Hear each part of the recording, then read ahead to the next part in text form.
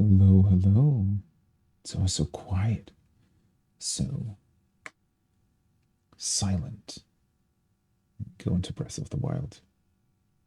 I really wonder why this menu screen actually doesn't have any kind of music. I don't really get it. It's weird. Anyways, hello, welcome back. Welcome back to Breath of the Wild. I hope you're having a great morning, day, or evening, wherever you are. Let's continue this beautiful game. Let's continue our journey, our preparations for not only the four divine beasts in this one, but also our preparations for Tears of the Kingdom when it releases. I'm really looking forward to it. This game so far has really been great. I've definitely rediscovered what I liked so much about this game's world and how you can traverse it, but I also definitely rediscovered its shortcomings, and I just hope that those will be addressed in the sequel. But anyways, let's get into this. Let's see. Hello, welcome back. Good morning, in my case. Let's load our save file.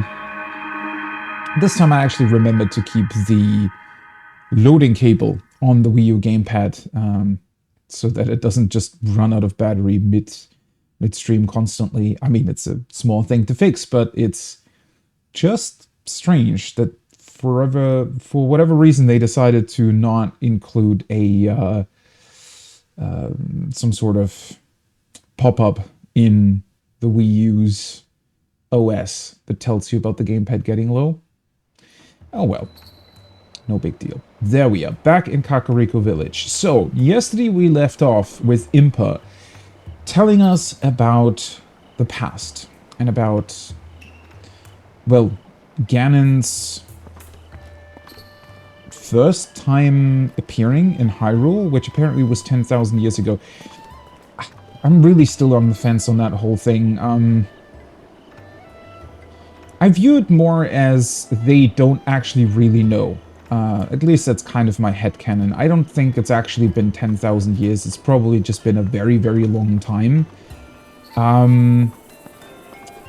Technically though, since the Zelda timeline does include weird time shenanigans with Ocarina of Time, weird timeline stuff, if we consider that maybe those timelines had somehow been reconnected in this world of Breath of the Wild, then maybe it's not really... Maybe their assumptions on it being 10,000 years are based on observations they've made with the Sheik attack, and maybe that was... Maybe from their perspective it's 10,000 years, but it's not actually been 10,000 years because time has been weird and like pushed together, or somehow multiple legends have overlapped with each other.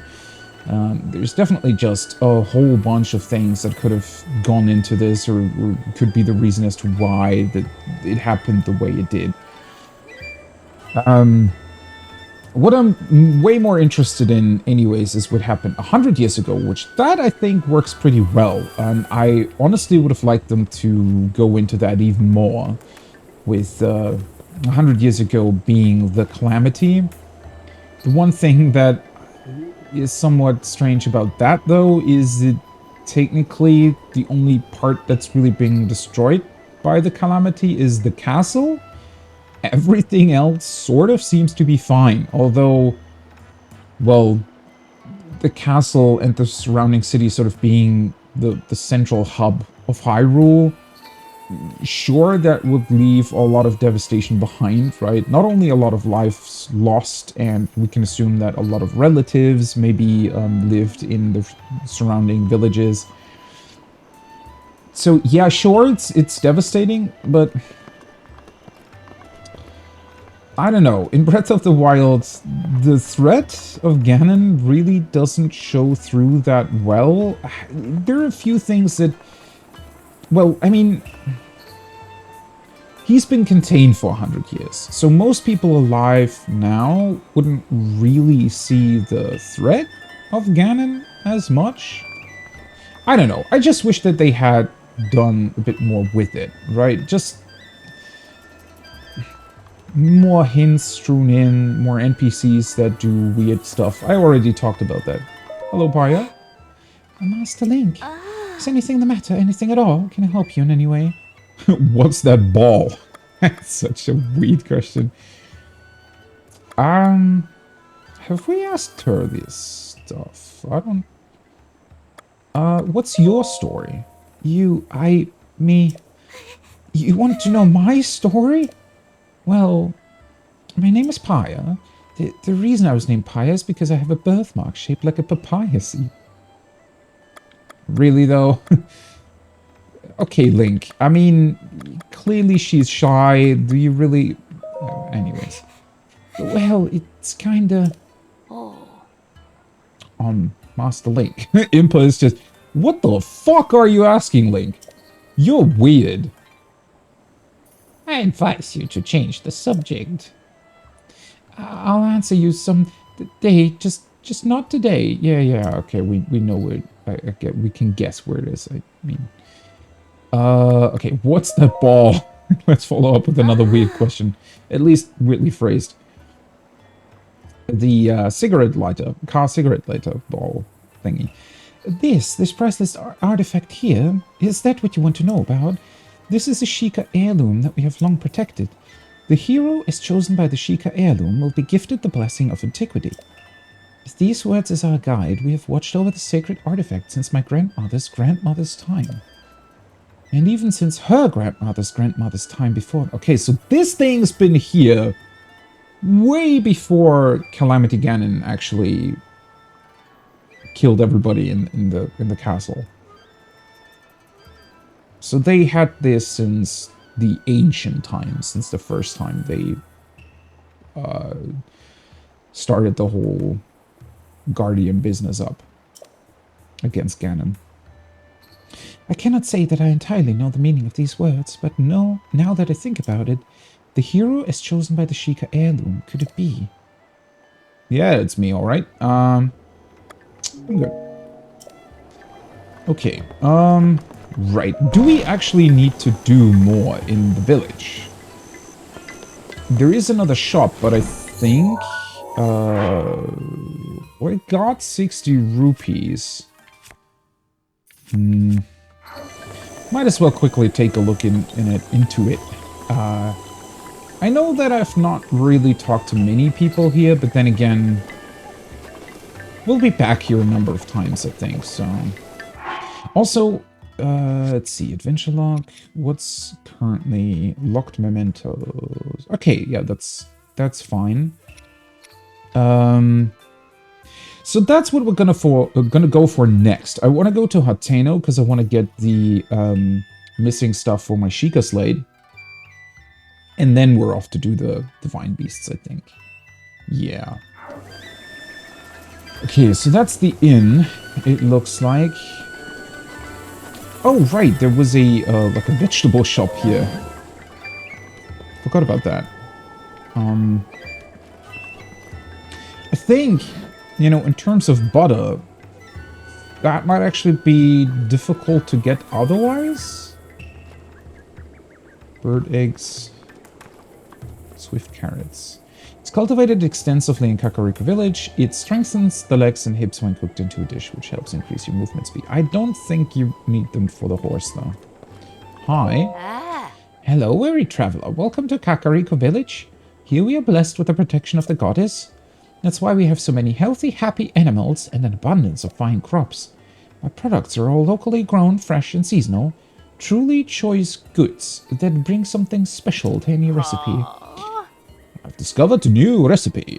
Go on, grab one. Oh, or are you here for something else? I want to cook. Any recommendations? Recommendations? Let me think. Well, everything I sell, really. I mean, it's only 4 things. But if you want specifics, there's always swift carrots. My mister's grown them. They put Kakariko village on the map. Alright. Actually, to be honest, there's one other crop Kakariko's known for. Fortified pumpkins. Yeah, we already got one of those. I'd sell them here, but you see, my mister and the pumpkin farmer, they don't exactly get along. So if you want fortified pumpkins, you'll have to get some straight from Olkin's patch. Wait, what's that guy doing? So he's cultivating those pumpkins, but he isn't selling them anywhere. Because he's not good with their shop owners. I see. Can she, like, give me a recipe? Just put some ingredients in a... okay. I thought she might maybe give us some really cool recipe. Okay, so these things are locally grown, she said. Like the bird eggs? Well, I guess they can have birds that lay eggs. Not so sure about these things. Man, wait, where do you get the bokoblin guts from? Do you have a bokoblin in your, like, cellar? And I don't know, do these regrow? Question mark? Also, there's... yeah, their movement is quite interesting. And this is like the general goods store, right? Does it have a name? The Curious Quiver. Oh, it's more a... it's not even general goods, it's more about, yeah, arrows and things. Oh, wait, she has a quest? I didn't remember that. Hey, I can't remember the last time we had a customer in here. Young folks in this village don't have much use for a bow. It's a thrill to see a young lit like you come into the shop. Well, don't mind me. Take your time looking around. Wait, how are you still in business if nobody's actually... I guess they do still have a couple hunters out. Oh, while you're here, let me hear. If you need money, go ahead and sell some ore. Any shop you find will buy it at a premium price. Will they now? Why? What do they need all that ore for then? 5 arrows. Okay, these are single ones. How many arrows do I still have, by the way? Oh, 72. Right, I bought a lot from the guys that were next to the stables. It's really cool that they sell fire arrows, though, but they're also really expensive. Kind of wish they had more for sale, but... By the way, I love the doors and the door design. Oh, wait. Wait, why...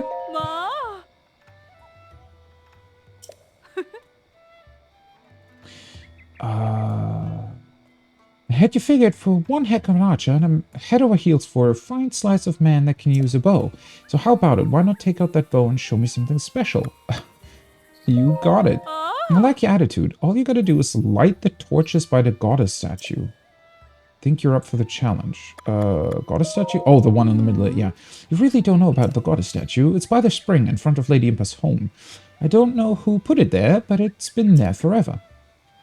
So are you gonna do it or not? Okay.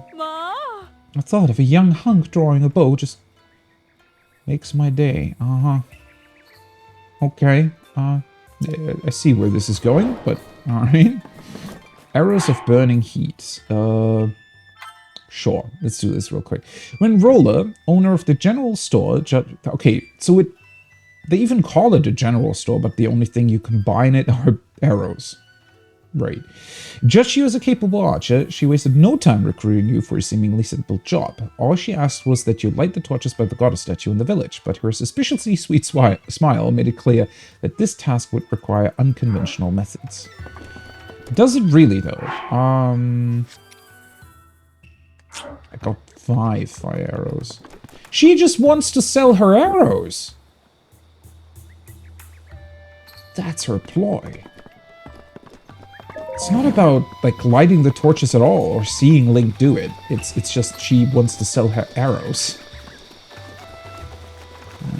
Well. Okay, 4 torches. Is there another way to do this? I mean, I'm sure there is. What's happening?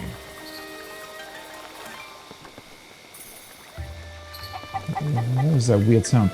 Right, so...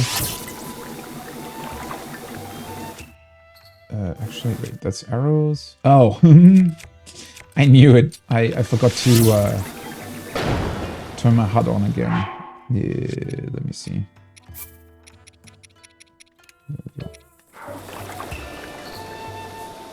Right, okay, so this works.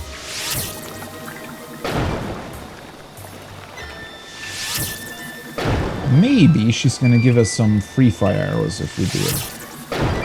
Though I feel like that's not really... Okay. You did as Rolla asked and let the torches go to her general store and tell her what she requested is done. Oh, that's him drawing! What the hell? What is he drawing anyways? Okay. I guess it's supposed to be a very stylistic painting. Right? It's... I was totally confused by what those weird sounds were, but it was him like doing very swift brush strokes. Done already, of course. Hey kid, saw you. You were amazing. Boy, what a shot in the heart that was. My husband's a fine archer himself. Oh, she's really on about the archers, right? But we're living apart right now. This feeling. It's been so long. Okay, lady, I'm not gonna be your, like, stand-in husband until your actual husband returns. Oh. I'm so excited right now. I need to get out of here. It really was something special to see, in fact, here. A token of my thanks. Oh, she does give us... Oh, so maybe it really just was... If only my husband hadn't become obsessed with cuckoos and had kept up with his archery skills. If only... Oh, right. I thought for a second that they lived apart because her husband was out and about hunting stuff, but... That's the guy who became obsessed with the cuckoos and left his wife because of it. Mm-hmm. Well, that's kind of even worse for Link, because that means she's single. Well, is it? I mean... Yeah, she's probably like twice as old as Link. Although, Link's like 100, right? Okay, let's mark that again. I mean, it was worth 20 rupees, which is even less than 1 ore that you'd find, so nice. I wonder if those... Will those just stay lit forever now? Because that would be nice. One other thing that I wanted to do, though, is we heard about the fairy fountain, I'm pretty sure, right? A bunch of people were mentioning that. I'm not entirely sure... I don't remember what you actually need. For that. Did the fairy just... Does she just... appear? Yeah. I already bought all your stuff, lady. Well, not the super expensive stealth outfit, but the rest. Also, another thing that I don't really remember is if I would be able to just call my horse. Because technically that's stabled, but I don't know if you can still call it to you. Definitely want to take the horse to Hateno village, though. Talonark Shrine.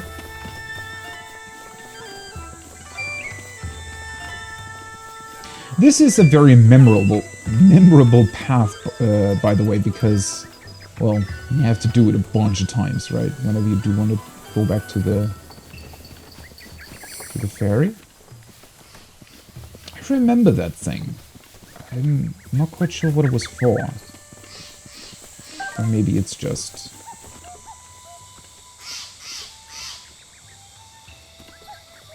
What bird is making that sound? That sounds like a jungle bird. Okay. Oh yeah, were there bottles in Breath of the Wild? I don't think so, right?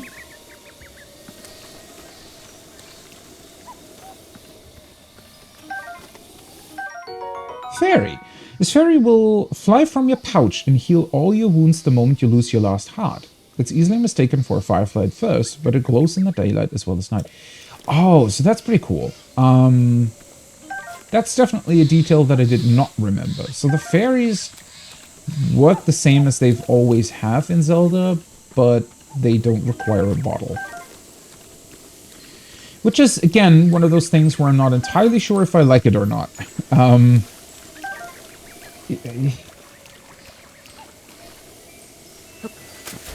oh, well, that was a weak jump, Link. It's nice that they still pretty much work the same way they've always worked, but I don't like that they are... I don't know, it's... The bottles are such a cool... For some reason, I've always been a big fan of the bottle quests in Zelda. I guess it probably goes back to the first time I played Ocarina of Time, and... Well, the bottles are... I always thought they were really cleverly designed, because you get one during the quote-unquote main quest of the game, right? So at some point the game forces you to get one. I'm not entirely sure if Ocarina of Time maybe even gives you two at some point. Anyways, though, they're kind of a quality of life thing in a way, because they allow you to store all kinds of stuff, right? And sometimes, especially side quests, will require you to have a bottle. So the more you have, the easier stuff gets. And I always thought that was really, really clever. It's like extending your inventory in a very specific way. I don't know, I just really, really like that. The idea of both getting it as a reward, like, because it's such a substantial reward as well, but it's also partially optional, right? It's one of those things where you get one anyways, but the others are like a quality of life upgrade that you can get as a quest reward that's then also really, really useful for other optional quests. I don't know. It's a very cool design. It's just something that feels like it's really helpful and substantial, and that's why you remember it so well. At least in my case, I've always liked that. Oh boy, here we go. Can we already...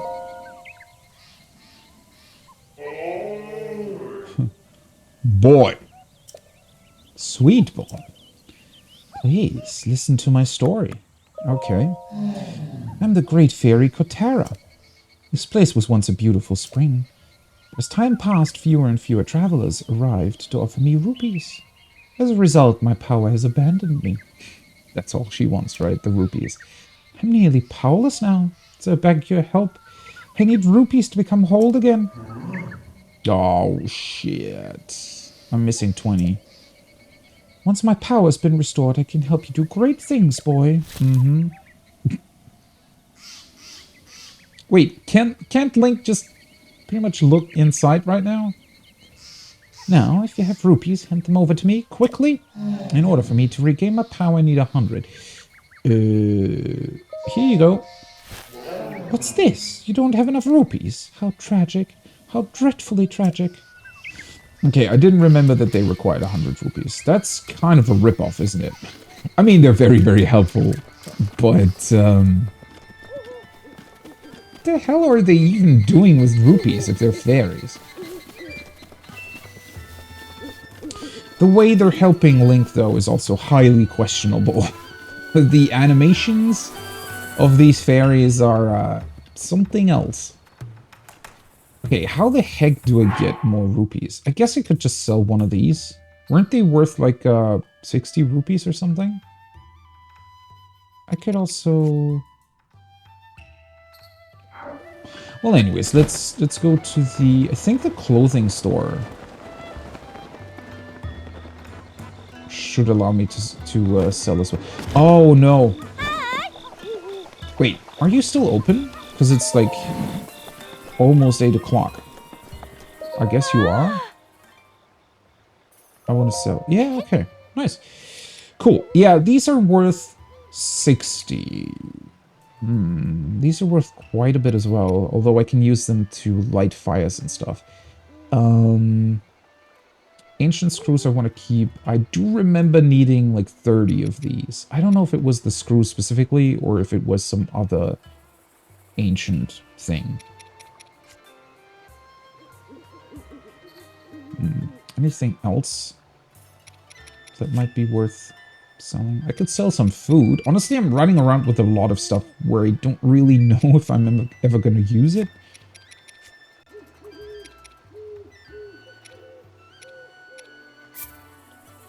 Yeah, let's just sell one of these, honestly.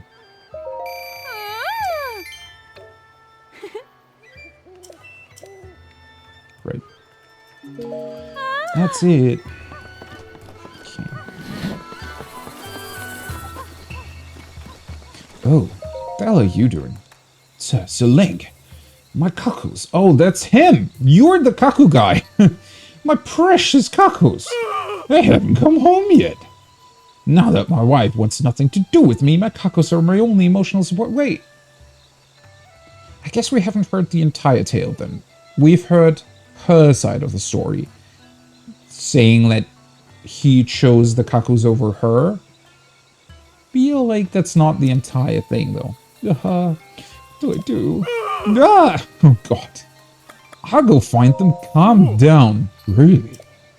Thank you so much. I have 10 Kakus total. Hopefully you'll be able to find them all. Loan the coop. Right. Might as well do that as well. Because we can do that in the village. He's got 10. There's 4 here. I think I saw another one over here. Yeah. You are eyeing the fire a bit too much, honestly. For my liking.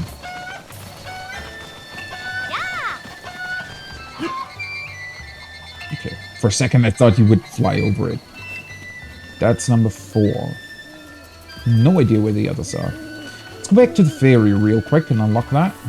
And then we can sneak through the night of Kakariko Village and find the rest of his Kakus. The chickens need to be brought home. I do remember one of them being on a rooftop somewhere, I think.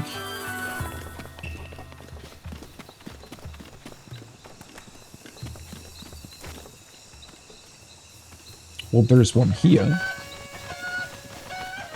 Can we fly with them? Oh yeah, we can. Okay.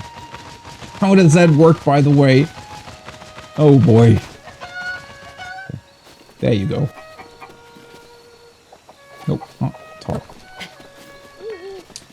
So that was number 5, right? Okay, she's... Why are you running home? Oh, can I pick these up? I can! Sunset Firefly. These fireflies glow gently in the dark. When cooked with monster parts, the compound that causes it to glow results in an elixir that will allow you to move more quietly. Okay, I don't really need that. Feel... I wish, honestly... Now that I saw these here...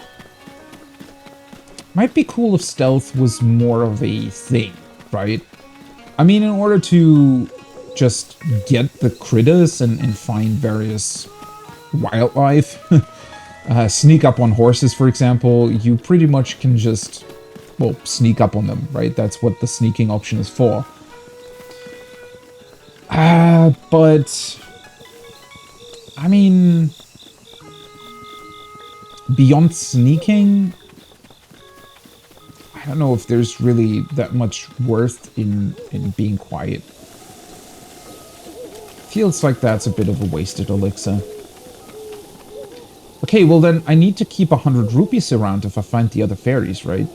Let's see if I think I have a rough estimation of where... So there's 4 of them, I'm pretty sure. I don't even remember if they were different to one another, or if at some point they'll just offer up the same services. Oh, you've returned. Now, you have rupees for me, right? Hand them over quickly. In order for me to regain my power, I need 100 rupees. Yeah, here you go. Just snatches them away from me. Thank you, you are too kind.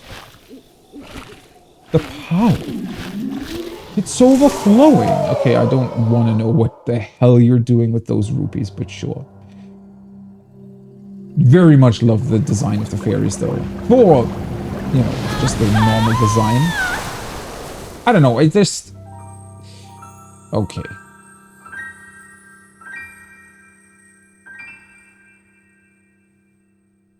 right?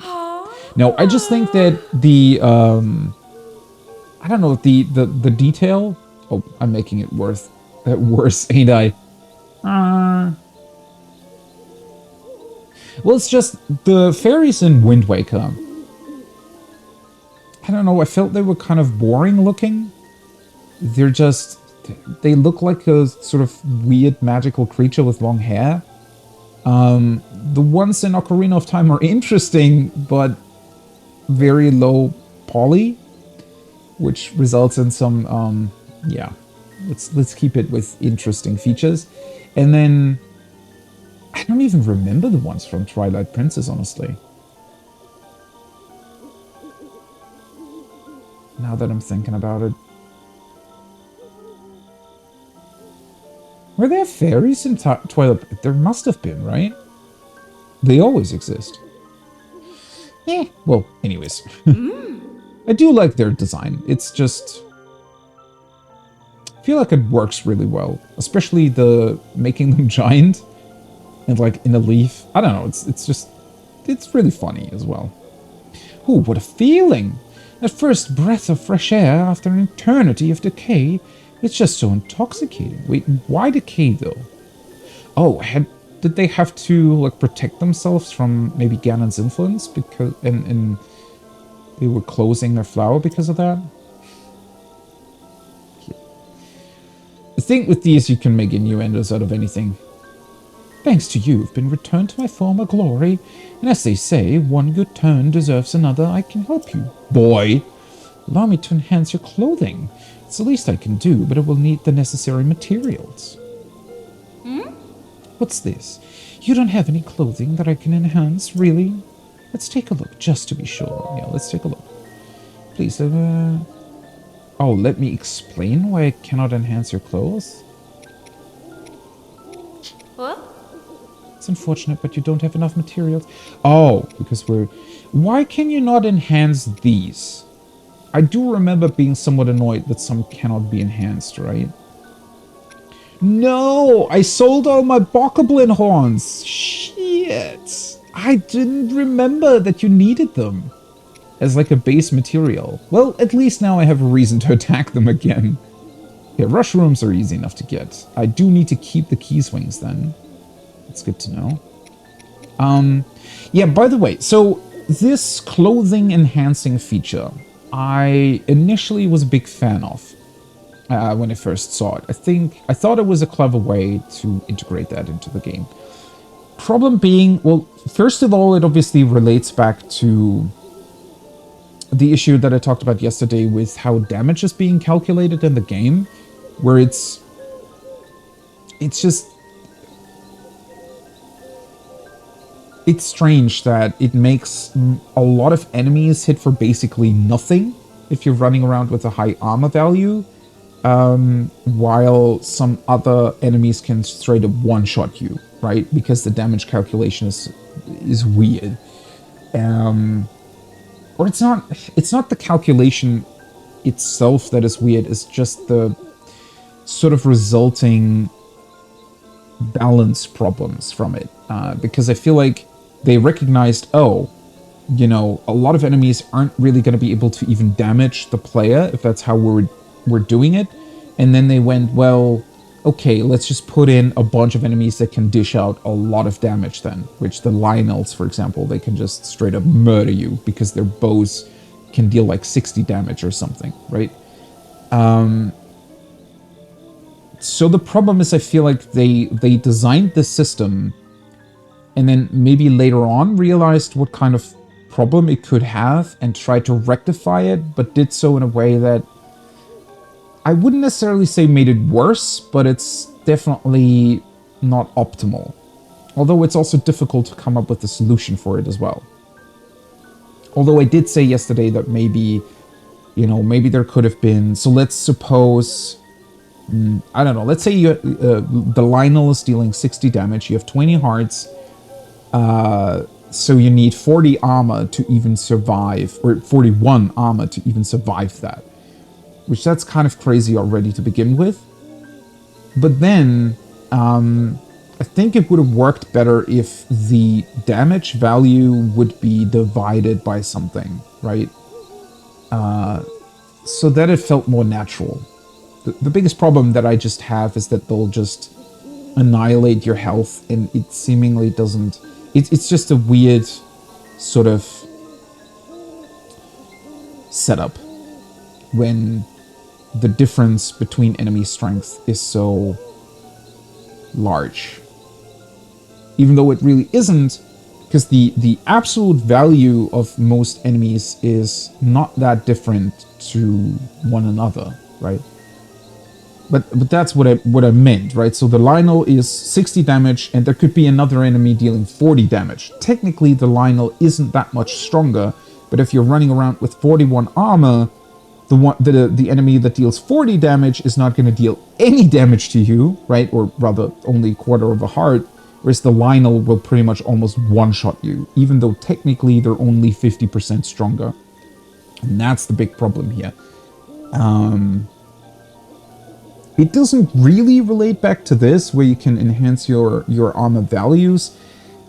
It does so in an indirect way, because the further you enhance your armor value, the weirder the problem becomes, right? And the more enemies will deal no damage at all to you, while very few will still one-shot you. And it's just a weird setup. Also, another thing that I remember not really liking all that much is, I think for the last upgrade for all armor pieces, or most armor pieces anyways, you need either dragon scales or the star fragments, right? That key from the shooting stars. And those are kind of a... Well, they're exciting to get for the first time, right? Finding the dragons for the first time, figuring out how to get their materials, that's pretty awesome. Same for the shooting stars, when you find them for the first time and you see them and you realize, hey, you can collect those. That's pretty awesome.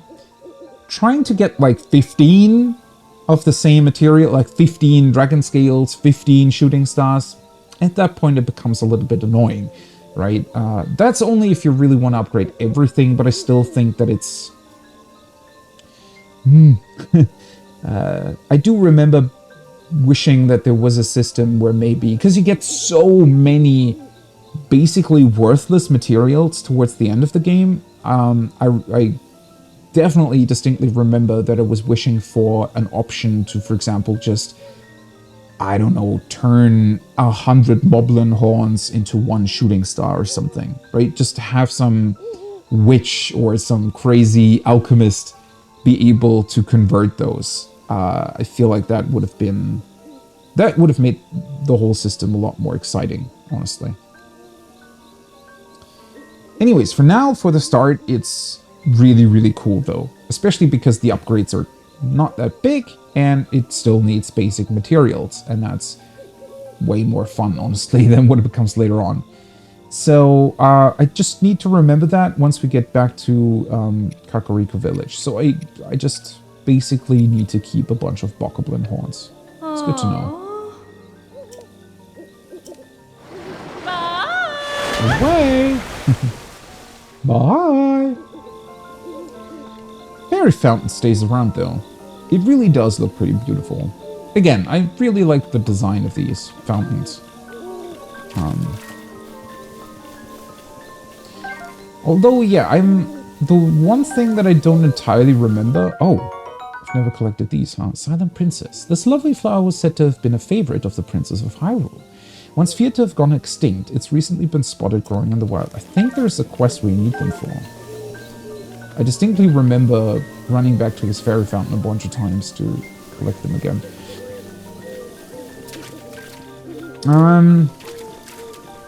I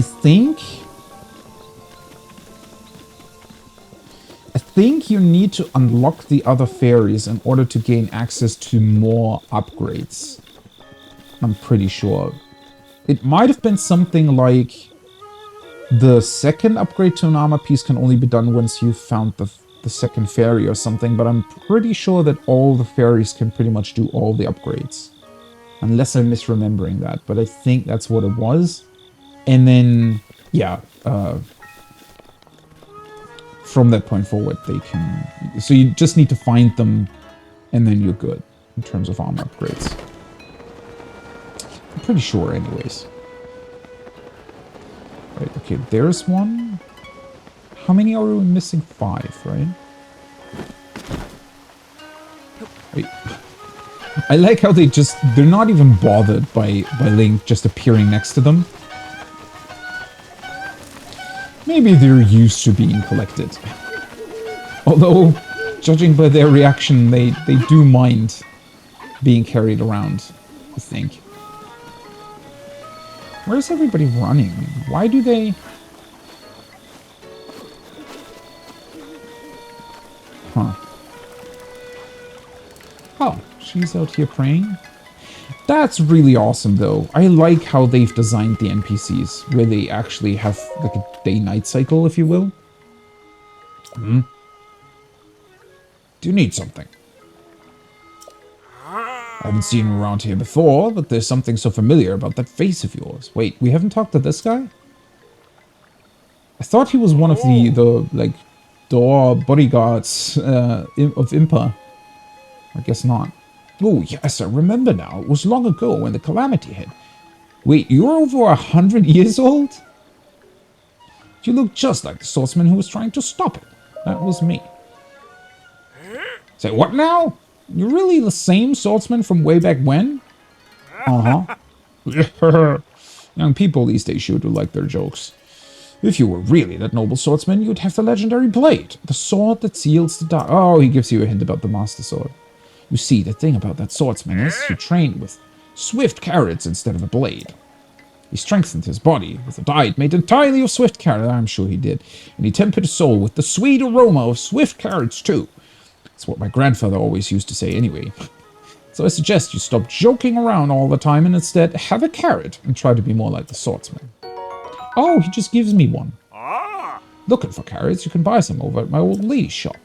If you want to be strong like that legendary swordsman, surely you don't mind lending a hand. So I'm pretty sure that was kind of a marketing scheme here. Oh, do I need to... let's see.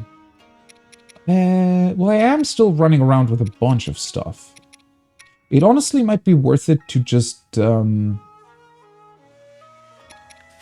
maybe create a bunch more healing items, huh? So let's do a seasoned hardy radish. Oh, fuck. Link, what are you doing? Why did he just draw... Well,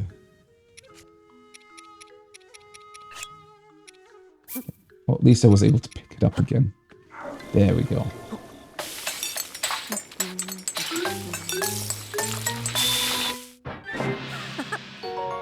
Hearty fried wild greens, +4. Nice. Restores your health and temporarily increases your maximum hearts, a basic vegetable dish made by sauteing fresh wild plants. Yeah, and these dishes are kind of a problem too later on because you will basically only run around with these, which makes normal recovery items completely useless, but oh well. So can we like combine apples with these mushrooms? Well, I only have 4 hearts, right? So cooking, it's probably overkill to do this.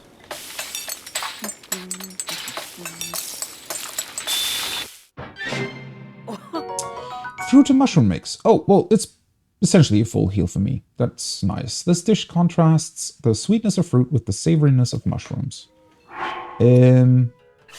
Right. I think it still works if I just add 1 apple to it, right? Should technically have the same effect. Yeah, there we go. And... might as well do 1 more, right, to fill up the slots. What was this again? Ah, the stealth. I really, really don't need the stealth. Carrying around the fairies will be good, though. Because with the amount of hearts that I have... yeah. Also, these heal for 5, right? Maybe it would be a good idea to run around with 5 hearts for the most part and otherwise go for stamina. At least until I've completed the second stamina wheel.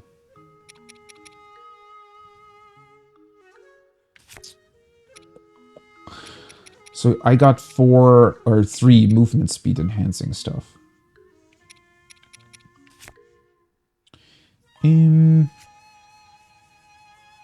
Might as well do mushrooms, right? Oh, wait, never mind. These are probably going to be a good idea.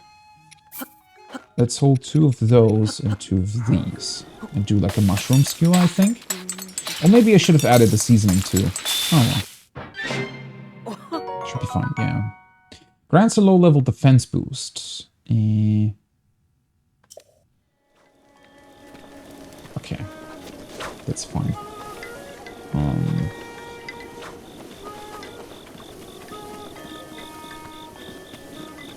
Where are the remaining chickens? Haven't really checked on this side of the village so far, so... There's one? What is this, by the way? Melly's Plum Garden. No trespassing. I mean, it looks like Melly's not here. Where the heck are you running? I wasn't even on the road. What the hell? Oh, I think you need to... yeah. Probably wouldn't have been able to climb the fence with the chicken on. What is this? That looks like a good mushroom. Whoop, there you go. We got... Wait. 5, 6, 7.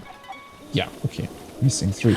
I was slightly concerned that one of them had gotten away again. Oh, that's an iron shroom. Well, nice, perfect.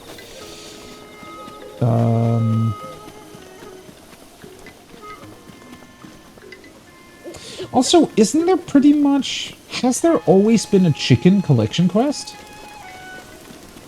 I think in the case of Wind Waker, it was pigs instead of chickens. Okay, what's going on here? Sneaky river snail. Oh, these are snails.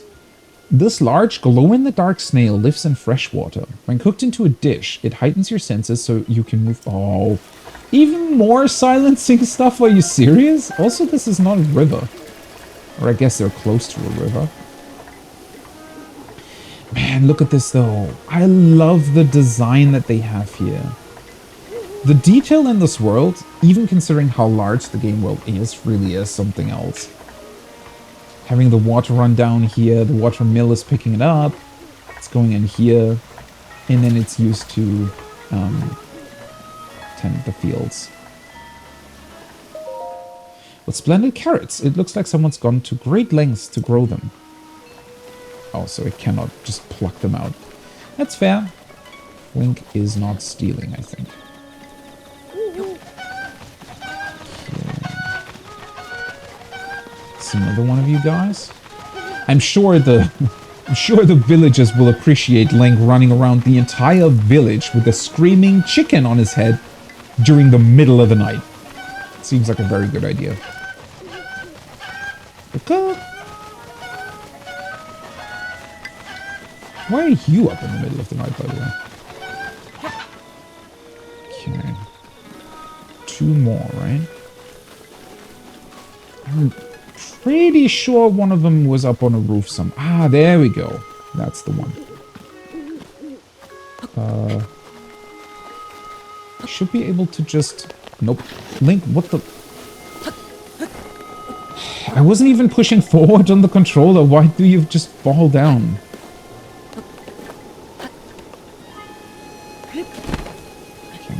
There we go.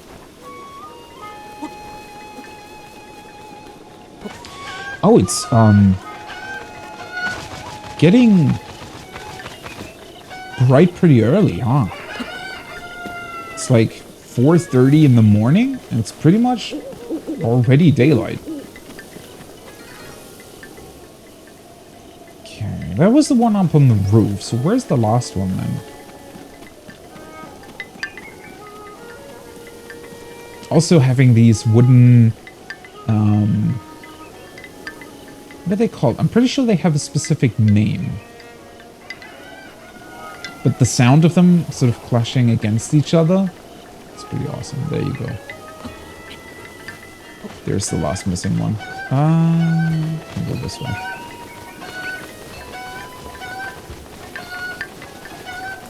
Oh yeah, sound design's pretty awesome as well.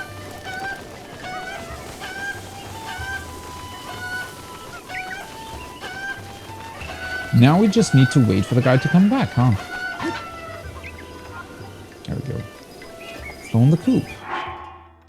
Oh, it's marking him on my map, I think. Kata's beloved Kaku's made it over the fence and escaped. I took a thorough search of the village, but you found them all. It took. Never mind. Hurry and let Kato know so he could breathe easier. And apparently he's standing over there. Oh, wait. He's one of the guys that's... Okay. Do they have different shifts going on of people standing in front of Impa's house? If so, that's really awesome. Recently, the Yiga clan has been acting suspiciously. It's our duty to protect Lady Impa. But more importantly, Link, I can hear the sound of a Kaku flapping its little wings. Could it be? Yep, I found, So is he whispering because he's afraid that somebody's gonna hear that on his guard duty job he's thinking more about his chickens rather than actual guard duty? I knew it! That faint yet lovely flapping of wings, that musical clucking. Ah, truly the epitome of joy. So eager to get back home. Oh, Link, I'm so happy everyone is safe. Thank you so much. I'm afraid this isn't much, but please take it with my thanks. Eee, Purple Whippy. I'm ready to get out there again. Though I do wish my wife would come back to me just like Makaku's did. Okay, so I have to admit, these side quests were more fun than I remember them being. Because I think a lot of side quests, or maybe not a lot, but there were definitely a couple side quests where I thought that they weren't that well designed or pretty boring overall. This one was great, but I wish they had actual rewards attached to them. Because rupees kind of worthless in a way. I mean, they're not worthless. Obviously, you need them. But since you find so insanely many materials over the course of your journey and throughout the game, it's one of those things where I really, really wish they would have given the quests more unique rewards, because that way they would have felt more special, right? And there's just a bunch of stuff. When I'm already seeing the stable, for example, imagine if they had some, I don't know, visual upgrades for your, saddle for your horse, or maybe doing the Kaku quest gives you a funny little, like a chicken head that you can wear, right, and pretend to be a chicken, stuff like that, right? Just sort of silly little rewards that feel actually unique rather than giving out rupees, because that way the quests are kind of, they're still fun. It's kind of a funny thing to have them here in the village, but at the same time they're also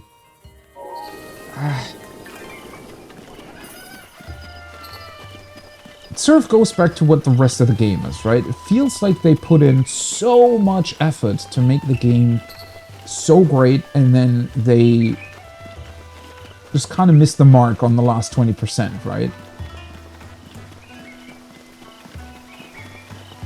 Well, anyways, let's find... What? Wait. We just brought you guys back. You were faster than me. What? Guess they escaped again right away. I think he should think about putting up a net over his stable. Kaku's stable.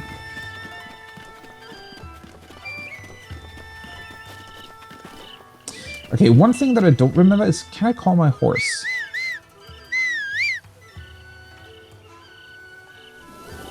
No. Or am I still too close to the village? I'm pretty sure... Yeah, that's not like a universal thing, right? It doesn't work like Roach in The Witcher 3, where you can pretty much just summon in your horse anywhere you are. I think here it's mostly if your horse is already summoned and somewhere close by, you can call it.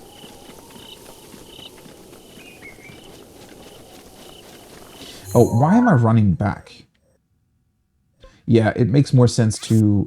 let's just fast travel to the stable. Then we can take out the horse and go over to Hateno village.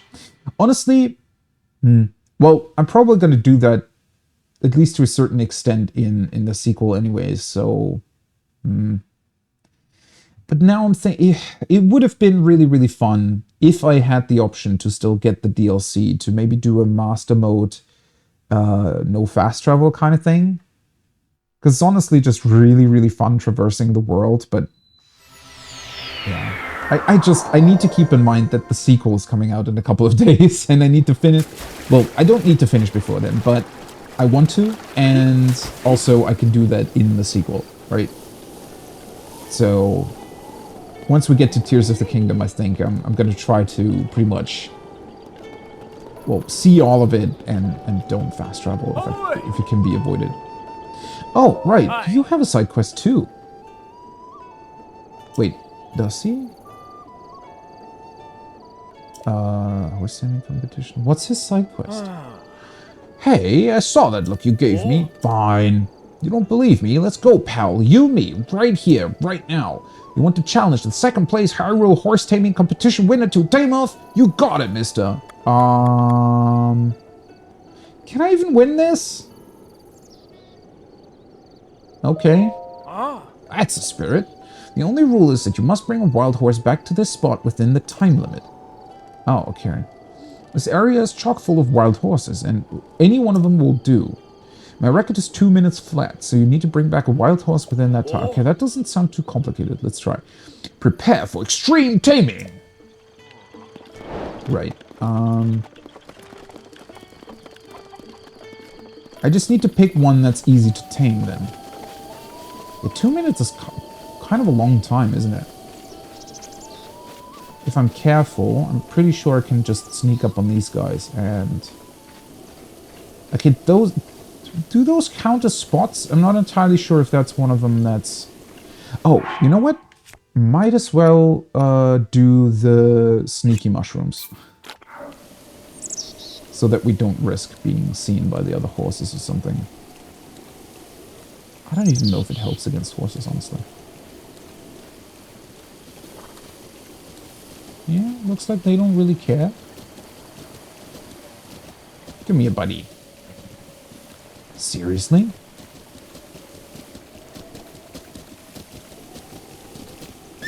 There we go.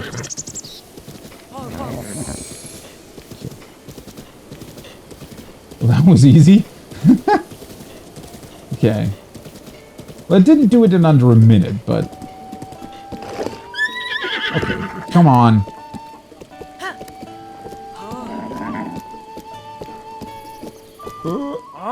Amazing! But I can't believe you beat my 2-minute record so easily. I mean, I won second place in the Hyrule horse taming competition. Well, who won first? Clearly somebody else was better as well.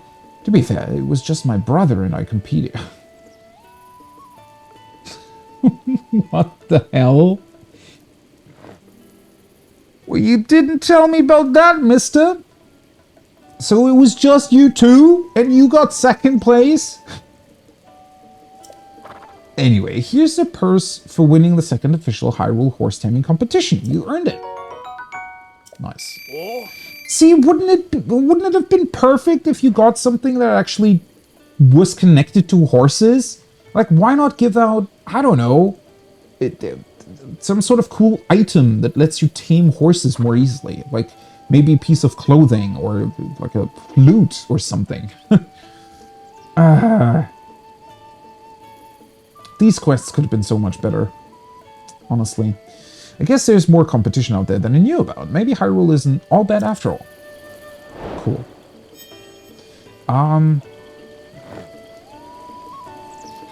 I guess it can just release you?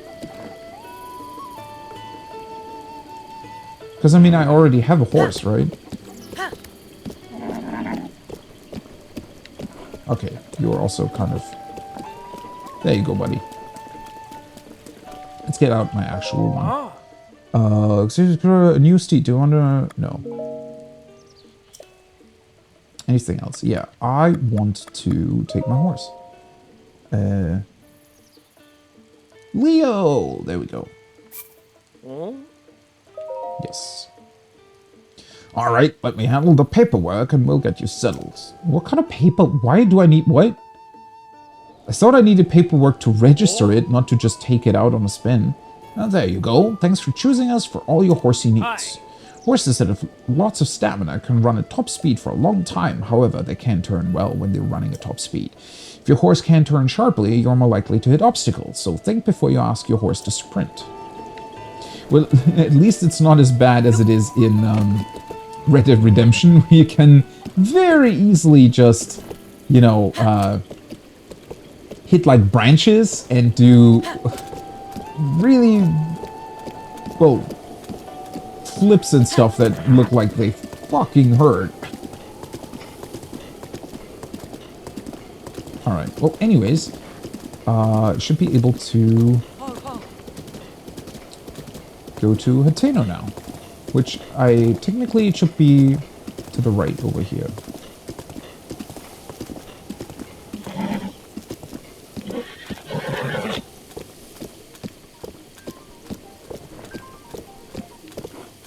What?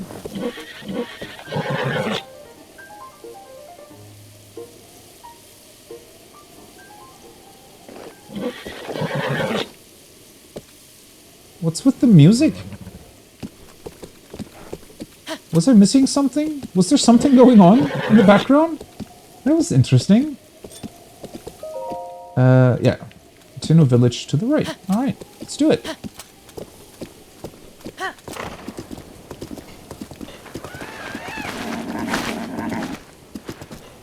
Come on. There you go. Oh, I should probably, can I? I can, okay. That should be the tower next to Hateno, right? Oh, yeah, it is. Nice, nice, nice. By the way, that is one thing that I absolutely love about the world design is, and it once again shows how much thought they've actually put into it, wherein, you know, these have been called Ubisoft Towers for a reason, right? And in Ubisoft games, it feels like they're kind of stuck somewhere on the map, just randomly. Oh yeah, there you go. Let's just put it there. It's fine. Whereas here in Breath of the Wild, they've actually thought about, okay, so, you know, it like happens to be on the path you're most likely to be traveling anyways.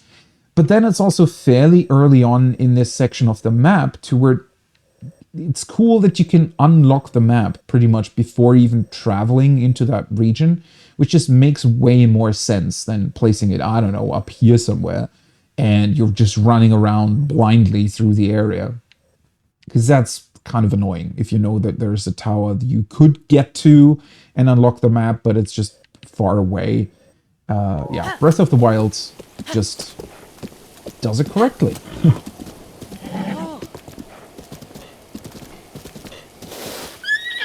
Okay, so who are you? Hi. Celessa. Wait, have we talked to her before? Was she at the stables, maybe? Have you already been to the Spring of Wisdom? It's known that Princess Zelda visited the spring in prayer. I have a great deal of love and respect for her.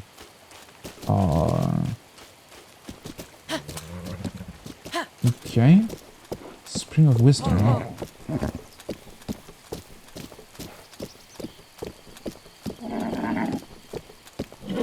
Okay, horsey. Seriously.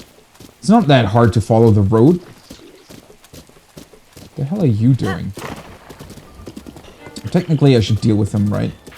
Because I need the horns, but I feel like we're gonna get more than enough of those anyways.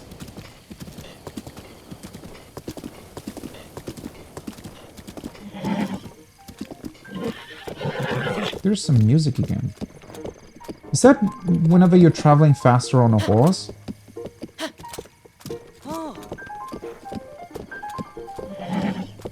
Or is it because of the, because it's the piano that's coming in. So I thought that maybe it was something about the Guardians being here? Toma. I don't know. I'm just so tired of this color. Mayhap I'll visit the dye shop in Hateno village to refresh my look. Ah, that was a thing too, right? I remember being equally annoyed about that because I think most of the coolest armor in the game is actually not dyeable, or maybe it was just very difficult to get the dyes. I don't know. I remember not being too impressed with that option.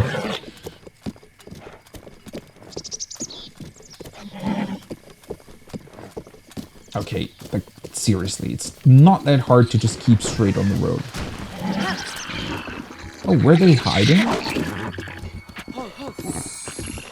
There you go.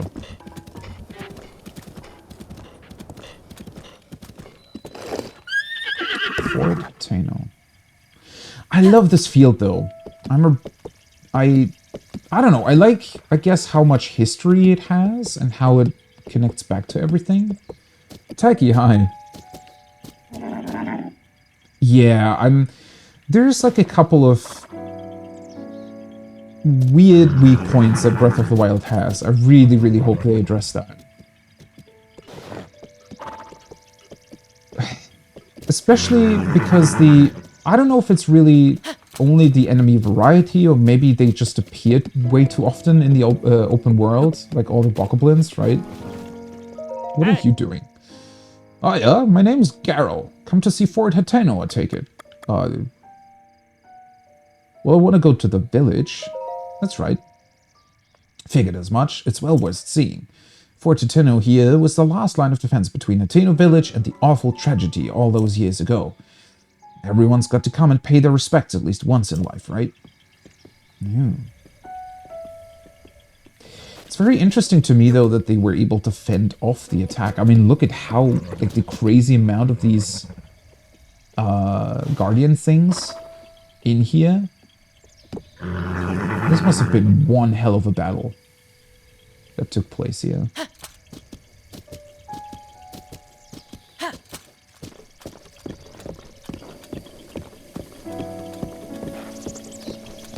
Also, I thought I heard like a spinning wheel or something. One thing that might be connected to the Koroks? Did I just hear that, or?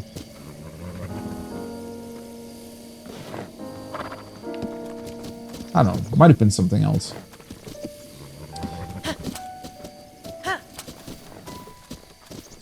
But in terms of Tears of the Kingdom, I haven't seen, well, that much of it, right? Well, it's not like I kept away from the trailers and stuff that they released. I just didn't really watch them myself. So whenever I saw something of it, it was like another streamer watching them or something, right? So I didn't really fully pay attention to it. So I'm at least partially blind on that and don't really know everything that's coming up already.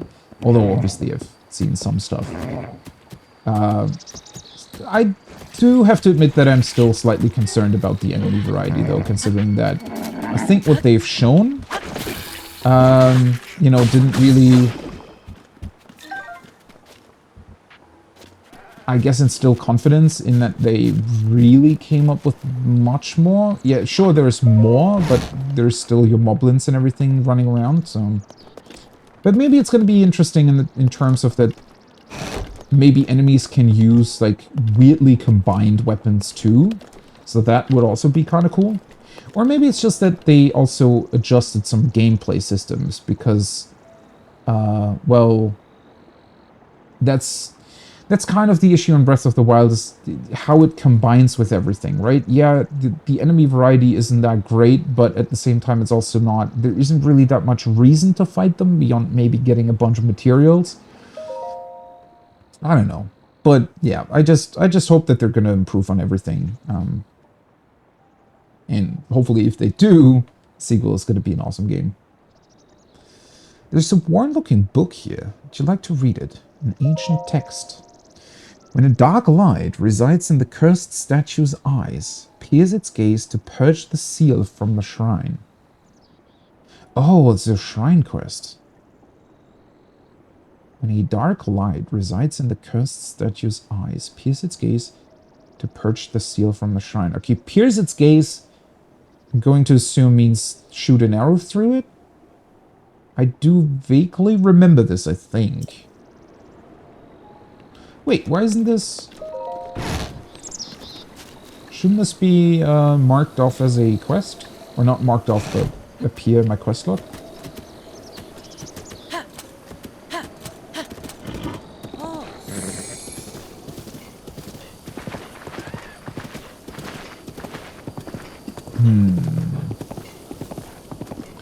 I don't entirely remember where this shrine could have been.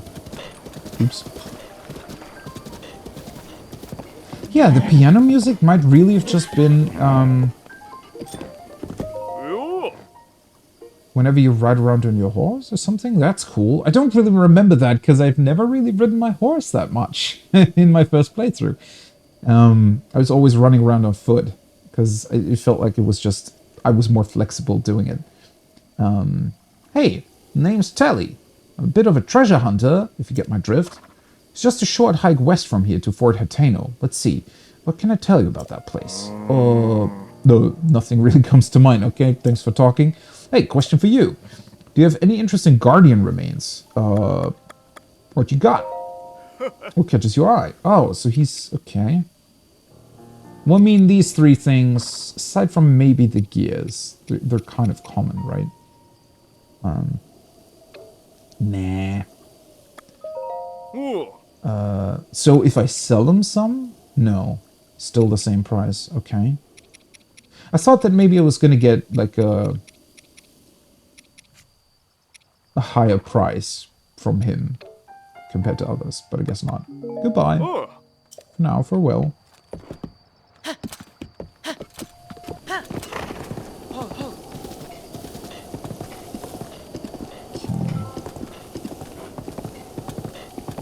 Is there...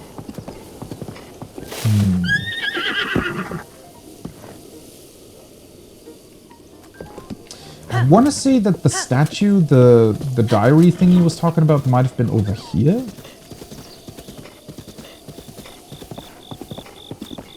Maybe? Well, at least it's... apparently there's a shrine here. Who the hell are you?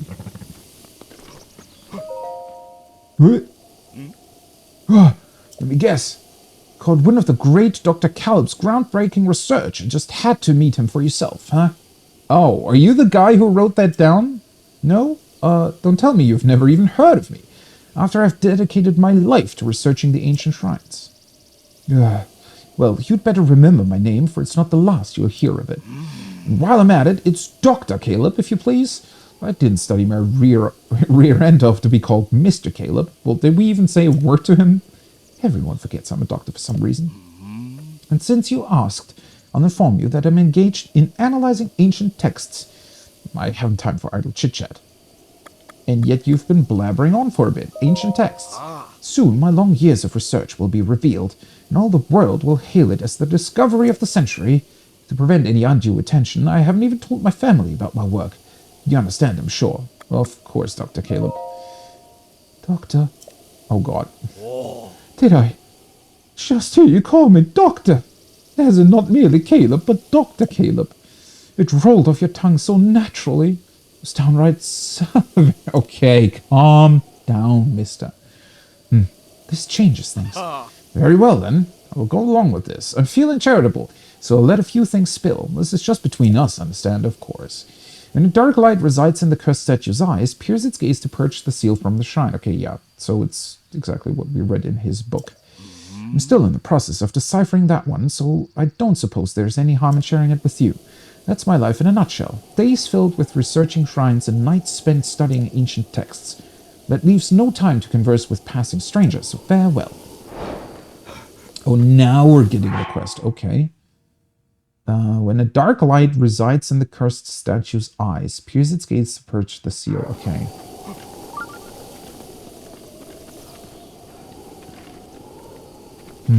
I wonder if it's gotta be night in order to do this.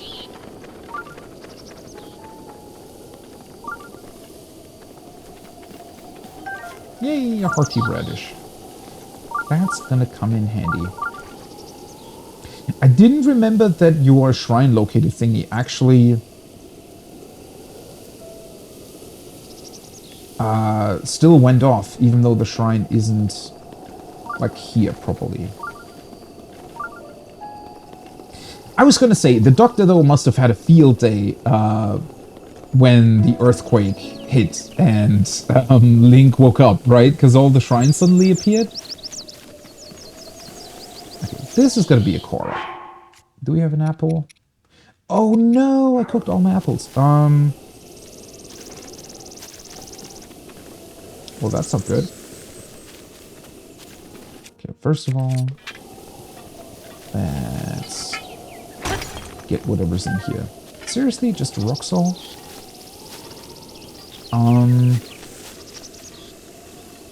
There must be an apple tree nearby.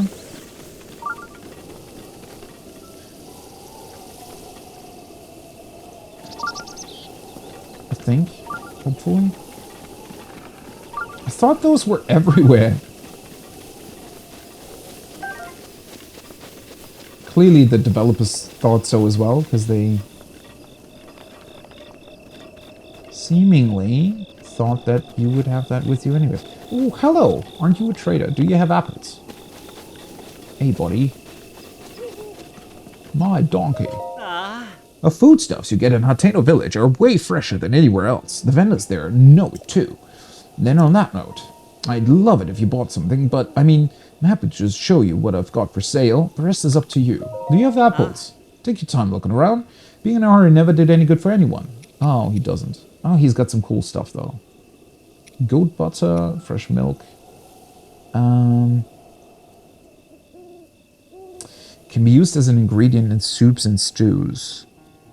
I think I remember these things being really good for some stuff. Can't you make cake with butter? Pretty sure. Used in dishes like stews and it's often used in making cakes. Yeah, cakes and other sweets. Well, sadly, no apples. Well, that sucks. There probably were some in the forest over there. I guess... you know what? We're gonna see that an insane amount of corks still, so it's not like I really need this one.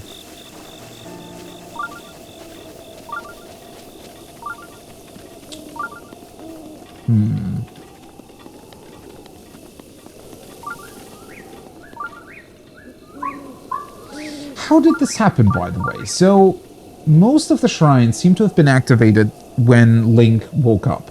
Or rather, not when he woke up, but rather when we activated the first tower, right? That meant that all the ancient Sheikah technology pretty much got the signal, hey, now it's time to activate again. I wonder why this didn't, though. Maybe... Oh, Hytail Lizard. Speed boosting. Nice.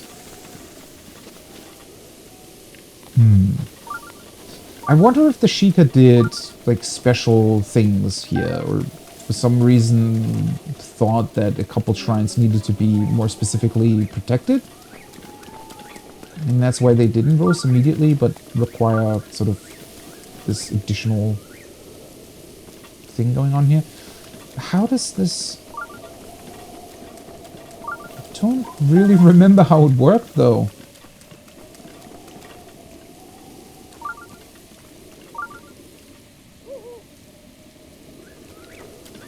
Oh, maybe I need a specific time of day? Wait, but that would probably be mentioned in the quest, right? When a dark light resides in the cursed statue's eyes. Oh, there we go. I see it.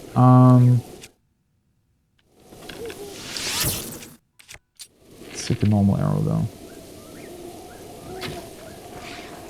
Nope. Okay, stop it. Ah, there we go.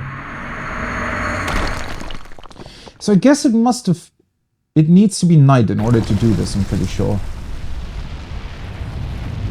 Well, I mean, okay, so it's telling you about a dark light and a cursed statue. That pretty much tips you off about it having to be night, right? There we go. Whoa! That was nice. You think?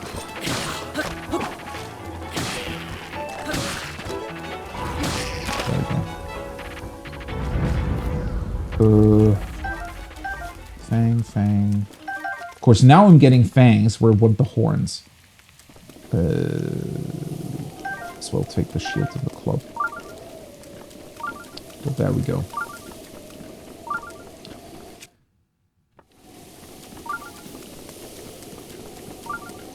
Let's see. Hopefully this was a fun one. Also, well, okay, so this is actually going to be really, really interesting because at least I haven't really heard how Tears of the Kingdom is going to handle these shrines. Technically, the shrines, if we go purely based on the assumption that these were around in Breath of the Wild, and Link technically, I guess canonically, would have gone through all of them, right?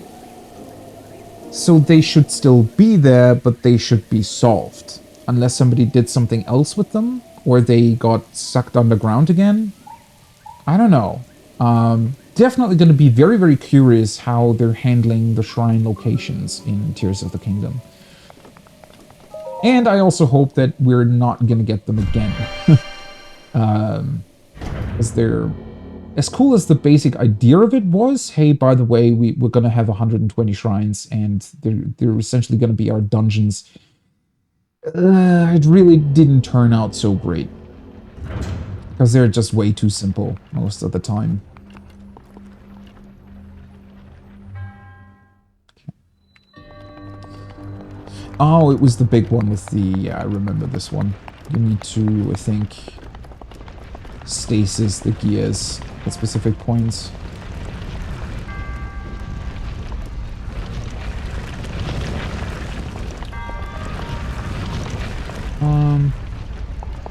Yeah. Whoa. Why is that here, though? Please don't kill me.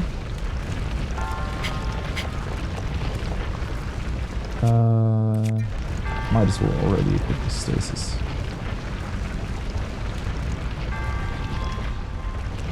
Oh, wait. That's already too late, right? No, never mind. It's not. I think... Yeah, you want to do this?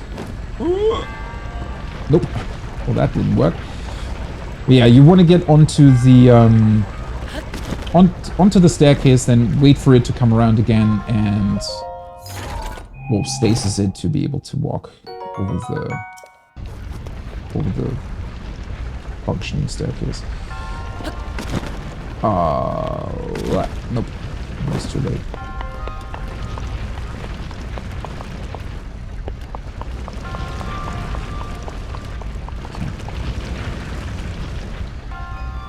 Just need to wait for another round.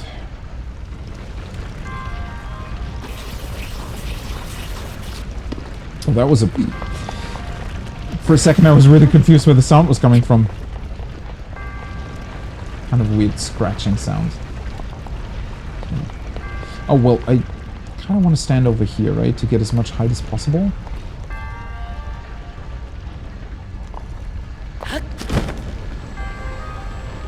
There we go.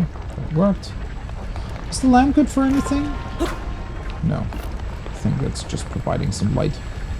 And now we just need to wait for the staircase. Oh, wait, can you stasis the lasers too? There we go.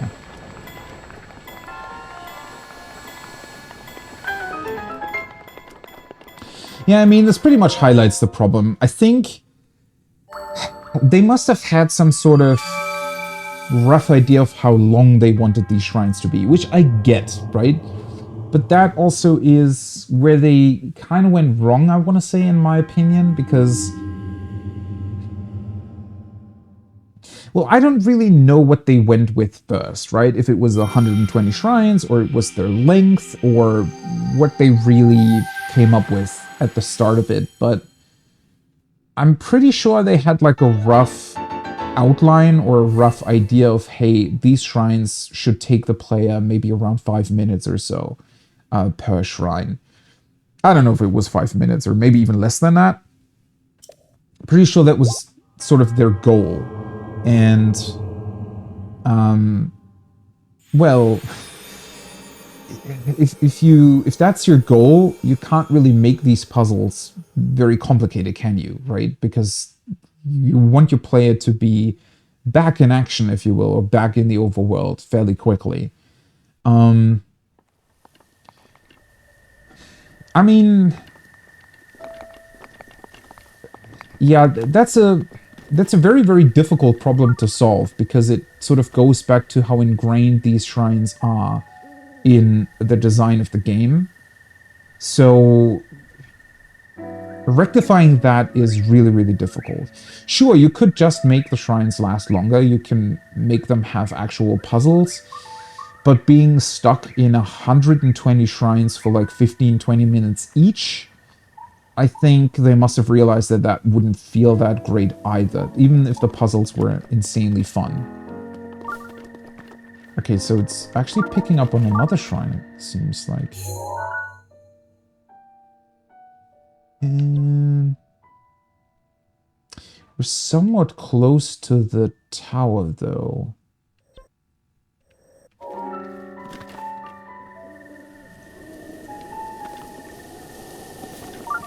Do I want to try climbing up? That might take a while, but I do still have some stamina potions. I could theoretically even go with the speed boost.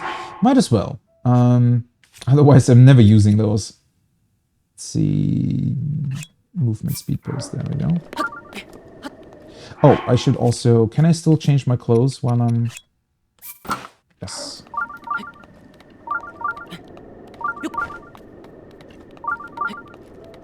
Yeah, that sounds like it's pretty much just on top of the cliff, right?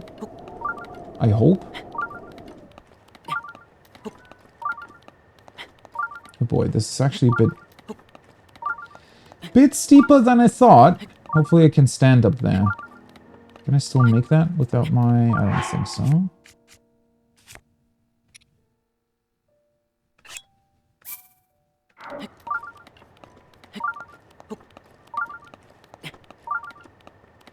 I think it was a little bit to the left, though.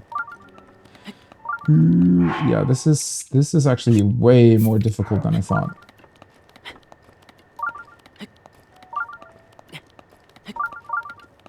Yeah, this might be bad if I fall down.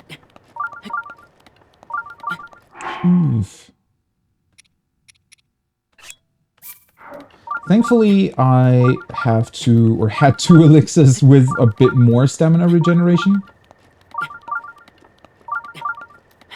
Okay, feels like I'm getting somewhat close. Oh boy.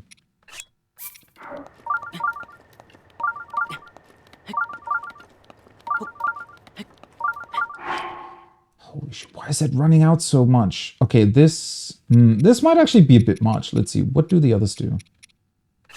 Let's go with these first. This looks like I would be able to stand on, but maybe it just looks like that from the ground. Just going through all my stamina regeneration stuff. Yeah, I think I just want to go with this one. Although, now that that's gone...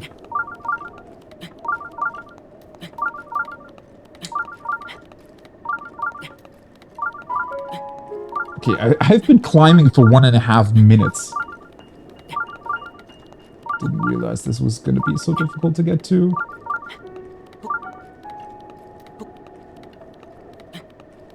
So close, though. Ooh, boy. Last one.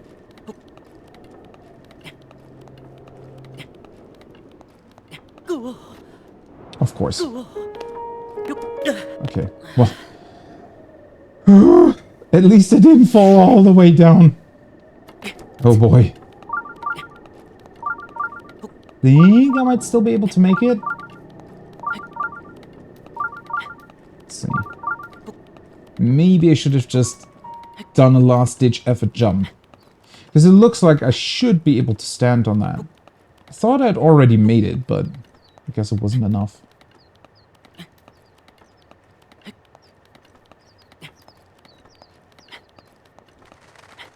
Let's grab that one. Well, this was a wasted effort. Shit. Where the hell is the shrine? Is it below? It must be, right?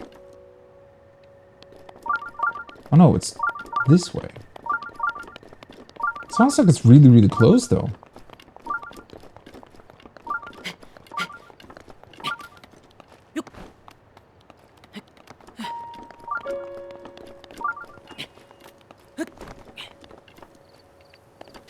Where am I going?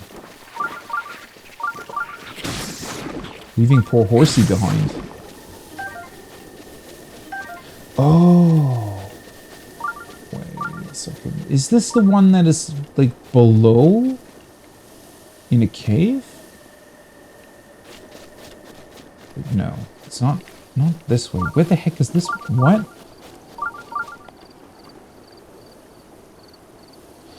Oh, no. I think I know. Or maybe, do I? Is this the one that's like behind the waterfall? Why is it being...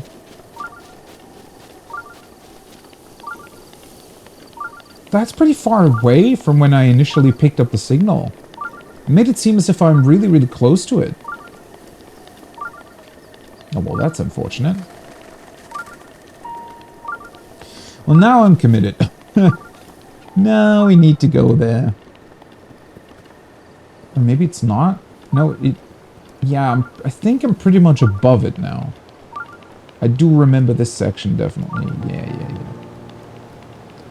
This is the stuff with the ruins.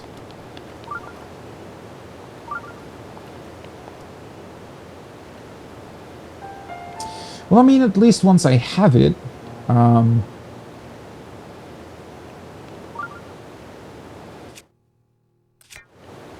we can use it as a teleport point. I'm pretty sure the one that's showing up must be behind the waterfall, right? So let's see if I can find it.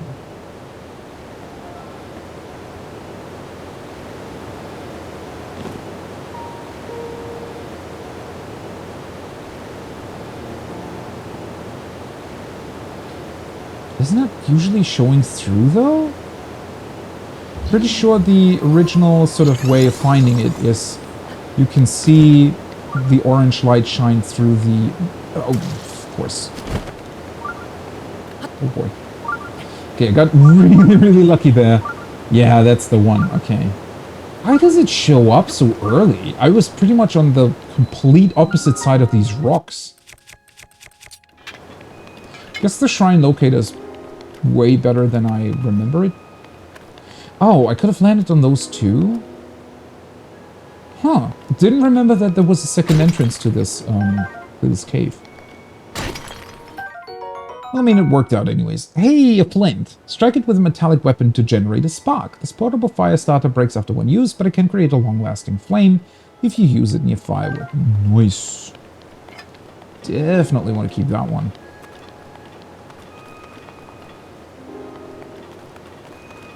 Such a beautiful music in the background, too.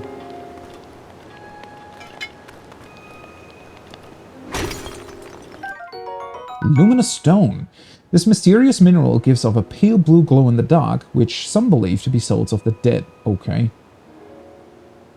A pale blue.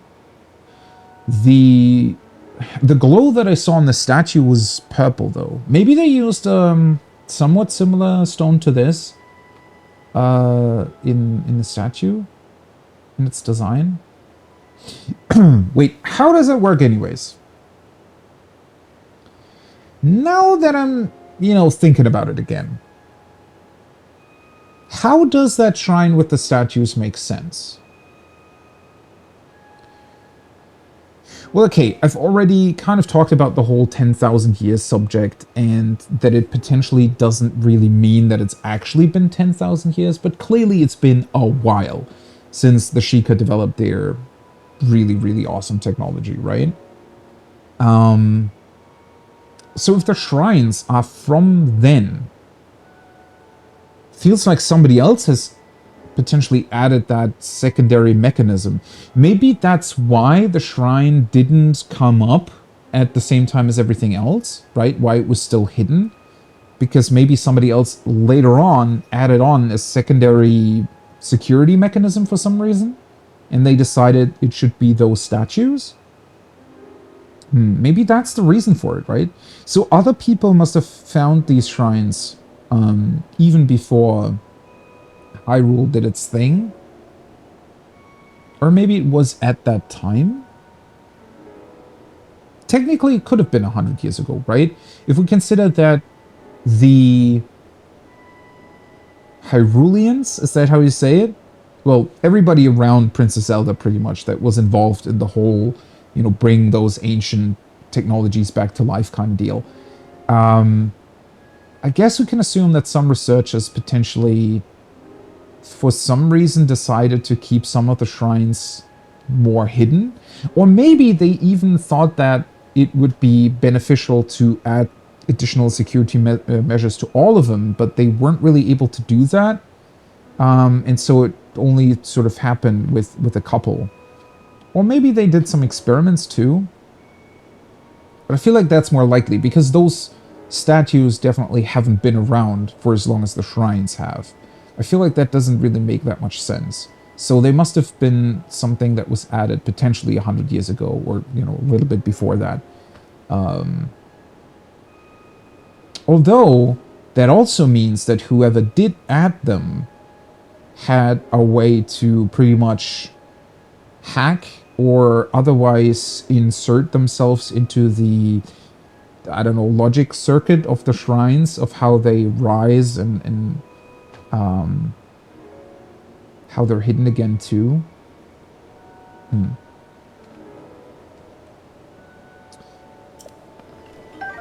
Oh, special clothing.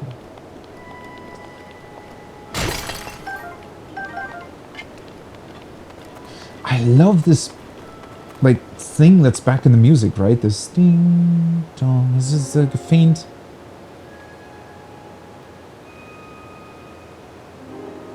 I don't even know. It sounds like a synthetic flute, maybe? Difficult to tell. Pretty sure somebody with more musical knowledge would get that far more easily than I can. Anyways, it's a really, really awesome sound. Added with the music. It's like a... creates almost a mysterious, homey feeling, I want to say. So it's like a... It's almost as if the music tries to feel like you're back home, but it's also mysterious at the same time, and that creates this really, really interesting offset of being... feeling like you're in some sort of ancient home, or discovering an ancient home, but one that might be connected back to you. I don't know. It's really, really beautiful music piece. Right, how does this work again? Oh, I thought I could walk on this. Pretty sure Link isn't heavy enough to activate this. Yeah. Just get that chest down. Oh, not close enough. I feel like the original intent is to either shoot it off or burn the wood, but this works too. Okay, that's another chest.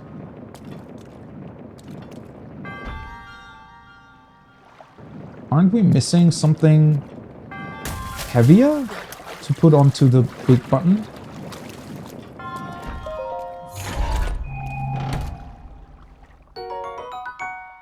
A Zora sword. The ornamentation that adorns this blade is a traditional Zora design. It's forged from a very durable and rust-proof metal. Oh, cool. See, that's one Honestly, I've always been on board with the idea of, you know, changing to different weapons because they break in a way that's really fun.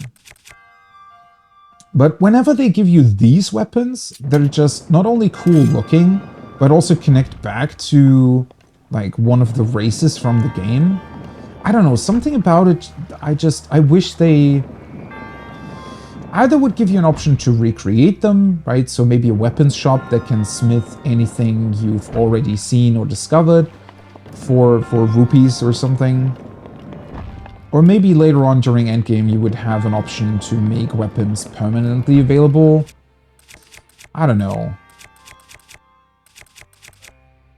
Although I feel like knowing that would suck too, because at that point you pretty much want to keep all of the really cool looking ones. I just don't really know. I feel like the idea behind the weapon breaking system is really, really awesome, and it works quite well. I think... Oh, that's the block we need. I think for the most part, they executed it really well. It's just that it also feels like they are... They maybe kind of forgot about the endgame experience of Breath of the Wild. That is sometimes what it feels like.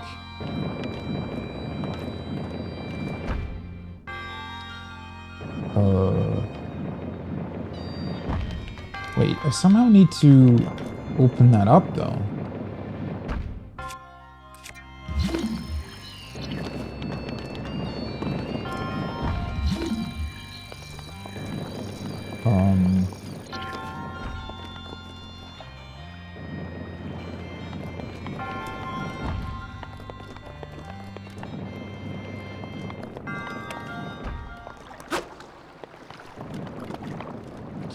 Aren't we missing a switch or something to open that?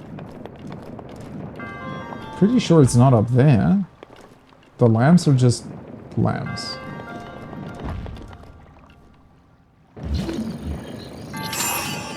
Oh, wait, oops. Wrong power.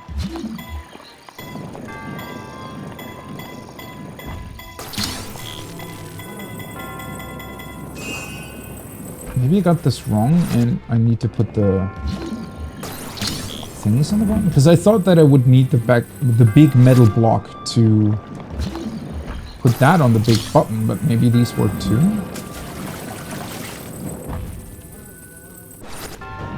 Oh, well that was easy. So the metal thingy is just to be able to walk further up, I guess. Although, can I? No.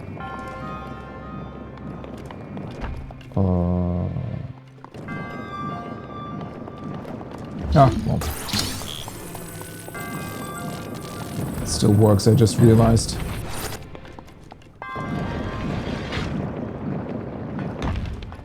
Yeah, I mean... Oh, wait, no.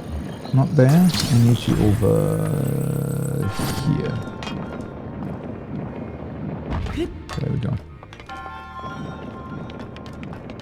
I don't know.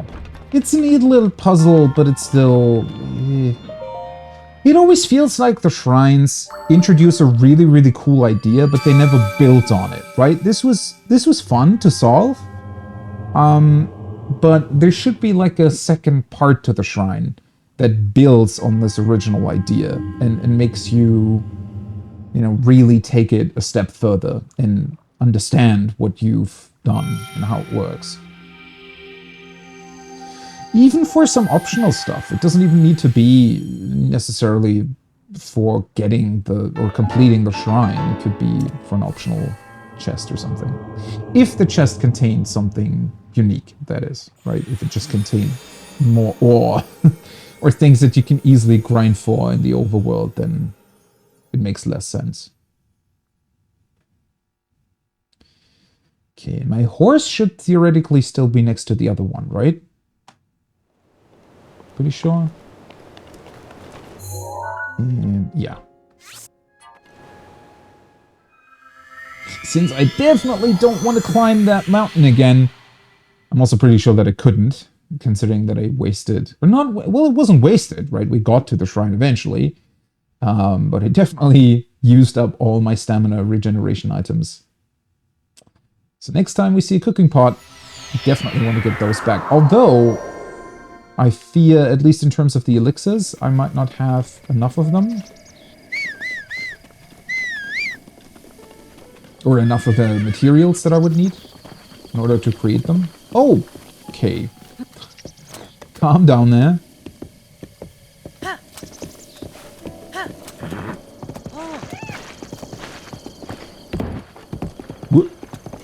That was a weird sound. It sounded as if we pushed the rock instead of just jumping over it. Alright. And as always, I got completely distracted on our way to Hateno village. Are you a person I already talked to? No, traveler. I can tell you've trained your body well. I'd say you're familiar with both sword and bow, correct? I guess so. I mean, that's why I'm traveling around with swords and bows. That's a good skill set. Why don't you join the Yiga? Oh, here we go. Our first encounter with one of the Yiga clan. Man, I love these guys. They're all really, really cool. I always love fighting them. Yiga clan? What the hell is that? What? You don't know? Fine, I'll tell you. The Yiga clan, it's a powerful, brave group of warriors founded by Master Koga and dedicated to defeating a hero thought long dead. Well, thanks for the exposition and thanks for mentioning your master's name, idiot. Huh? I will take your life. Bit overconfident, are we? No. Mr. Horsey? Oh, hello.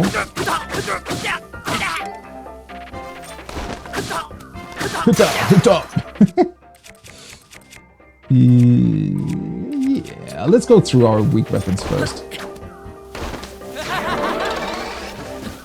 Oh.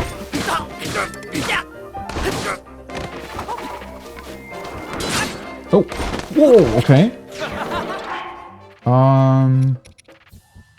Hadn't considered the amount of damage that would deal. That's not too bad, but... nah, that would be overkill.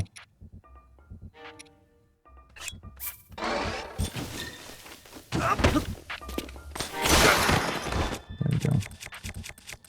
Next club!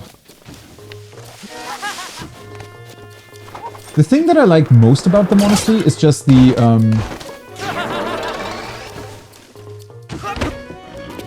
cool weapons they have, and that they can drop them too. Oh, there we go. Didn't know they would actually use up my shields too. Ooh. What was that? Did I just hear somebody? Oh boy. Okay, never mind. Let's use this.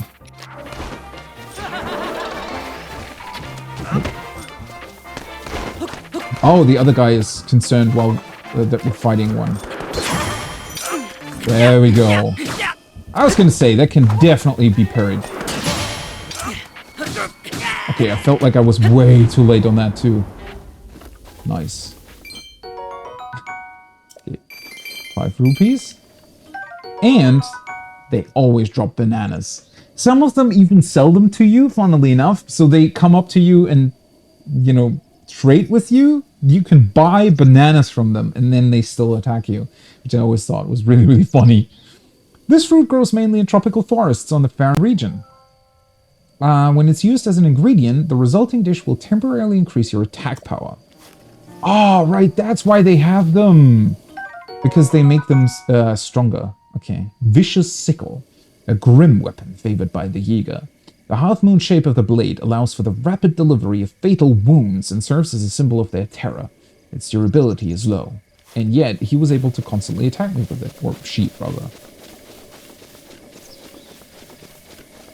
Wait, do they even have a gender? Considering that they're kind of, you know, they always transform into the same weird thing. Wait, I should swap over my bow to the better one. There we go.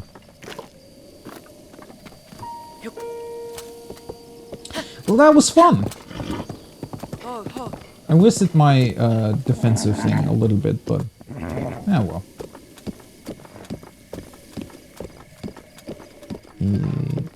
Telly. Okay, we've already talked to you. I see a shrine. Oh, that's the one in Hateno, right? Yeah. So we're getting closer. Where do you come from? Can you teleport, mister? Okay, seriously, stop. Why is it so difficult to stop? Oh. What the hell are you doing here? Oh, come on, turn. Okay, the other guy's just noping out. Where's that lead? There's like a ton of bokoblins that constantly hide behind rocks on the roadside. Is it still the proper way? Must be, right?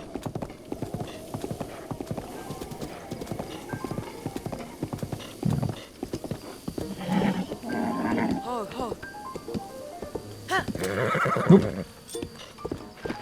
I don't want to... That. Hateno Village Equestrian Riding Course.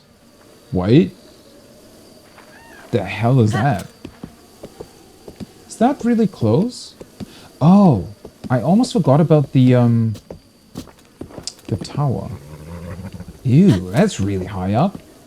I didn't remember that it was that high. What's the riding course? What's that about? Oh, there's like a bunch of targets here. I think that you're meant to be hitting with your bow while you're on horseback, maybe? Oh yeah, it's like a giant course. I'm just noticing. It's like a super large oval course.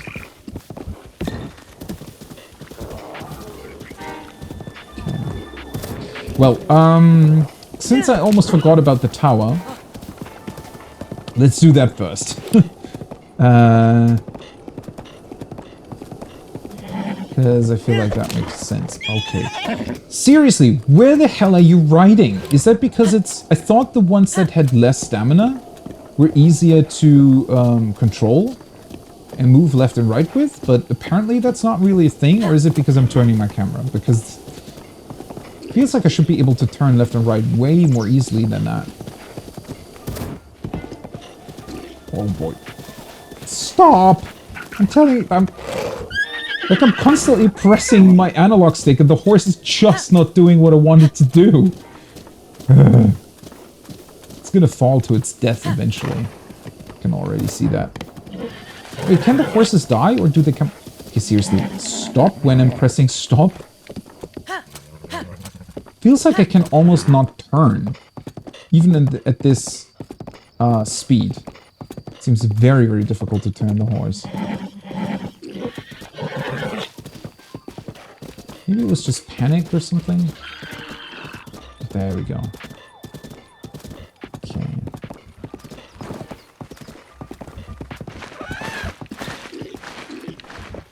Ooh, nope. Nope, nope. Oh yeah, this leads up to the tower. What did I just kill?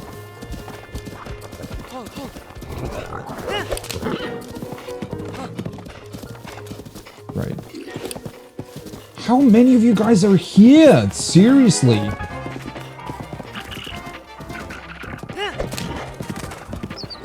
Are they protecting the tower? Maybe they are, right? Ganon must have sent them over to the towers. It's a bit insane in terms of numbers, though, I have to admit. Oh, they have like a camp up here, maybe. Wait, do they?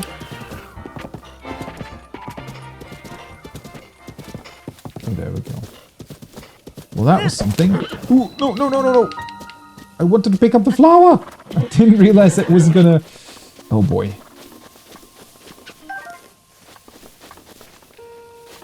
Okay. Well, now we're here. I still have a fire arrow, thankfully, so that should hopefully make this easier. Pretty sure that it burns away everything. Hopefully. Yeah, it does. Okay. Whew. That would have been really, really difficult to do otherwise. While that's burning...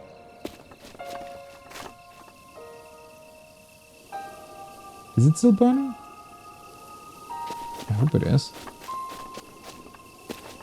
I wanted to actually mark the shrine over there. Not that I really need to, but might as well. Oh, did it... Wait.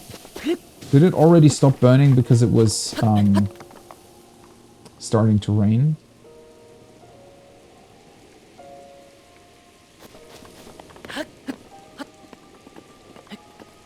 Oh boy. I have one flint. In theory, I could maybe create... I don't know. I really don't want to have to come back here at some point.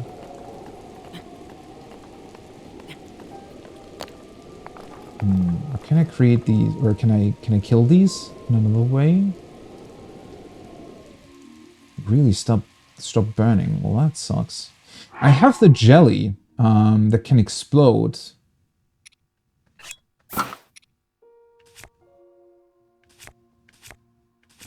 Not quite sure if that really helps, though. Oh yeah, while we're not climbing, might as well equip that again.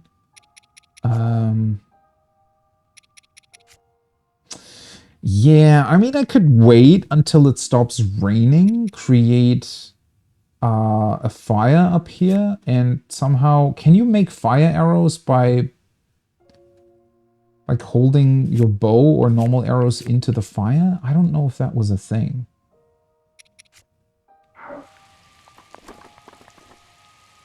Or can I destroy these some other way?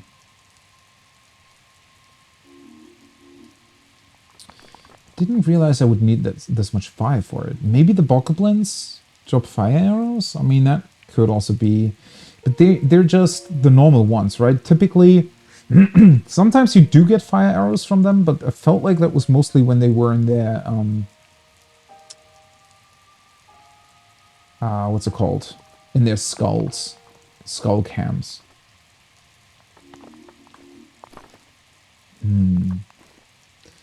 Oh, maybe I can climb around too? It looks like you might be able to do that. Yeah.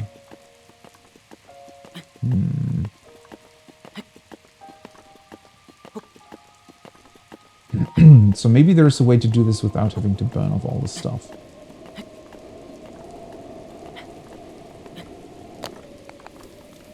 I mean, I couldn't while it's raining anyways, so might as well try just climbing.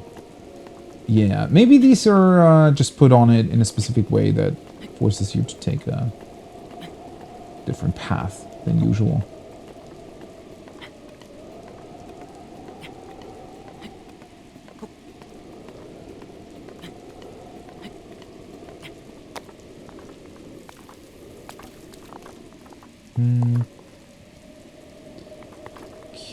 Cannot go directly up from here, but it looked like I was able to climb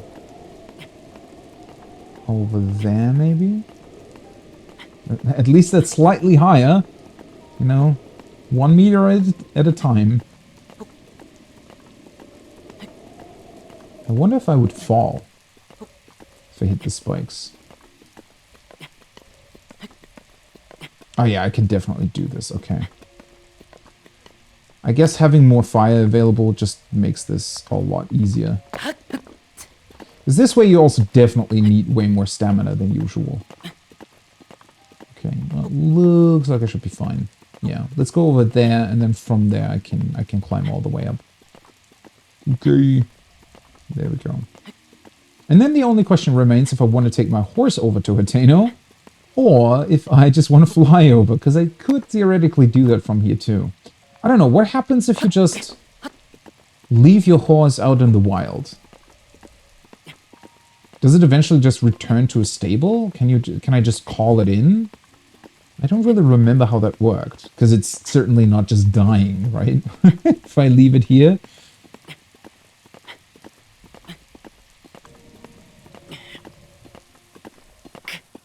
I mean, when I was going over to the other shrine, it pretty much just stayed in its spot, though. There we go. Made it! Wait, how many towers were there anyways? It's like 11, right? Was it 11?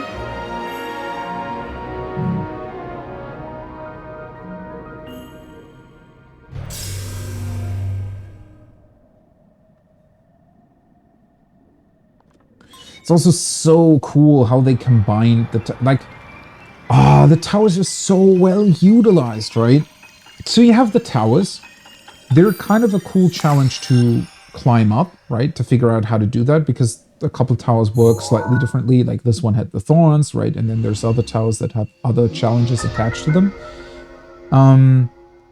But besides that, they also, well, they provide an awesome lookout spot for your, Sheikah Slate telescope in order to mark new shrines that might be in the area. And they're a cool teleport spot and combine well with your paraglider in order to access other places, right? And when you really consider how well they were integrated into the game, it sort of really makes you realize how lazy the Ubisoft games have been doing this, right? And to that matter, we shouldn't forget Horizon Zero Dawn, that just sort of copied over the Ubisoft towers as well. At least Horizon combined them. Like Horizon made it a nice climbing challenge, and it combined them with the robots existing in its world. But I still felt like it was a bit uninspired.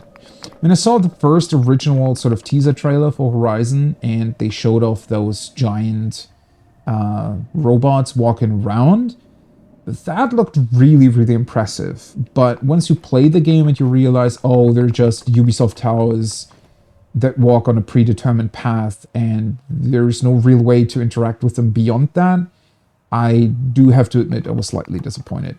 As cool as the other robots are, don't get me wrong, the robots are by far the highlight of Horizon Zero Dawn, right? Not only realizing how they work, but how you fight them, what they can do. They're so fun to fight. They're awesome in a lot of different ways. But,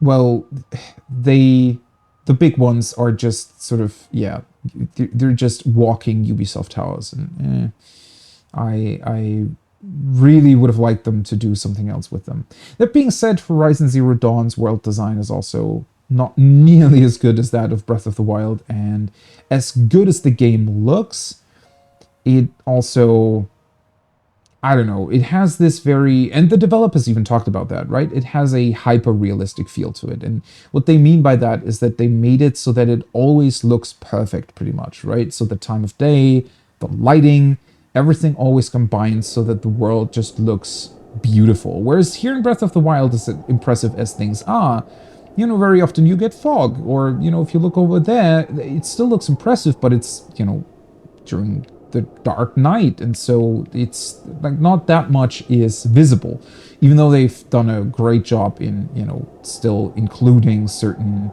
very, very visible landscape specific points of interest. But that hyper-realistic look that Horizon was going for, it also sacrificed some immersion for it, I want to say. Mainly that different biomes, for example, on the world map change way too quickly from one to the next. And I don't know. It's a bit...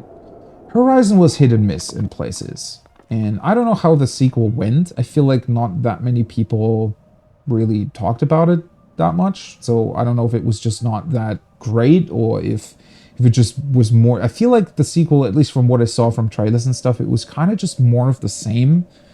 And so maybe that's why... And with especially with the kind of secret from the first game already lifted, I really don't know how good the story could even be in the second one.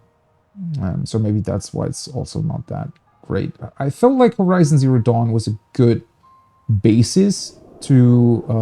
like, it was a good game, but not a great one. It did some things really, really well, like the robots. The robot designs and fighting them was exceptional. The story was decent. It was good, like actually really good in places. I felt like the sort of revelation at the end worked really well, even though it wasn't super complex or anything.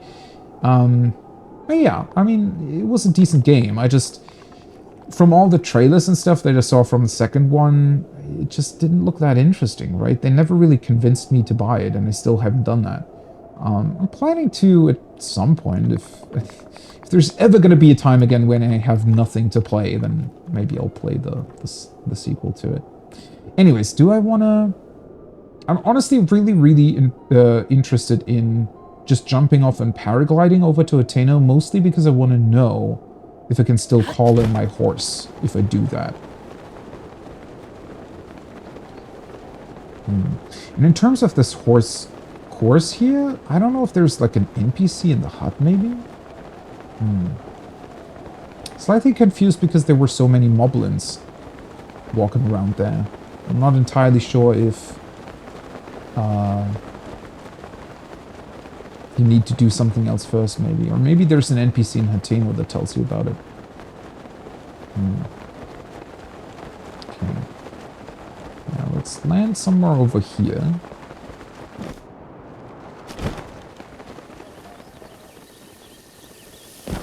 Okay. The shrine that's nearby is in the village, right? Yeah, okay. Also, I completely forgot how the shrine meter actually works, which is why I was a little bit surprised when I found the shrine behind the waterfall. So I forgot that it works like if you, it just picks up a shrine signal from a certain distance away. But once it does, it pretty much, as long as you're walking into the right direction, will always display the signal as full, right? So it's not further detailing the distance that you're from it.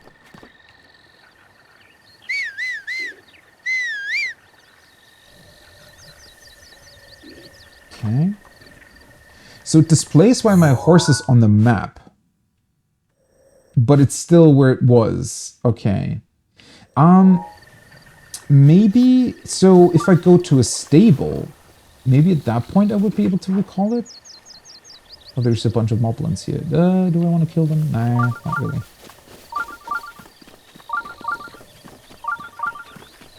Yeah, that might have been how it works. Because otherwise the horse would just sort of randomly stay where it is now, I think, right? Wait, what the hell are the... Oh, wait a second. What the heck are you guys doing? I hadn't realized they were attacking... like, travelers.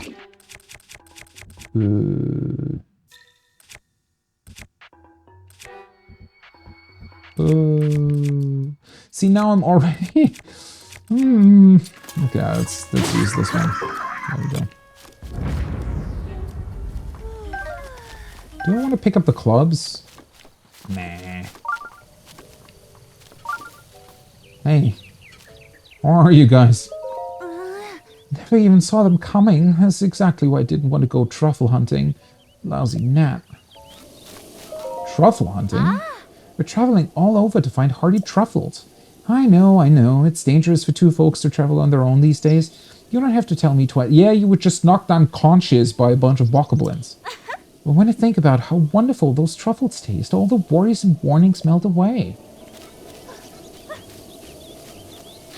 And off they go again. Okay. Guess I'll have to rescue you eventually again. And the next village on the horizon, finally. This took some time, right? But again, that's what I absolutely adore about Breath of the Wild, is that going from one place to the next just really feels like a proper... I'm not going to attack you. It really feels like a proper... Oh, there you are! A proper travel section, right? Like you're actually traveling instead of just... I don't know, walking from A to B. How the hell did... What did you do? So you can call in your horse from any distance, sort of. It just needs to run to you? Is that how it works? Because if so, that's kind of funny. What's up? Who are you? Be on your way, you suspicious man. I'm a traveler. You certainly do appear to be a Hylian like the rest of us. Hylians are generally good folks, so sorry for getting all worked up. Okay, you... Are you telling me you're racist? You're free to go. We're just a waypoint on your winding road, huh? Nah, the life of a traveler.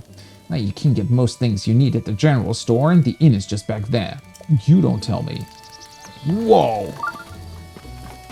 I can buy things at a store? Okay, seriously, let's get the shrine first, because the beeping is really annoying me. Maybe you should just turn that off.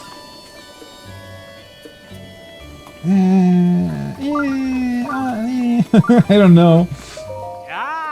You've got the look of a traveler. This is your first time in Hateno village. It is indeed. Well, you're in luck because you have a lifelong resident to show you around. Okay. Okay. Let's get you a good old-fashioned dose of Hateno hospitality. The shop's in my daughter's capable hands these days, so I've got a lot of time on my hands. Okay, so are they all like marketing employees for shops? It's just like in Kakariko. I thought it might be nice to do a good turn for the village where I was born and raised, so I volunteered as a tour guide. Stick with me and I'll show you around the best parts of this place. In fact, in just a minute, I'll show you something really special. And he's running off. Calm down. I wanted to take like a tour of the city, not... Okay, seriously, is everybody hitting on Link? Morning. What great weather. The East Wind General Store is open, and it's just as lively inside there as it is out here. Go take a look. Oh, she just wants to sell stuff. The stores really, really know what they're doing. They have their marketing nailed. You know, beautiful ladies that guide you on inside, and fathers that do tours of the village pointing out the stores for some reason. This is a general store, Eastwind. They sell a lot of everyday goods, and even some everyday greats. And now, on with the tour. And he's running off again. It is a pretty cool village, not gonna lie. Hey kid, wait, I want to talk to you. Hey! Hey, mister. You come from the big wide world?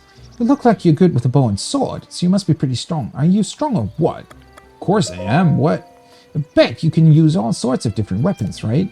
So, you want to help a kid's dream come true? My Gramps is dead now, but when he was alive he loved weapons, though he never got to see all the ones he wanted. So, you bring me weapons and show them to me, and then I can tell Gramps about them when I meet him again. Okay. Yeah, I knew you'd do it. Where should we start? Have you heard of the Traveler's Sword? Oh, I don't actually think I have that with me. I think I have a claymore, right? A Traveler's Claymore or something? I've seen it in books, but never in real life before. If you find it, please let me see it. Okay. The weapon connoisseur. Ugh. Stop running! Seriously! I wanted to take a calm tour of the city! He's getting exhausted from this. This is a Koji dye shop, known for their Hateno dyeing. They'll dye your clothes whatever color you like. Cool. And now on with the tour. Actually, I want to... Can they dye my cool hood? That would be nice.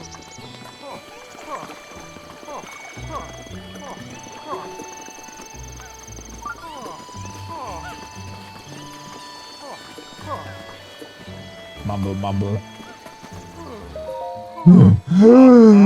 Here is the Ton who in. If you need to sleep overnight, then this is the place. And now on with... Oh, what the hell? I need to talk to you, though. Checking everyone out today, too. The check-in just never stops. What? Ever stayed at the Tompu Inn? Nope. If you're not staying there, then I'm supposed to check out everyone who comes into town. Sounds weird. Your job is weird. Whatever it is you do. I know things have been peaceful recently, but the outside world is still pretty dangerous, yeah. So I've got to check and make sure if any beauties, I mean, suspicious folks have come around here. Right. Beauties. If you're lucky enough to stay at the Tonpu Inn, you'll see what I mean. Say hello to Prima for me if you do. Not that she even knows who I am. This is tough. I have to give her something. What kind of gift do you think Prima at the Tonpu Inn would want? Just take a guess. I don't know. Go ask her. It's not for me, you understand? It's for my buddy's friend. Yeah, of course. A gift for my beloved. Stop running! What the hell? God, this guy. Where the hell is he even going? We're going back where we originally started, so... Oh, the clothes shop, huh? This is the clothing store. Ventus Clothing. They sell, well, I'm sure you can guess what they sell. To be straight with you, this is actually my store, so come hang out when you've got some time. See? They all just want to sell you stuff. Stock up here first before heading over to Kochi Dye Shop. Yeah, I'm pretty much beat. Let's call this the end of the tour, yeah? Just don't have the pep for tour guiding like I used to. Yeah, you know what? You can just calm down a little bit. I mean, I get that Link is, like, young and, you know, healthy and can run after you, but... Okay, where's the... This is the house that you can buy, right? Or rather, wait, this is the... No, this... Nah, never mind. This is the guy that creates these box houses, like container houses, right? And there is that other small village that you can build up over time that utilizes these box houses. The house that you can buy for yourself is the one in the back. I do remember that. Sadly, you cannot really do that much with it. You can display some weapons that you found, so it acts as a sort of... you know, if you have cool weapons that you don't want to break, but instead want to keep. Because there's, I think... Isn't there like a spear that you get from the Zora, for example? I think you can recraft it, technically, if you do destroy it. But it's kind of a special thing, right? A special one. So it's... you can display it in your house, is all I'm saying. Which I thought was pretty cool, but the house doesn't really... I mean, there's nothing that you can do there, right? You cannot really... At least I'm pretty sure you aren't able to, for example, grow like a garden thing, or... I don't know. I feel like they just could have done more with it. As always, Breath of the Wild... I feel like it really is. So the world is, like, insanely good. Insanely well designed. Just super, super cool to traverse. But if you're looking, like, in terms of gameplay and things, it feels like they kind of stopped at 80%, and it's missing those crucial last 20% to really make the game something special. It still is. Like, it's so... It always feels bad talking about this because the game is so large that it feels bad saying, oh, it's missing something, right? But at the same time, it is missing something. Quite a lot, actually. So... It's one of those odd things where it's almost too perfect in some ways, like the world design, and that's why you know, you're kind of expecting that same level of quality from everything else, and it just isn't there really, and that's kind of unfortunate. And I really, really hope just that Tears of the Kingdom will maybe alleviate those, you know, honestly, somewhat small complaints. Although they kind of stock up, right? It's like small complaint with the shrine, small complaint with the house, small complaint here, small complaint there. So yeah, it is what it is. Oh, is this one of the weird motion control ones? Might be.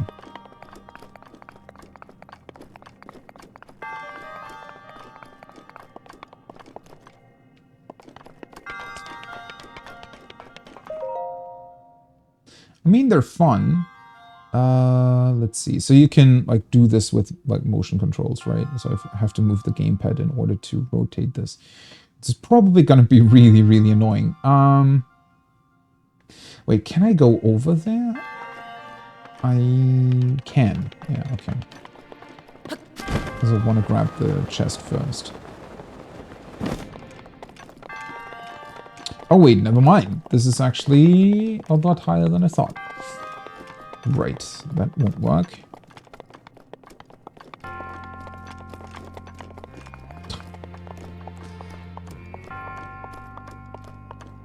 Have to run all the way back.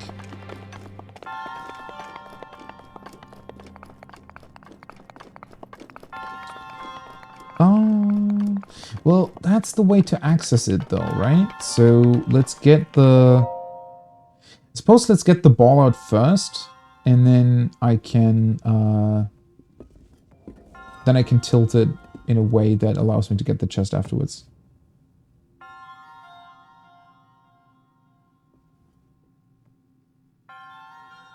It is honestly quite cool how, like, what's the word for it? How well the motion controls work. Like you can be really, really precise. Precise, that's that's the word I was looking for. Like you can be pretty precise with them. Which is also why they work so well for the precise, isn't it even called precise like weapon targeting or something? When you target with a bow, right? You can sort of really, really hone in on your target with the motion controls. Okay.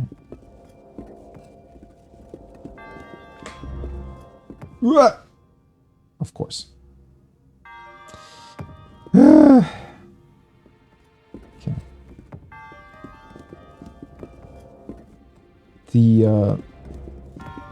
It is pretty pretty difficult to get the ball moving in the first place, though.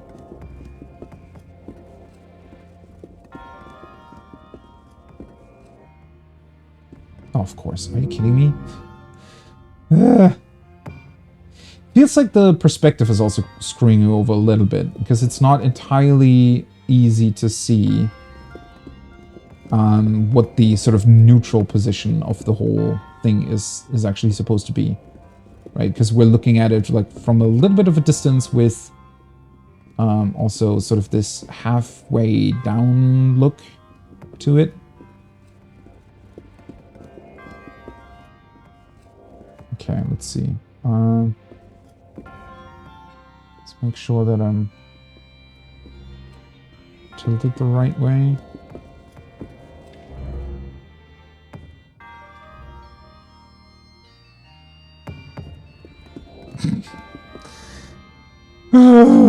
Yeah, see, that's where the perspective screwed me over, because I thought that it was...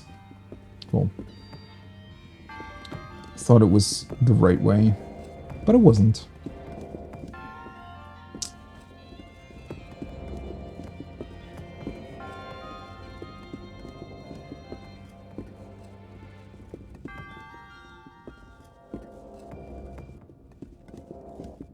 Okay, let's see. A little bit over there. Should hopefully be fine. No! God damn it. I'm really, really bad with the... It's just...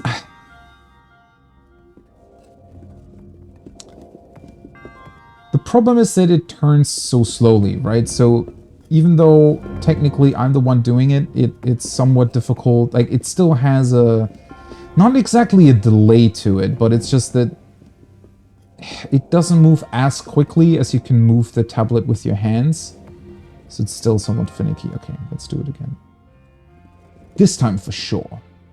Right, okay, so this is the correct... No? This way, right? That should be fine. And now it's almost... So now I only want to turn it this way. Yeah, see, it just isn't... Let's see, and now I need to pretty much put it like that so that I can jump on it with Link. Does that work? It should. I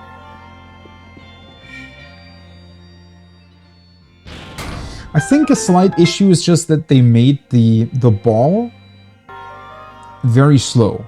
Deliberately so. I think they've done that pretty much because they knew that it was very finicky to control otherwise. So they made the ball, you know, somewhat slower than it'd typically be, I think. I don't know, is that enough to get over there? Or do we need to tilt it even more?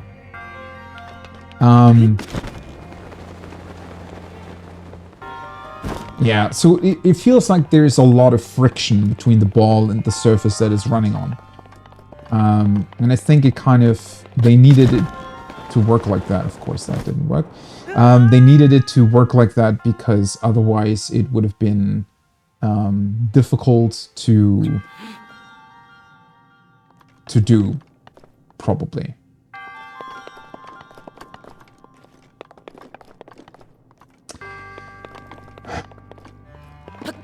Please don't tell me any, of course.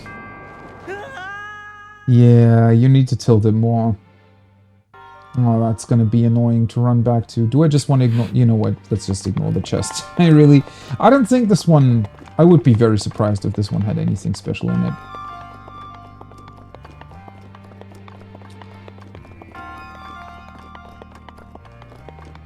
There we go.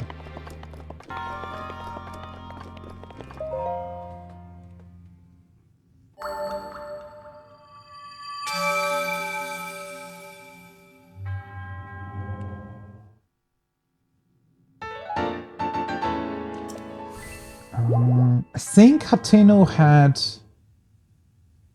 a statue too, right? I'm pretty sure that it does. So, can actually expand our stamina bar, which is great.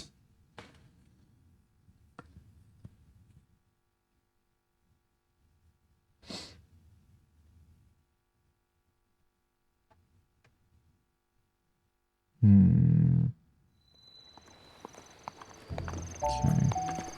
And now that I've dealt with the shrine, might as well take a small sneak peek at the stores, right?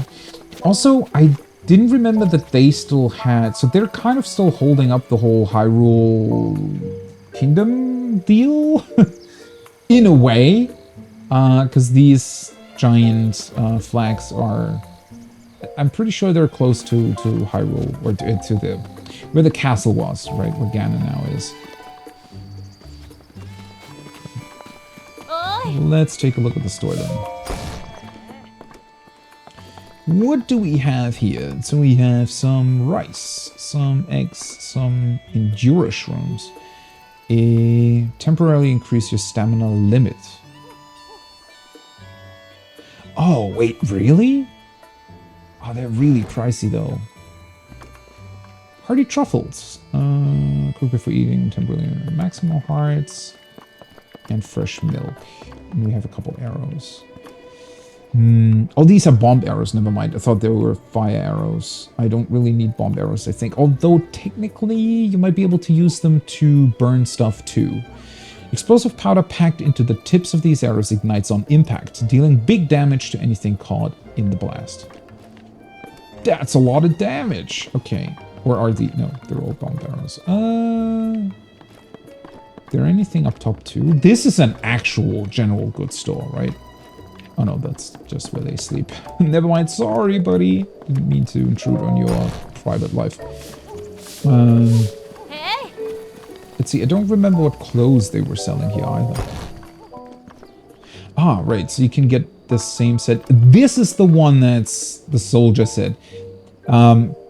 This one upgraded, I think, has the highest amount of defense that you can get.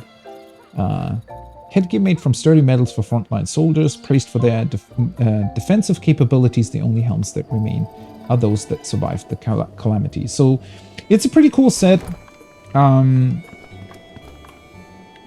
but it also trivializes a lot of stuff, to be completely honest. And it's, at least as far as I remember, it was kind of a bitch to upgrade. So actually, I thought they were selling something else too. What the hell are you doing? Oh, has it started raining? Selden's village tour is now closed. Please come again if you like. But let me rest it for a bit first. What's up with you? Welcome, welcome. Everyday clothes, armor for soldiers, we have it all at Adventist Clothing. Did you need something? You like this corner? Oh, am I nestled too far in the corner? Is it hard to see me? I know it's a little weird, but I just feel more confident over here. Did you need anything else? Okay, let's see. I don't know. Do I want to buy anything from them? Not really, honestly. Nightshade. Do I want to sell these? I don't think I'm ever going to use stealth potions that much. Although one for the horse was quite useful. Can definitely sell these though. Yes.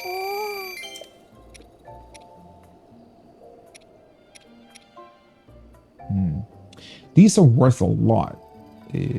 Apparently the stone can be used as a base to make special clothing. I don't remember where that was though.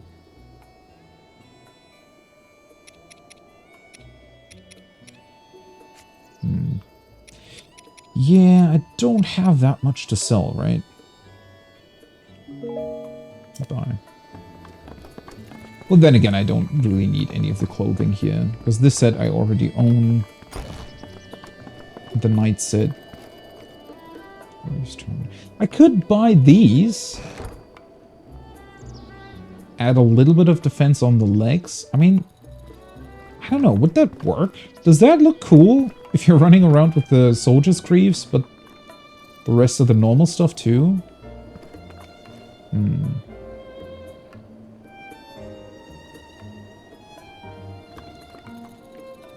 Let's maybe take a look at the other stores first, although it's getting kind of late, so I don't know how many of them are still going to be open.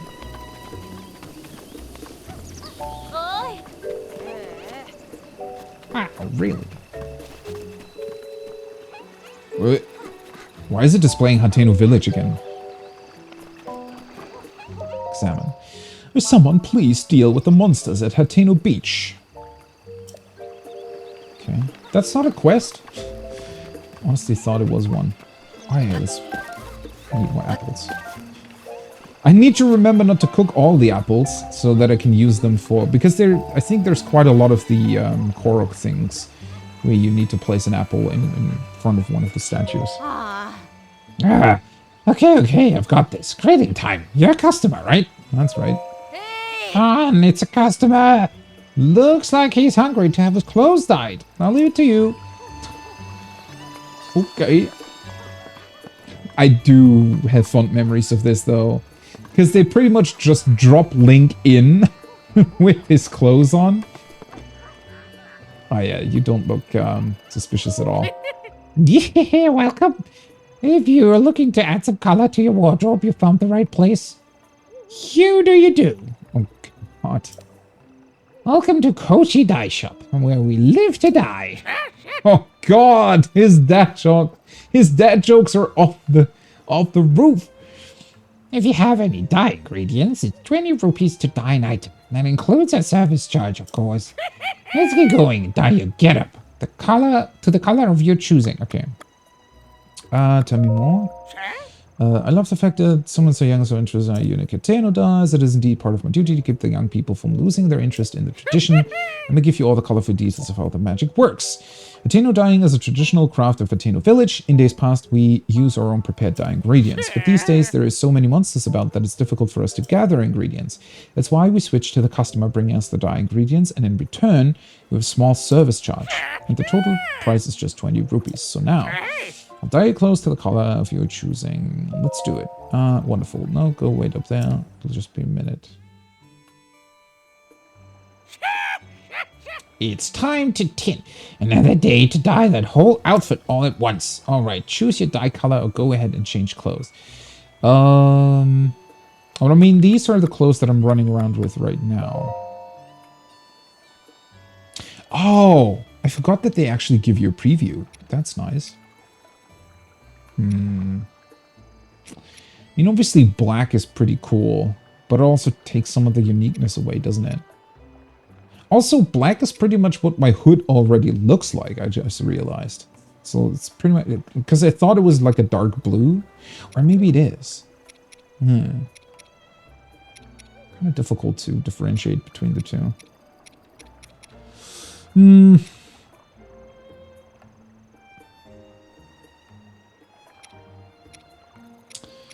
Yeah, I mean, it honestly doesn't look that great to dye the entire set. Maybe white would work.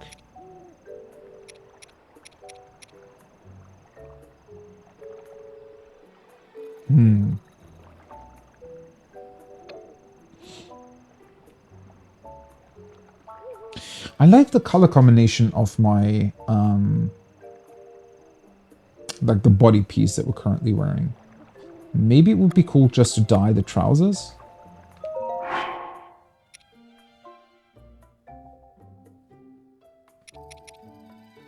Oh, this one I could dye too.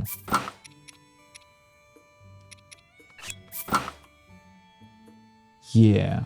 Let's maybe dye this stuff to this color of the Hylian hood.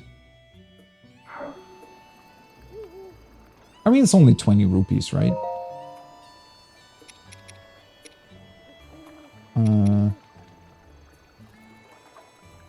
So either black or blue. Black always looks awesome, right? But I think blue works better. Let's do blue.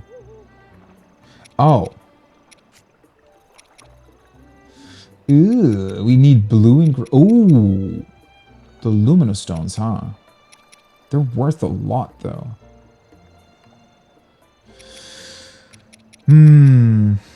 What does this do again? Raise your attack power. Well, I have the bananas too. Let's do 2 of these and 3 of the... Yeah. Okay. There we go. I hadn't realized that they would take so many valuable materials, because the 20 rupees isn't the... You know, the expensive part about this. Fetch. It's an awesome cutscene, though. There we go. Yahoo! We made something very special here, if I do say so myself. It's downright miraculous what a difference a new set of duds make. You're looking very chic. You find this palatable if you... Oh, God. If you'd like to do a read-eye, just let me know. Cool. Let's equip these. Yeah, I think that works well. Maybe black would have been better, but now this also looks kind of cool.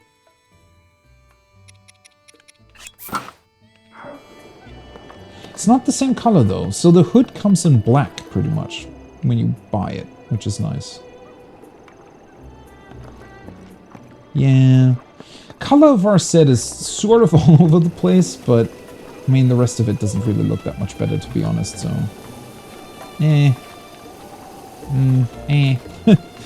Let's stick with this for now. I love how they've... I don't know, the detail in the cities is crazy good. Just wish they had done more with the NPCs and, you know...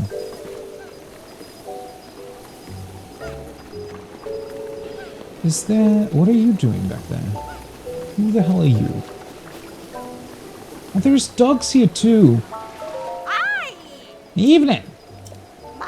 You're a traveler, aren't you? Then listen up. What is it? You see those 3 trees up on top of that snowy mountain there? Oh, those ones. Well, they are very far away. Oh! Do they... I think... Is this another shrine quest, or was it about something else? I found a small letter stuck between the pages of this old book at my house. It said, when the 3 summit trees become one, turn your back to them and head towards the sea. A trial encased in stone awaits you there. I don't know what that means. But maybe it means we have to head to Afromsia Coast, which is just east of those 3 trees on the mountain. For the trial encased in stone bit, I wonder if you get some kind of treasure for doing that. But I have a child. I can't just go off on a journey across the mountains. But you can do that, right? You'd be great at that. Go on, head out there and bring us back that treasure. Yeah, it is a shrine quest, okay. Cool.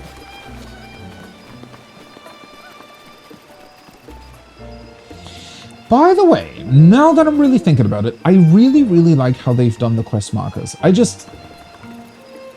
mean, maybe if you could turn them off, that would be great too. I don't know, can you? I don't think so. But I like how they're done. They're kind of, like, they're easy to see once you go up to a person, but they don't have it like a giant, you know, your typical wow yellow exclamation mark above their head, but it's still easy enough to see. That's pretty cool. What are you doing here? Yes, good evening indeed. Are you some sort of traveler? That's right. Well, it'd be... The village has grown to be quite a lively place. I suppose that's on account of things being so peaceful in general. Are they really? Oh, yes. When I was a child, this whole region wasn't in a state fit to be sown, much less harvested. Hyrule Castle and Castle Town had been destroyed, and all the lovely folks there fell victim to... Well, back in bygone days, we called it the Calamity. But words often fall meaningless when we try to describe tragic events of a certain magnitude. But see, that's what's so weird. And I feel like where the game, at least to a certain extent, fails to really make the player understand just how dangerous Ganon could be if he were to be released.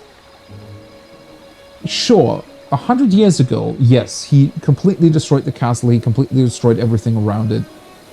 I'm sure a lot of people died to that. But the surrounding area still seems to be fine, right? The rest of Hyrule wasn't really affected by the Calamity, except for, well, obviously the, okay, I guess the Gerudo and Zora, not Gerudo, Gorons, they were affected because their divine beasts are kind of... Oh, no, wait a second, not even that's true. They've only woken up since Link woke up again. So it's almost like we're bringing that over them.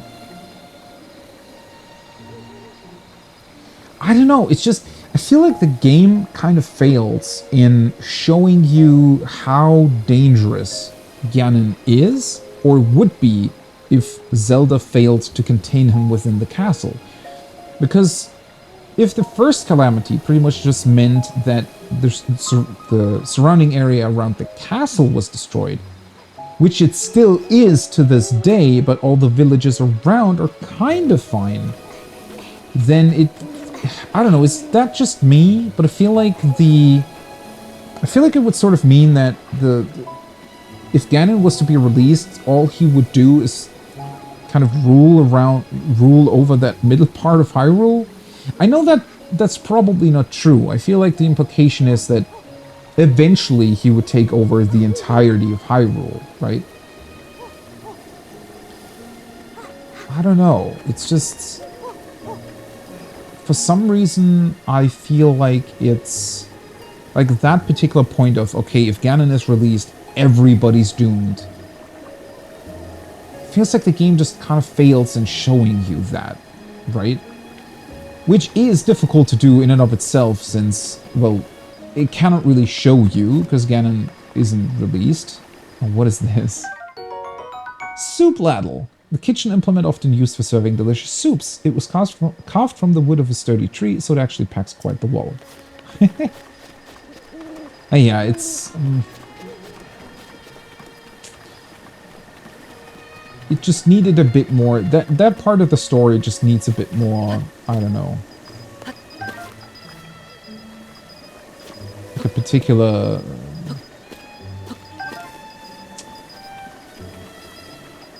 I don't know, maybe they should have just expanded on the cutscenes when Impa is talking to you and she's telling you about, hey, by the way, this is how, you know, it all came to pass and this is how we really suffered. I don't know. Is there no fire around? Oh, wait, never mind. There is. I'm pretty sure I saw fireplace at the start of the village. Okay, the game displaying Hateno Village here is definitely strange.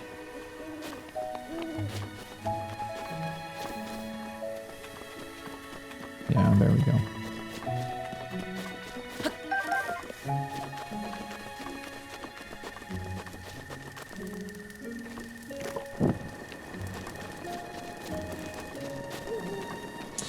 I don't know, partially I think maybe Breath of the Wild would have worked better if instead of the calamity happening or having happened 100 years ago, maybe it would have been cooler if the game had taken place during the calamity or slightly before it and it sort of ended on it, maybe.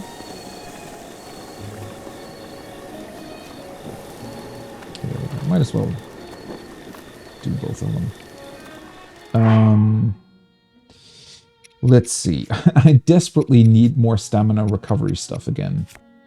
Right. So we still have the speed upgrade and a couple of normal heals. Heal extensions. Right. Let's see. Stamina recovery. I definitely want that. Which monster parts are we going to add?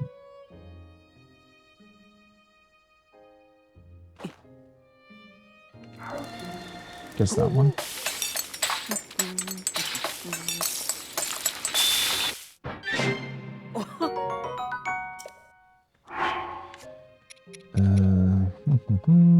Speed boost. Greatly restore your stamina. So that one, and does this count as a monster part too? It doesn't say. I don't think it does, honestly. Can only be obtained in Octorok. You can sell it to a store, you can make elixirs with it, but it may have other uses as well. Okay. Huh, do I still have other monsters? I guess I could use this one. I need the... Definitely want to keep the horns, so let's use a fang. Might as well. Crimson Eye.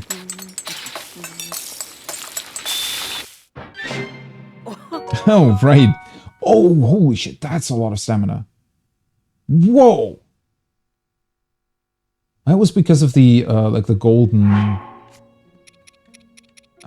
what's it called? The golden insect thing. Yeah, I'd be slightly concerned if my pod suddenly started doing that. Not gonna lie. Although, if it was accompanied by the music suddenly coming out of it, then maybe not.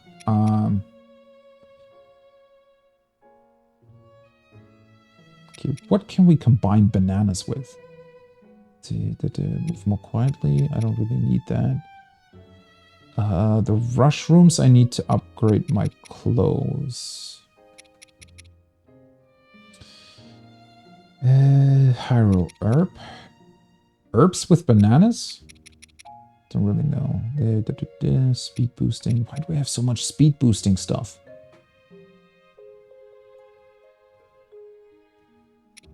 That just makes you silent. But to be fair, movement speed isn't all too bad, right? I had that before. Like when you're climbing.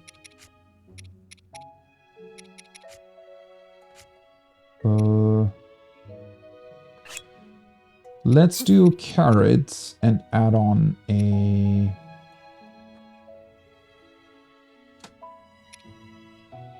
Carrot with fish? Oh, no, never mind. This is stamina too. Wait, the fish is stamina. Oh, I still want to do the carrot, though. Carrot and lizard doesn't really sound like a good idea. That ups my defense. I hadn't realized how much stuff I still had for that. Maybe just a carrot with herbs. That's stealth.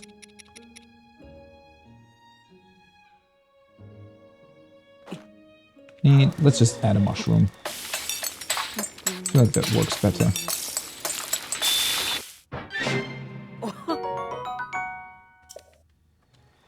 Although, imagine if you screw up your meal, right? And it also would just censor it. In real life, you wouldn't be able to see it. It would be just censored. Oh, can I combine? Oh, no, wait. This is attack power. Do I have something else? That's stamina. Can I just add some seasoning to the bananas? Does that work? It should. Oh, wait. I think you can also just cook... I could have just cooked the bananas by themselves, I think.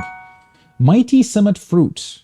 Grants a mid-level attack power boost. This sweet dish is made by heaping tasty fruits into a pan and simmering until tender. Honestly, this stuff just sounds really, really good. I still need more stamina recovery, though. Definitely.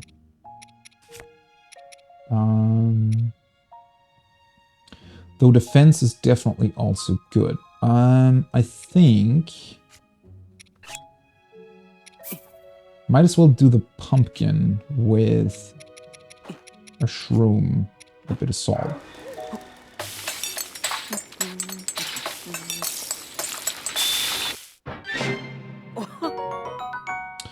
Tough salt grilled greens. A health boosting dish made with leafy greens and a touch of salt. Leafy greens, huh? There's an entire pumpkin in there. Okay, man, this is... Cooking in Breath of the Wild is always really, really fun, but you definitely also need to keep in mind what you even have. Right, so this'll restore stamina. Should I do one big one or two small dishes? Wait, no, that's not what I wanted. Stop holding.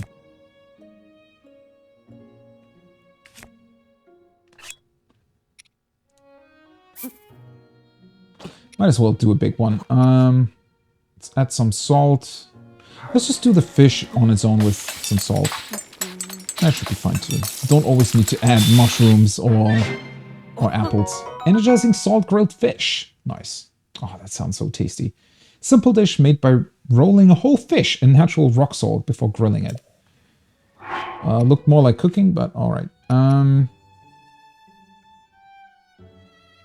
Okay. Can I do a stamina elixir? Hopefully I can. Speed boost. More silent stuff. This doesn't say anything. More silent stuff. Speed boost. Well, might as well do the speed boost first. Oh, the lizard actually... Poor little lizard. Looks a bit... Okay. Oh, wait, why does this also restore hearts? I guess that comes from the lizard? Interesting. Okay. 3, 4 speed boosts. That's actually way too much.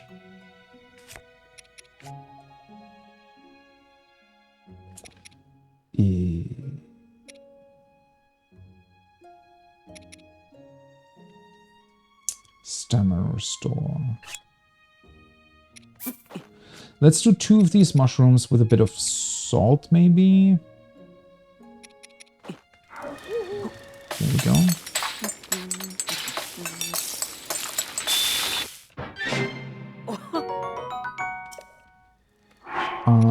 And then I'm gonna do another one with a normal mushroom without salt.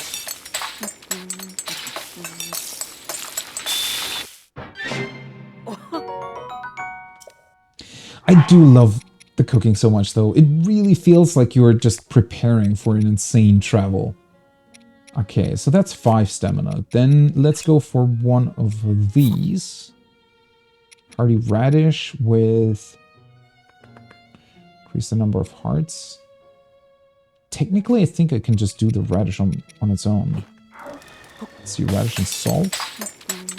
Because it's always going to be a full heal anyways, right? So adding something else doesn't really help. Hearty salt grilled greens. That's only a +3. Wait, what did I put in it last time? Fried wild greens. Maybe I put something else in too. Okay, so that's defense. And let's actually do 2 iron shrooms with these 2. See, that should be a bunch of defense. I don't know if it increases its length. Ah, it also increases the defense effect that it has. Right, that's pretty cool. Mid-level defense boost. Healthy vegetable dish achieved by steaming mushrooms and plant leaves. Okay, that's good. And let's do 1 more to fill up the page. How many normal recovery stuff do I have? Well, technically I have the extending ones too. So that's 5 stamina dishes, 2 defensive ones, 1 attack one. Maybe go with another defense.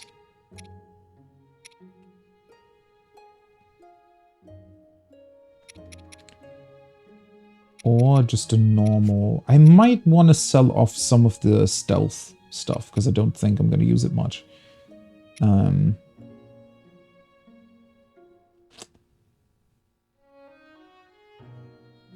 Some more iron shrooms, maybe?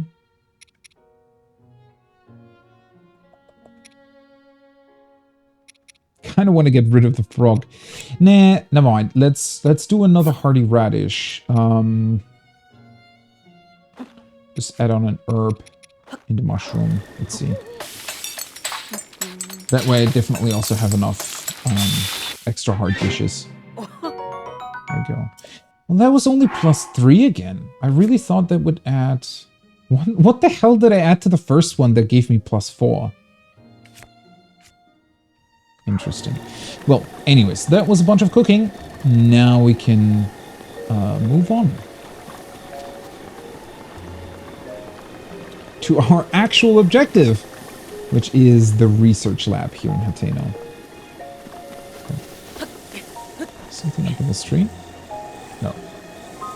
Looked like there was lying something in it from down below.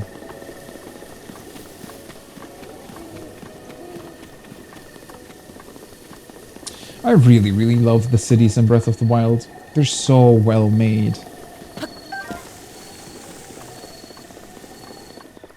They're just lacking some quests and some interesting interactions, unfortunately.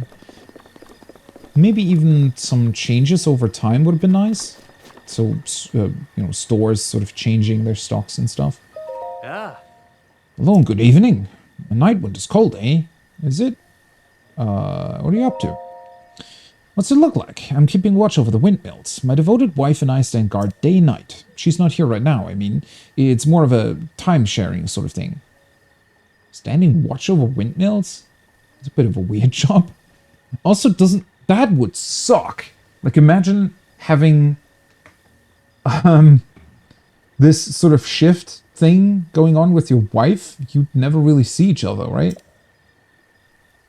My love for her is so powerful that she suggested we take shifts. That way it feels more special when we're together. Okay. That's kind of sad, honestly. Funny, that was going to be my question for you. What are you doing skulking around in the dead of night? I'm lost. I'm a thief. You want to play guards and bandits? Sure, okay. You're under arrest. Satisfied? Took an arrow to the knee. Now I'm just a traveler. What was that again? Oh, right. I had to carry the blue flame, I think, all the way up to the research lab? Right. And they turn on the lamps on the way, right? And they should turn on. They should stay turned on, I think. Pasture and ancient tech. I feel like there was a quest at the pasture too, but I already picked up like 3 or 4 side quests, and I'm not entirely sure if I'm going to do them. Also, I don't remember the lab being that high up. Holy shit. Oh, they had a beach too, didn't they? Yeah, I forgot about that too. Man, that's the entrance to the village. I also like how they've extended it by so much, right? I mean, technically we're not in the village anymore, but it kind of still belongs to it. I think that works really, really well. Small little islands and stuff. Man, there's so much to discover in this game, right? It can take you so long to see it all. Which it definitely did during my first playthrough. This time around, I kind of want to go for the main quest for the most part. No soliciting. Although I've already done quite a bunch of side stuff too, so it's just too easy to get distracted playing Breath of the Wild. Mind the lanterns. What? You think I'm just gonna run into them? Love the telescope, by the way. Is it looking... Where's it looking? Is it looking at Hyrule Castle? It must be, right? Enter at your own risk. Ah, right, you can... if you turn this on, right, it'll give you a teleport point in front of it, I think. If the flame is blue, the furnace is hot. Do not touch. The music too. Funny little... I think it's a frog, right? With... Is it supposed to be a frog with glasses? Really quirky. Rup, bam! Of course, Link just bashing into the front door. Hey guys. Wait, is it raining? Oh, it is. Oh, the sound of the rain! That sounds so cozy.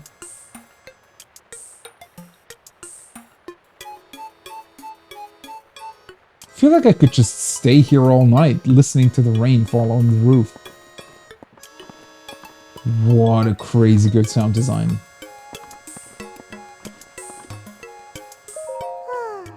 Good morning.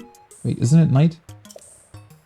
This is the Hateno Ancient Tech Lab. Do you have some business with the director? I guess? The director is in the back. A terribly busy person, that one. Please try to keep it brief.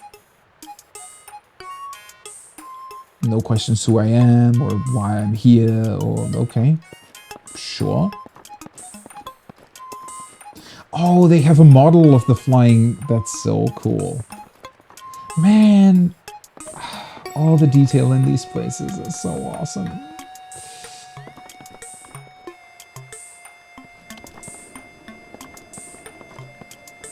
Hi.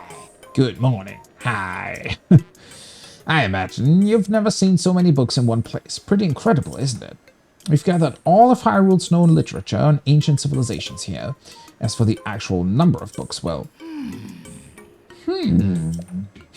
Sounds... Is that thing on your waist? Is that a Sheikah? There's no mistaking it. That's a real Sheikah slate, isn't it? I've never actually seen one in person. If you could just show me the runes on it, I'd be most appreciative. Stasis. Magnesis. Yes, yes. The remote bomb and Cryonis. And what else? Let's see. So that's it for runes, but... Strange. Doesn't seem like you have the basic runes. I don't understand why they're missing. There must be some reason. Where are my manners? I nearly forgot to introduce myself. My name is Simon. You are Link, right? You know my name? Lady Impa caught me up to speed. Oh, she did? Wait, now or in the past? You see, we were told a young man holding a Sheikah slate will appear, and you must do all you can to help. Imagine if somebody had just come up, like, right after we resurrected, right? I mean, arguably, we're still fairly weak. Well, maybe not as weak as other people, considering, I mean, we have dealt with that one girl from the Yiga clan. So I guess we're quite capable still, but... Imagine if there had been some random, you know, bokoblin just knocking Link out right after he came out of the shrine. Well, I guess that's why the ghost of the king kind of watched over us, I guess. Yeah. Maybe that was sort of the backup here. I'm just imagining some random person, right? Just picking up the Sheikah Slate from Link. Like, Link's just dead, lying on the ground, having been killed by Bokolin or something. And some random-ass dude just comes by, picks up the Sheikah Slate, and then goes to all of the places without even really knowing what's going on, being called Link all the time, and other people helping him. He will be the hope that awakens from the slumber of restoration. His name will be Link. Oh dear, I forgot to tell you something very important. Director, listen, Miss Director, this is a real Sheikah Slate. Oh wait, she is the director? I totally forgot about that. Oh, that's right, I haven't introduced our director. She is very good at deflecting questions, isn't she? Miss Pura happens to be right over there. As the Hateno Ancient Takalep Director, Miss Pura is the world's foremost authority on ancient Hyrule culture. Check it! I have the utmost respect for Miss Pura and all she's accomplished. I'm honored to be her assistant. On that note, Link, you see, the director may look like a young girl, but, well, maybe it's not my place to be telling you these things. You should talk to Miss Pura herself. Okay, use some weird anime character that is actually 100 years old but looks like a young girl. Hey, are you surprised? The director of this laboratory is not Simon, it's me. Snappity snap. Anyway, Linky. Hey! Who told you could call me Linky? I'm gonna call you... Okay, maybe let's not go with nicknames for her. Do you remember any dreams from your time in the slumber of restoration? You don't look like you've changed a bit in the last 100 years, but something must have happened in all that time. Oh, that does remind me.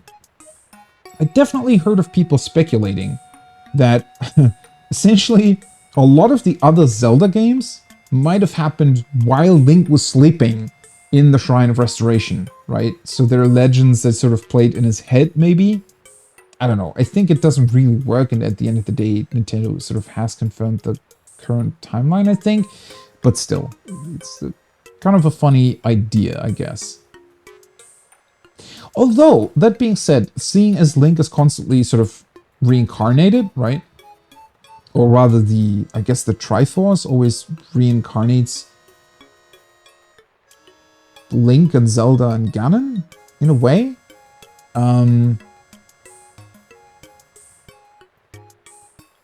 Maybe somehow memories played in his head from other Links that came before him? I guess that would work too, right? Well, no matter. I'm just happy you're still in one piece. Linky, what's with that look?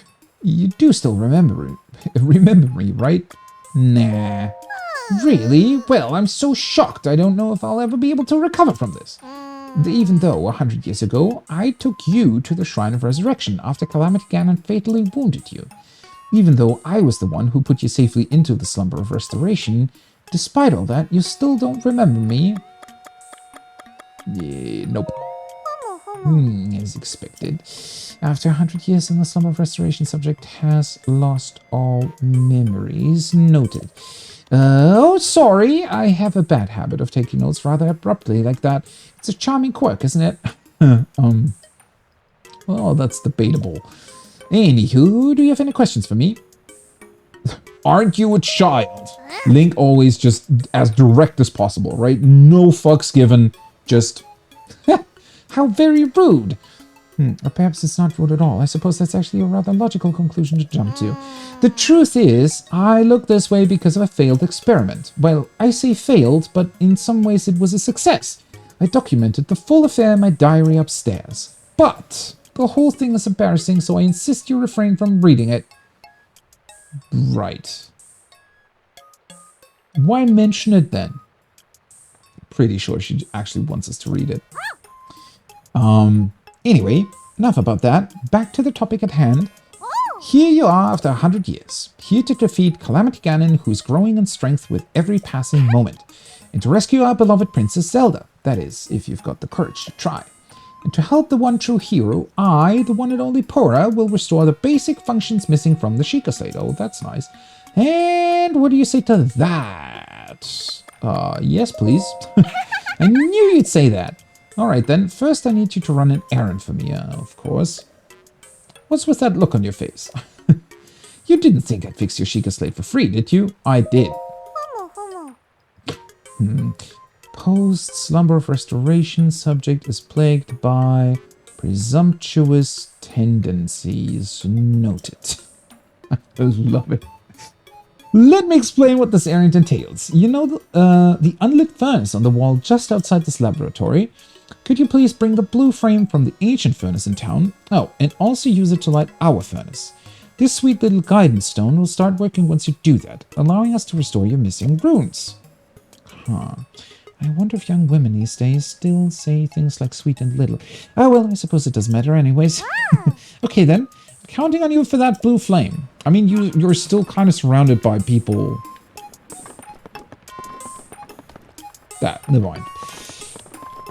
I love that they just have a torch lying around. Although it is raining, so I'm not entirely sure how that will help. Where is your upstairs anyways? Because it's clearly not here, right?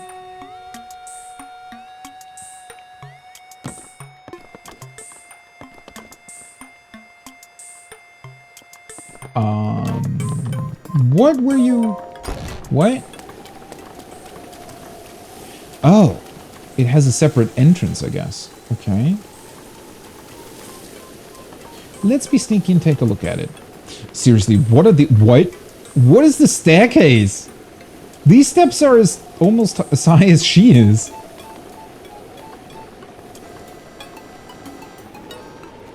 This is quite lovely, though. Added umbrella once again with the details. Okay. Can't really do anything with this. So I'm guessing this is what you meant by upstairs. Okay, if this is her room, then where does the other dude sleep? What? There's no diary here, though. Or maybe that's his room and she's even further up. Oh, yeah. That looks like it is true. And they just... How did they get the guardian on top of the house? Or did it accidentally land here at some point? Oh, yeah, that's definitely her room. Cute little bed, too. Oh, boy. Yeah, the amount of detail they've packed into this is just incredible. With her like writing all over her chalkboard and all the books and even the drawings. Look at the drawings. So those are like one of the basic things that you fight. One of the guardians that's lying on a field, then the bird obviously in the sky. The one on the right seems to be a shrine, I think. Don't know what that one is. Oh, that might be the furnace. Research diary for anti-aging rune. Classified. For Pura's eyes only. Date? Question mark. Work's finally begun on my anti-aging rune. If all goes to plan, I believe it will effectively reverse the aging process. This technology will enable us to make retired warriors young again, thereby strengthening the Hyrulean army. When Calamity Ganon inevitably returns, we'll be ready. Our offense will be solid and our defense impenetrable. The need for this tech pains me, but I truly hope to use it to attain everlasting peace for all. The beta version of my anti-aging rune is complete. I've already added it to the Sheikah slate I made for myself. Since I am to be the test subject of this experiment, Simon booted up the rune and directed its rays at my body. After 20 seconds of exposure, I felt extreme fatigue and broke into a fever, forcing us to cease the experiment. Unable to stay awake, I went to bed immediately. Tomorrow I will try to figure out what went awry. Oh boy. Trial day 2. My extreme full body fatigue has slightly improved, for which I am grateful. Still, I do not recognize the face in my mirror. My hair is thick again and floor length. My wrinkles, once deep as trenches, have vanished without a trace. It seems the anti-aging effect works. However, I did not expect the reversal to happen so frighteningly fast. This morning I kicked Simon awake and had him run a full physical exam on me. My height, weight, vision, bone density, heart blood, we tested everything we could, pushing our facility to its limit. Our discoveries were startling. My results were typical of a Sheikah woman in her early 50s. In other words, I reversed my age by more than 70 years in a single night. So she was 120? Maybe you should have written down how you guys have all been getting so old, actually. I guess, or are Sheikah just naturally... Can they just naturally get very old? I actually don't remember if that was a thing in Zelda. I can only hope I do not awaken to find I have the body of a newborn baby. Trial day 3. I awoke with an abundance of energy. It has been decades since I slept so well. Upon waking, I immediately checked the mirror, only to be greeted by a youthful version of myself. According to someone's examination, I have the body of a Sheikah woman in her 30s. 30 years old. I was around that age when I was first able to continue my research following the Great Calamity. The first thing I did was try to figure out how to expand the functionality of the Sheikah sensor. I was around 80 years old when that expansion was completed. I intend to bequeath this tech to our sleeping hero. I hope to the gods that he will be able to assist in the destruction of the calamity that swallowed our Princess Zelda whole. Trial day 4. After today's routine physical, the results show that I have the body of a Sheikah woman in her early 20s. I haven't felt this good in a century. This is all taking me back to when the Great Calamity happened. Ganon had me dormant for 10,000 years. Oh, Ganon had... Oh.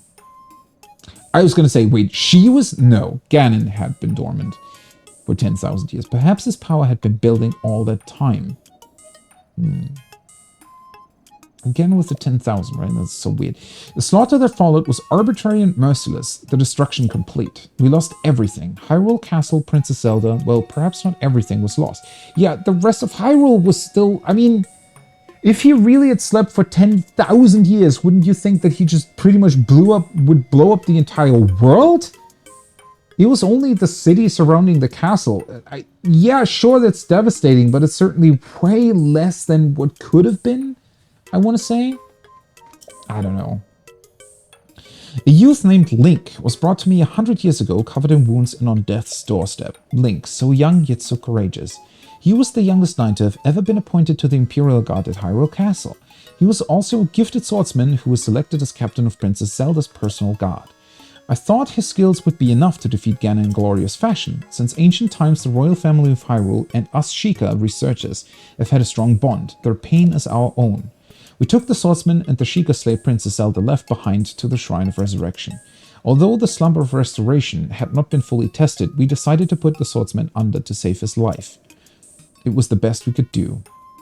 Honestly, it's really, really impressive to me how well they were able to utilize the Sheikah technology while at the same time seemingly not really understanding it fully. I mean, it is still very much ancient technology, right? That they're sort of just dabbling into. Not fully knowing if it works or not. I awoke to something horrifying, a scarlet lump scarring my otherwise youthful face. After analyzing this monstrosity, I've come to the conclusion that it is just a pimple. A big one. The results of today's physical exam indicate that my body and mind have reverted to those of a teenager. I feel like Simon looks at me differently, which irritates me. I got angry when he insisted on running my blood test for me. Oh, so he's like... Yeah, he's treating her as a child now. I mean, really, what even? I can do it all by myself. In any case, I wonder what experiment I should focus on next. The blue flame in the furnace outside is growing weaker by the day. I do hope the guidance stone doesn't stop working. Trial day 6. My age reversal has progressed further still. I now look and feel like a 6-year-old. My height has regressed so much that I can no longer reach things in high places. It's super annoying. Where is that genius swordsman we placed in the Slumber of Restoration anyway? Wake up already! If he doesn't awaken soon, my future expansions for the Sheikah sensor will go to waste. But even if he does manage to wake up, how can I be sure he'll find me here? I want to go and just kick Linky awake, but I doubt Simon would help me. Is her writing getting more childlike too? It'll be hard with my 6-year-old body anyways. Instead, I think I'll begin working on a rune to unreverse my aging process. Trial day 7. This morning's exam results indicate that I am still age 6, same as yesterday. Perhaps my age reversal has stopped. As luck would have it, today I also finished developing the beta version of an age-boosting rune. If successful, this should be able to reverse the effects of the anti-aging rune. I hope it will anyways.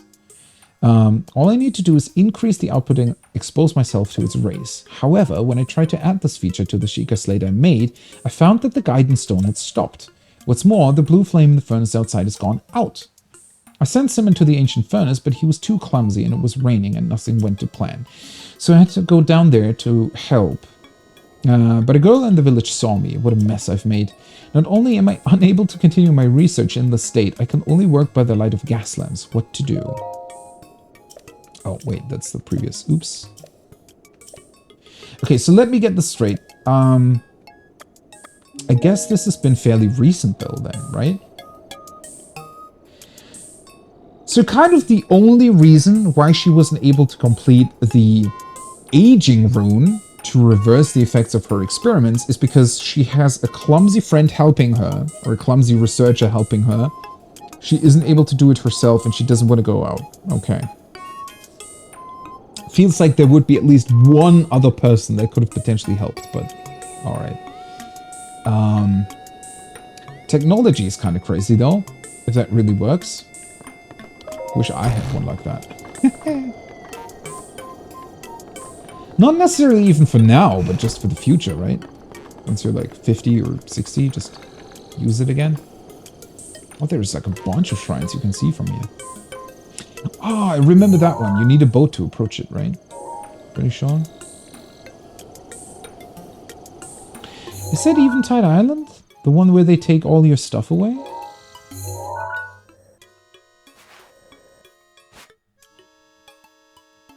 Wait, which way am I looking? It says Tonoko Island. Or Tenoko? Ah, that's the one on the front with the shrine on it, right? Eventide Island, I think, is like back here. So it belongs to this section of the map. Still, probably the best trial they did in the entire game. Well, anyways, let's grab the blue flame. That's where the furnace is. Which definitely brings up the question as to how that furnace exists here in the first place, right? Like, what is it? Why is there a blue flame here?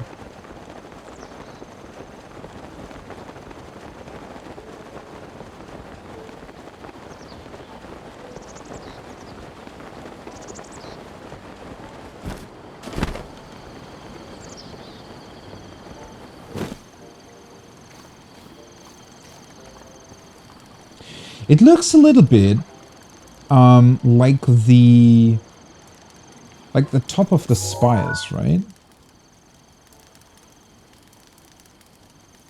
Well, maybe not exactly. Somewhat similar to what we saw before we activated the first spire on the Great Plateau, though.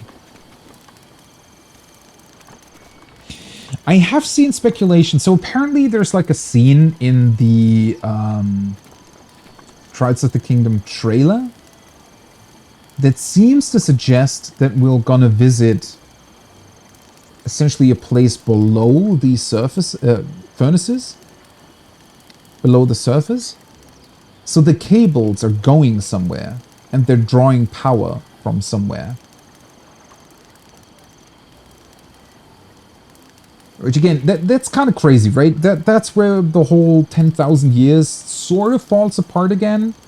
Because apparently this thing's been going for 10,000 years if they utilize the Sheikah technology. Well, maybe it's not. Maybe it was dormant and 100 years ago Zelda and everybody else was able to bring it back to life. Maybe? But it is certainly a bit of a weird thing. I don't know. Let's grab the fire. I think these can...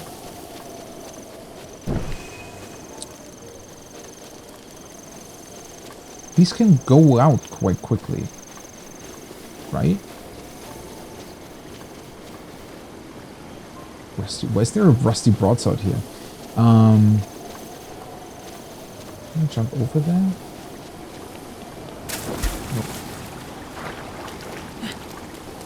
That's a pretty strong current.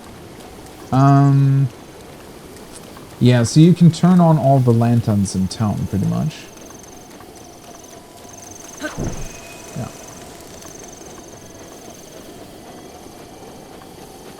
So you don't really have to do it in one go.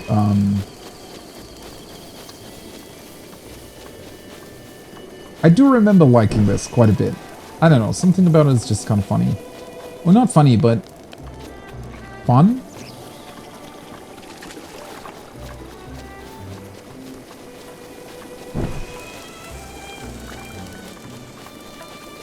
Though it is pretty... Considering that the furnace still had the fire burning, right? You do have to wonder why nobody else in town... I mean, these things must have been burning for quite a while, right? Because while they were doing research up in the lab, I'm sure these just were burning all the time. And since they're also utilized as lamps, simply for light, makes me wonder why they wouldn't have, like, relit those. I don't know. Maybe most of the normal people just don't care too much for them, right? They're just this quirky thing that is being used by the people in the lab, and, you know. Well, now she's here. Oh, again, such a cool detail, right? He tells you about, oh, right, I'm taking, like, shifts with my wife, and then now she's here. What a strangely colored fire. It's almost like an anglerfish's lure. Say what now? There is anglerfish in this game too? Kind of had my fair share of anglerfish lately. That being said, I'm still a fan of them. I don't know. Anglerfish in and Outer Wilds are really, really cool.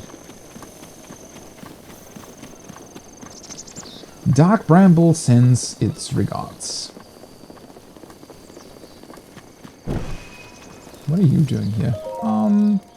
I've seen this before. Old Granny Poor was carrying it. Yeah, I guess it really hasn't been that long since she's done her aging experiments. Also, I remember this for some reason being quite a bit more difficult. Maybe because it was raining the first time it did it? I thought the flame would eventually go out, but apparently it's not.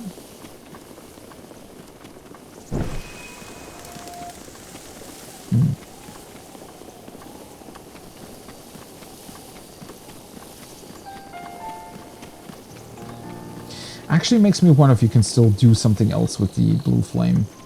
If it could be utilized somewhere else too. There we go. Kabam! And now we have the teleport plate. Hateno Ancient Tech Lab is now set as a travel gate. Nice.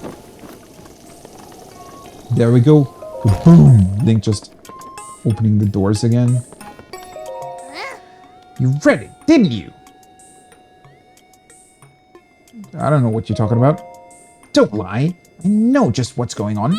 Liars like you deserve to be punched. Switch on. Oh boy.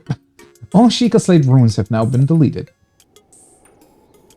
I completely deleted the data on your Sheikah Slate. Go on, take a look. Link, Gotcha! Ha! Did you like my Guidance Stone impression? Superb, right? I thought it was just a joke. Wait, that was supposed to be an impression? Don't young girls do mean impressions for fun? Maybe not? Oh well. She's so weird. Snap! Linky, thank you so much. Now then, take a look over there. The Guidance Stone must be starting to react. There's nothing mysterious about it. This is pure science. Here, my sweet little Guidance Stone. You sure know how to make this old researcher's heart flutter. Well then, let's go ahead and restore those Sheikah Slate runes for you. Give me a nice snap. Go on, no time to be shy about it. Snap! Reminds me of Emmett Silk. Nice one. Okay then, Sheikah Slate repair underway. Guidance Stone lock removed. Now, let's do this thing. Oh, we're just going on. I thought we had to go over manually. Sheikah Slate authenticated. Camera, Hyrule Compendium, and album. Missing files confirmed. Starting repair. Oh boy. Well, hopefully the Sheikah were better at repairing this stuff than Windows is, because otherwise this is going to be one heck of a hassle.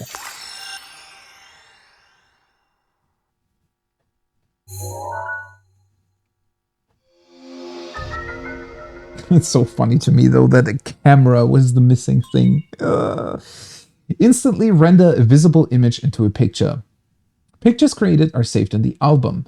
It has a useful feature that connects to the Hyrule Compendium and automatically registers pictures of new entries. A rune has been added. Ah, right, and now we could do the memories. I forgot about that. Yeah. And the compendium, by the way. I don't think that I actually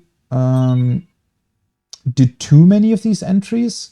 This is kind of, albeit not as fun. When I first saw this, this pretty much reminded me a lot of the Nintendo gallery that is in Wind Waker, which is probably one of the most insane side quests that you can do in a Zelda game. So the way the Nintendo gallery works in Wind Waker is you have a camera in that game too. Thankfully for the HD remake, they made it a bit easier in that you can, I think it holds more pictures. I think the original only held like 3 or something. And now it holds, I don't know, 10 or 20. But in Wind Waker, what you create aren't photos or data entries, but actual statues, right? So there is a guy, or like a place you can unlock, and there's like a statue maker in it, I think. And whenever you bring him a picture of anything, really, can be NPCs, can be enemies that you encounter, he'll create a statue out of that picture, right? And you can pretty much get everybody in the game, and it's like a full, I don't know how many there are. I want to say it's like 200 or something. It's like an insane number. But you always need to bring the picture to him or her, the statue maker anyways. And well, what's so insanely difficult about it is that you also need to get pictures from bosses, right? So there's a couple that you can only acquire at one point in the game, right? Or maybe twice. So that's difficult in its own right. And then you also need to get the picture of Ganondorf, I think, which pretty much requires a New Game Plus, because you need to do it in New Game, and then in New Game Plus you can give him the picture. So there's like it's an insane side quest, really, but a lot of fun too. And as I mentioned, thankfully for the HD remake, they've made it so that you also, like, if you take a proper picture, like if the picture counts for the statue, it'll get like a stamp on it, right? Because otherwise, back in the GameCube version, what would happen from time to time is that you took a picture and you thought that it was good, right, and perfect for making the statue, and then it didn't count. That could suck. But yeah, that's what this reminded me of. In this game, it's much easier, obviously, because you can just take pictures of things, and I'm pretty sure it just immediately adds an entry of that particular thing or like NPC or enemy to your compendium. So you can take, as you can see at the top, you can take pictures of creatures. It's going to be your animals, horses, lizards, and so on. Enemies, apples, apples, vegetables, that kind of stuff, and weapons. And there's an insane number of weapons in the game, apparently. Well, it also counts, everything pretty much, like shields and whatnot. Yeah, which, looking at that and looking at how many enemies are in the game, theoretically, the number's pretty high. The problem is it's mostly variants of the same enemy type, right?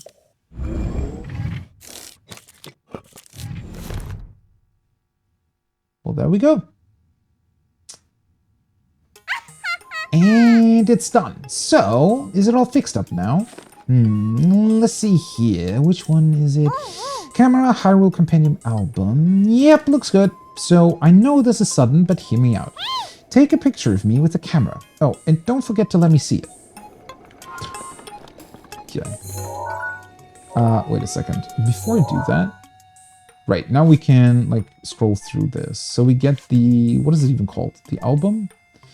So essentially, these are supposed to be pictures that were taken by, I guess, Link and or Zelda back in the day, right? And now they unlock memories for us. Do I still know where most of these are? I mean, a couple are really, really easy to see. This one next to the giant bridge, for example. I feel like I've already been close to this one, so that might not be too difficult to get. The other ones, I feel like... Okay, this one, this one's close to the shrine that I found behind the waterfall. This one's obviously right in front of the castle. This one, well, you see the peaks in the distance, but it's quite far away from them, I think. This one's close to the bird. I mean, that's easy to see. And this one's in the desert.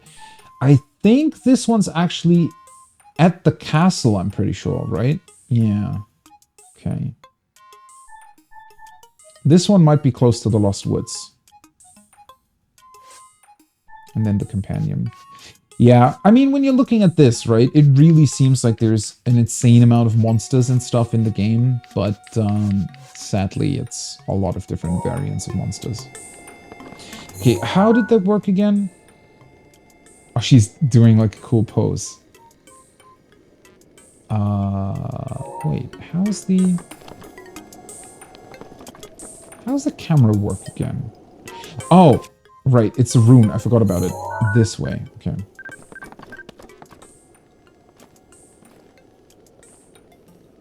Wait, why is she doing her... Is she not doing her pose again? I love that you can take selfies, though. Oh, you can also zoom in, right? Yeah, okay.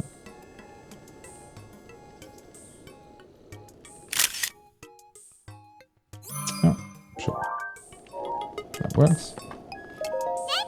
Snap! How's the picture taking going? Did you get a cute pic of me with the camera? Camera? Big? I took one. Ooh, I can't wait to see it. Let me see, let me see.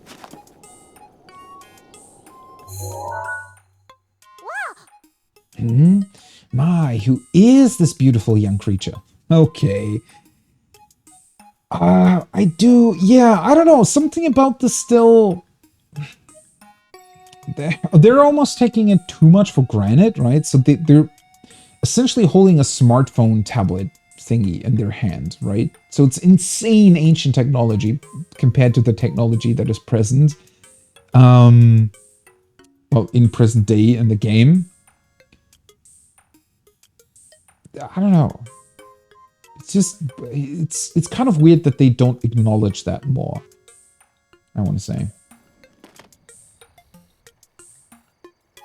What's wrong? Huh? Oh, I guess that's my cue. Sorry, I kind of lost it there. It wasn't on purpose.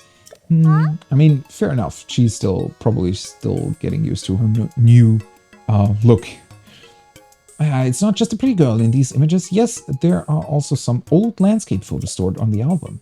I knew Princess Zelda had made frequent use of the camera feature, but this... Hey, Linky! It dawns on me that you were Princess Zelda's appointed knight, which means there is a strong possibility that you accompanied her to all of the places where these pictures were taken. Oh, right, the lost memory thing could prove troublesome. But don't lose hope. It just means these pictures could be the missing piece to help restore your lost memories. If my hunch is correct, I suggest you check in with Impa. She knows more about Princess Zelda than even I do. Oh yeah, there's just one more thing I need from you. You don't have to worry about this until after you see Impa, but I want you to bring me back some ancient materials. Bring them either to me or Robbie at the Akala Ancient Tech Lab. Ah, right, there was like a second place. I completely forgot about that. That's where you get the ancient, like the armor that's based on the ancient materials, right? As if my joy weren't enough, if you bring us ancient materials, we'll give you something good as a reward. Alright, let's do this. Okay, is that like an additional quest that we can get? Yeah, it is. Okay, Robbie's research. Can we do something else then? Slated for upgrades, okay. Let's see here. Pura told me that any ancient materials you find can be turned over to Robbie. You can find him presiding over the Akala Ancient Tech Lab. which is up there. Oh, I didn't remember that it was so far away. Holy shit, okay. Well, that's gonna take a while to get to. I just realized how many shrines I actually visited. That wasn't the plan. Oh boy. Okay. Right. Oh, also runes map album. Oh, it just gets added on. I completely forgot that's how it worked. I thought she would just appear here somewhere. Oh, maybe not. Maybe this isn't about NPCs then? Okay. Let's see.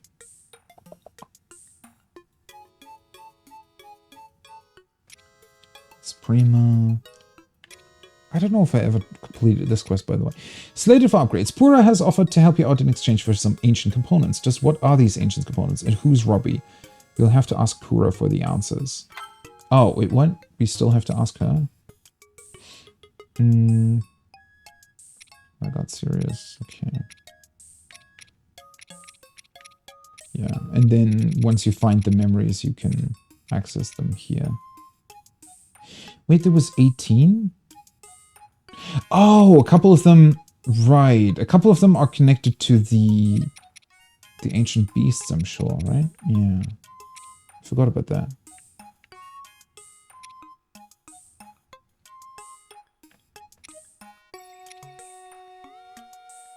You prove the camera works again by capturing an image of Pura. According to Pura, the album already has pictures from the past in it. Where could this have been from? Impa and Kakariko Village may have the answers. Well, that's easy enough to do, because we can just teleport back there. Okay. Hey, something on your mind? Who's Robbie? Robbie is my subordinate. There, I said it. I think he's still up on the edge of Akala researching Guardians. Haven't seen him in 100 years, though, so who knows? Okay. Why have you guys never talked to each other again? Something good? Aha! I'm glad you asked. If you bring me some ancient materials, I power up your runes. You'll need 3 ancient screws to power up your Sheikah sensor. You'll need 3 ancient shafts to power up your remote bombs. 3 ancient cores to power up stasis. If we're on the same page, stop staring at me, hurry up and bring me some ancient materials. Okay, do I have a couple of them? I think you should go see Impa first, but if you're saying you already have some ancient materials, then why don't we go ahead and power up the Sheikah Slate? Yes, let's do it. I'll power up a rune on your Sheikah Slate. I'm game. So, which rune do you want to power up? I don't have cores for stasis. Let's do the sensor. 3 ancient screws, yes. And a cute snap. Here we go. Snap. Hey-o, got it. Okay then, Sheikah sensor upgrade underway. Wait, what did this do? I don't remember that. I thought only stasis had an upgrade. Don't remember what the others did, honestly. It's a bit weird that it just requires 3 of the, like, really easy to find materials, though, right? I don't know.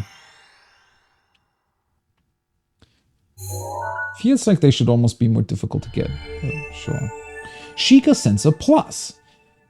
If your sensor has been augmented to search for things other than shrines, it will react when you're close to the thing you have set it to look for. Head in the direction where the reaction is strongest and you should be able to find the thing. Oh, I completely forgot about this! Sheikah Sensor and Hyrule Compendium link. Right, so if you take a picture of, well, let's say an apple, and it gets added to your compendium, this allows you to search for other apples, I'm pretty sure. Right, I forgot that was a thing. I don't think I used it that much, I want to say, in my first playthrough. Because, well, honestly, most of the things that you can find a lot of, you'll just find a lot of, right? And the things that are actually rare, like, for example, the dragon scales, they're kind of hard to get anyways, right? So the Sheikah Sensor Plus doesn't really help that much. Oh, well. Too bad. There we go. Yoo-hoo! My little guidance stone did the trick. Hee. Oh, a Sheikah Sensor Plus. I really want to see it. Yes, quite. So, if you don't mind, how about showing Simon that spiffy Sheikah Sensor Plus later? Let's maybe do that first. You've acquired the Sheikah Sensor Plus. That should really come in handy. With that, you can sense things that you've captured with your camera. Explaining won't do it justice. Why not learn by trying? Let's give it a shot, so to speak. Let's see here. First, go take a picture of a sun shroom with the camera. There's one behind the lab. Oh, okay. There is? Oh yeah, now we can pretty much... Oh. No, that's not what I wanted to do! It seems Leo couldn't hear your call. Right, I always forget that you need to do it this way. Farming hoe.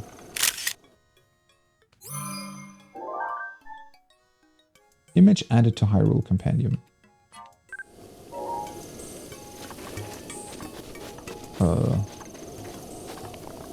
Oh, there we go.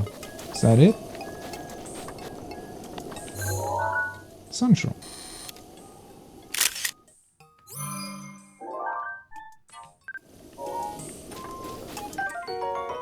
Pick it up too. Bright red mushroom that grows in hot climates, imbued with the power of heat. They can be used to cook dishes that will allow you endure the bitter cold. Nice. And the... Oh, that's connected to a quest. Okay. Yeah, and it gets added to your compendium, and it tells you a bunch of stuff, which is honestly really, really cool. Bright red mushroom, blah, blah, blah. Yeah. That's the description and everything. I mean, this is pretty cool. I don't think I will be going too much into it. As fun as it would be to collect everything, but yeah. Were you able to take a picture of a sunshine? Which... I wonder. So... See? If you consider these more... It's not even a basic function, right? You have to unlock it and stuff, but... Now that I'm thinking about it more again, I really, really wonder how Tears of the Kingdom is going to treat this, right? Because, I mean... Will we just have the same Sheikah Slate available to us again? Will it come with a bunch of... I mean, there's other runes too, right? Do we even keep the ones we have now? Are we getting a different Sheikah Slate? I'm just wondering, are these features still going to be part of Tears of the Kingdom? Or not? Do they feel like they weren't as good? Or have they enhanced them somehow? Honestly, my only fear is, right, that they're going to take some stuff away from what Breath of the Wild had instead of just adding onto it. Because I mainly want them to just add a shit ton of things to Breath of the Wild, if you will, and that's the sequel, right? Add like a ton of cool story, a ton of cool cutscenes, a ton of cool enemies, a ton of cool weapons, a ton of cool runes, you know, that you can combine stuff with. That's what I want the sequel to be, and I'm not entirely sure if that's what they're going to go for. Like, a part of me just has this fear instilled in them that maybe it's going to be a little bit like Pokemon, where they constantly feel the need to take away cool features that the older games had for some awkward reason. I don't know. Yes. Let me confirm. Seems like you got a picture of a sunshroom. Excellent. Next, open your Hyrule Compendium and tune the sensor to your picture of the sunshroom. The Sheikah Sensor Plus will then be able to sense sunshrooms. The detailed instructions are written down in the book on the desk there. You should read them. This seems like a nice opportunity to ask if you'd mind bringing me 3 sunshrooms. You can find sunshrooms growing in Redsum Forest, I believe. The Sheikah Sensor Plus should make it a snap. Okay. I didn't know the quest would continue. Sheikah Sensor Plus. Ruin the expense features. Is able to detect any object. Yeah. We know how it works. A series of sounds to lead you to the object you want to detect. Cool. Right.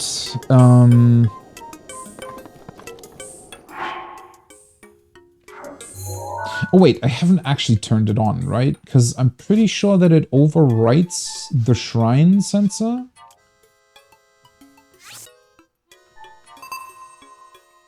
Sunshroom. Yeah, okay.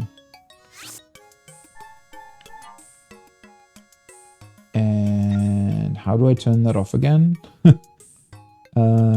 Why?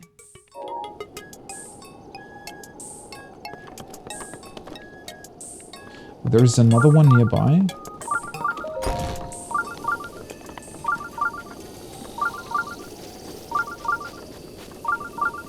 That's not exactly nearby. Oh, is that the forest he was talking about? Ah, might as well do it. Why not? Doesn't seem too complicated to get back up here, honestly.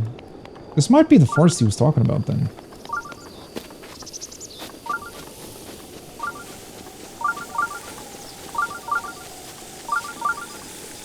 Where the heck is it though? Oh, there we go.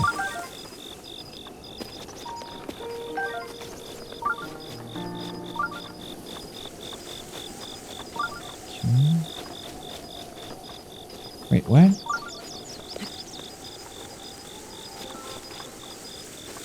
Finding new objective?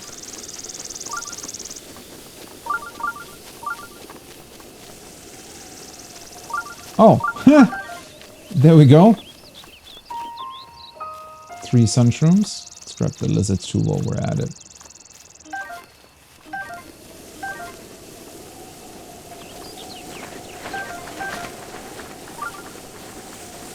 Okay, so how do I turn it off again though? Do I somehow need to... How do I select shrine? Because, I mean, I don't have a picture of a shrine.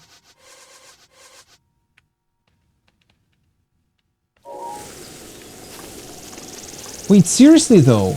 They gave us instructions on how to use it. They didn't give us instructions on how to turn it off.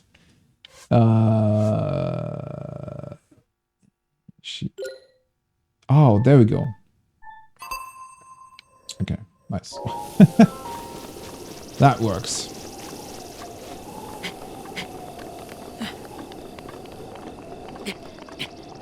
Okay, Link. I was gonna say, he's just running up this hill. Running up the hill. Did not expect he would just be able to run up here.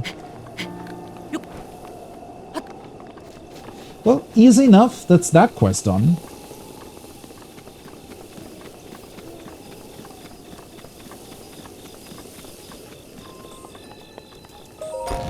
Oh, I could have just teleported back, right?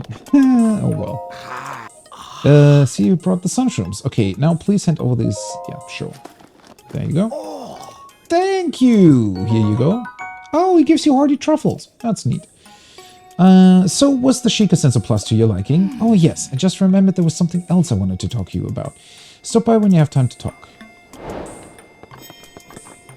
Okay, quest is complete. Link, I've got some news that should be music to your ears. I found a way to help you search for new objectives using the Sheikah Sensor Plus. Please feel free to show your excitement. Anyways, as I was conducting my research, I found that there was still some pictures of the past left on the guidance stone. If you add those pictures to your Hyrule Compendium, you can search for their subjects with the secret. Is it hard?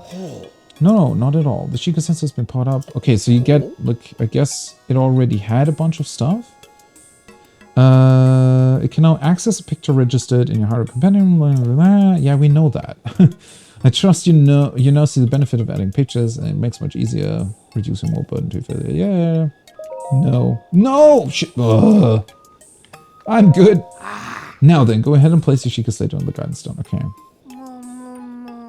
I don't normally like to let people use my little guidance stone for free, but I kind of want to see what'll happen, so just this once I'll let it pass. Well, you heard her. Could you go and use the Sheikah Slate? Yeah. Thank you! Let's go ahead and turn on the guidance stone. Snap! Okay. Definitely also forgot about this. So I think there's a bunch of pictures that you pretty much start with, right? Like some basic stuff.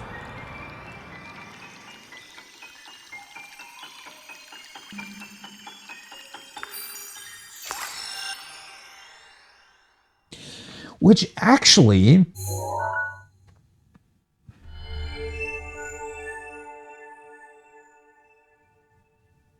Well, that was much. What did I want to say? So, one thing that I'm somewhat curious about, though, and I wonder if Tears of the Kingdom is going to expand on that. I mean, going back to what we talked about earlier with the furnace potentially being powered from underneath for some reason, I wonder if they're going to explain further how the Sheikah technology actually works, right? Because how does it work? I mean, it seems like a droplet of water that's falling down from the stone, but clearly it's some sort of memory transfer, right? So is it liquefied energy? Is it some sort of special substance that they're using in order to, well, create like a Wi-Fi Bluetooth connection? I don't know.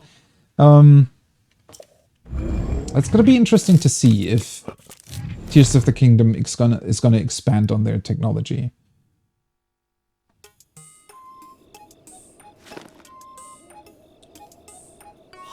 Oh, wow! Seems the Hyrule Compendium recovered a picture from the past. It appears the picture from the Guidance Stone was transferred to your Hyrule Compendium. Was it really just one picture? You can't restore transferred pictures, so be careful of overwriting it. And you can fill in open slots by taking pictures with the camera or using the Guidance Stone. And it won't be free from now on either. Keeping a lab like this running has expenses, you know? Yes, what she said. Oh, right, now I remember how this worked. So it's pretty much, you can either take the pictures yourself, but if you're only missing a couple of pictures and maybe you don't really know, you know, what's still missing or where to look for it, you can come here and pretty much fill in the remaining stuff, right? So now big hearty truffles have been added here. Right, that's pretty cool. That means you're not necessarily forced to literally make a picture of everything. Do I still have some stuff? Remote bomb power-up time. 3 ancient shafts, I'm pretty sure I have them. And an epic snap, here we go, snap! Got it. Remote bomb upgrades. Let's do this thing. No idea what this does either. Pretty sure I'm gonna remember once it's here, but yeah.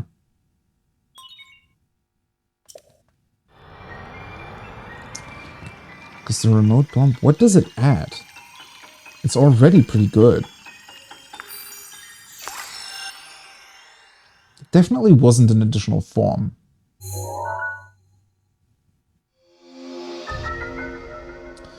A bomb that can be detonated remotely. Powered up bombs now have a stronger blast and recharge faster. Oh, okay. The force of the blast can damage monsters or destroy objects. They're round and cube bombs, so use whichever best fits the situation. Oh. So it's just a damage upgrade? Huh. Completely forgot about this, honestly. I still know that the stasis upgrade allows you to stasis monsters as well, but the bomb upgrade, I completely forgot about. I don't have ancient cores anyways, so I cannot do this stasis upgrade, unfortunately.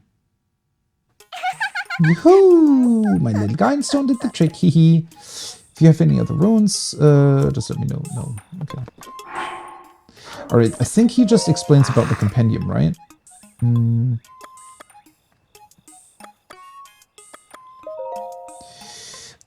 These are the pictures you can currently add. Oh, right. So you can pretty much just add all the pictures? Or is it always one? Because it says stock 83, so that's pretty much all the pictures I'm still missing. So it's 100 per picture? That's pretty insane, if so. That's like a huge rupee dump.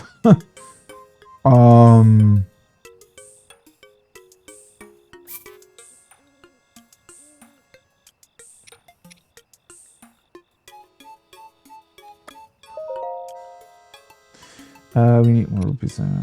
Okay. Yeah, so it's literally, so it's 8,300 for all the fauna pictures, 6,400 for all enemy pictures, so it's pretty much, yeah.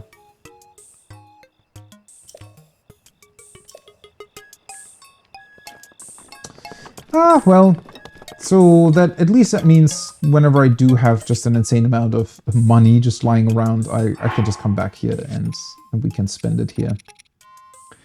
Right. I guess next on the list would be going back to Impa to talk about the memories, I'm pretty sure. I mean, Robbie, yeah, that's on the list, but that's really far away for now at least. Locked mementos.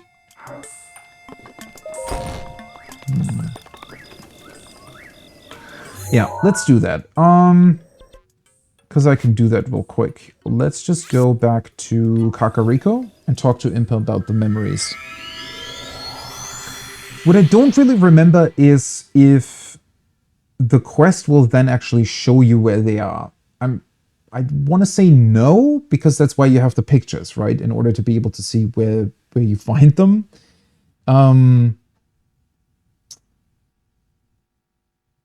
Huh. Yeah, I'm not entirely sure what Impa's gonna tell us here. Well, she's gonna explain what it's all about. That I do know, but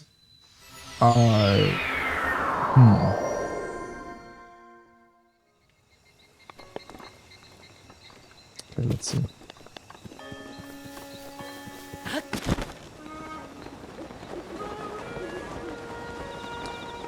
Go over right to her. Wait, I could have done this bypassing the guards. I wonder what they would have said the first time we came here if I would just fly over them. They probably would have... I don't know. Considering the amount of detail this game has, they definitely added a line of dialogue for that. Huh. Huh. I heard Pura was giving you the runaround, but you seem just fine. Now then, let me see.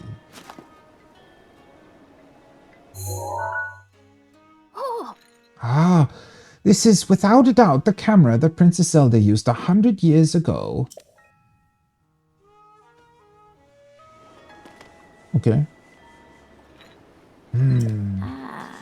It could be that if you visit the locations within those pictures, you will be able to restore some of your lost memories.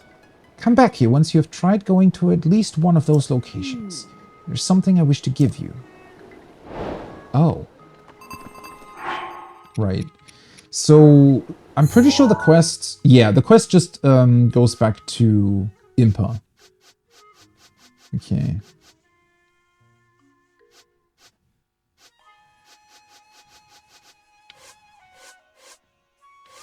Wait, why is it now zoomed in like this? Did I do that? Is that because of the quest?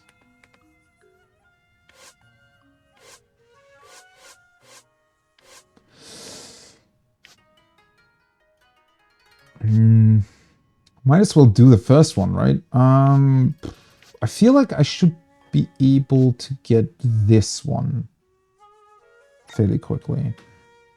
Oh, you just press B. Never mind, that works. Okay. Let's just confirm that. So Princess Zelda left behind an album with 12 pictures in it. Traveling to the places shown in these pictures may help you regain your memories of the princess. Also, is this connected to her cigarette lighter ball? If you get all the memories, then when you gain access to it? I also thought that, although I don't really remember this, so even if there's 4 additional ones that are connected to the Divine Beast, what are the last 2 then? Because I thought that maybe the last one opens up when you get all the other ones, and then one was the sort of the first one after talking to Impa, but I guess that's not really the case. Anyways, let's see. So, well, the bridge is over here somewhere. Or is it here? It might be here. Maybe I'm further away from it than I thought. Let's travel to this place real quick.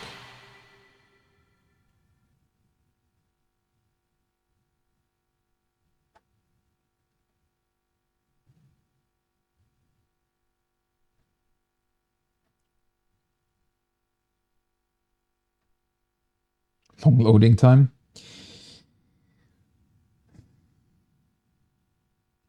There we go. I should at least be able to see where the place is supposed to be from here. Maybe? Maybe not? Huh. Yeah. Let's go to that one then. Pretty sure you can see the bridge from the Great Plateau. Yeah, definitely. Also, since I'm back here, I can actually turn in for the orbs for a stamina upgrade. I just realized because I still hadn't done that. I thought there was a. Did I just run past the statue in Hateno Village? Maybe that might be it. Huh. Oopsie, I guess. Okay, there we go. Now it should hopefully be somewhat easier. Wait, where where the hell am I looking? Okay, that's the castle, that's the volcano. What was that again? Oh, that's the slimy stuff. Yeah, yeah. And the bridge is here. Right. But where is that tree on the picture? Because that's...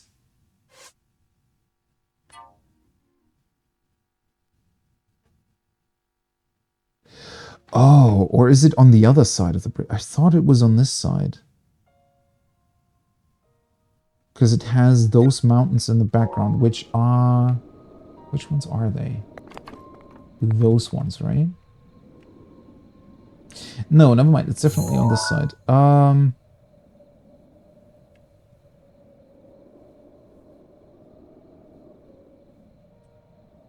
Was it there somewhere, maybe?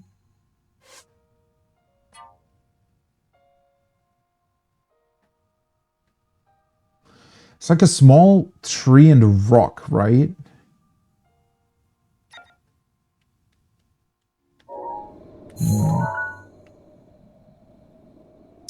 I'm pretty sure that's not a rock. That's like a tower or something. And then there was like a tree trunk. I mean...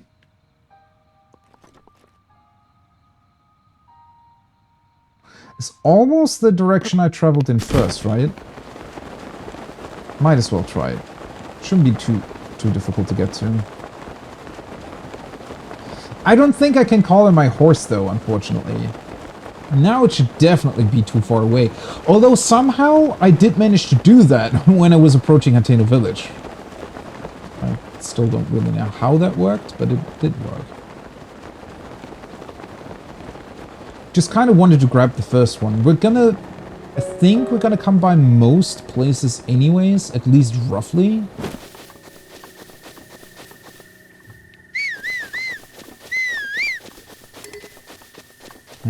Couldn't hear your call, okay. So it only works in... Oh, hello. Wait, can I take a picture of you? No. Oh, for fuck's sake. Anyway. I forget that you need to... Am I zoomed in? I guess I am. Seems to count. Farosh, yeah. I wonder if there's a way to look for the dragons. Feels kind of weird if there was. I guess it would just point you towards their location, but not really like where they're currently at. I don't think you'd be able to learn their spawn location though from it.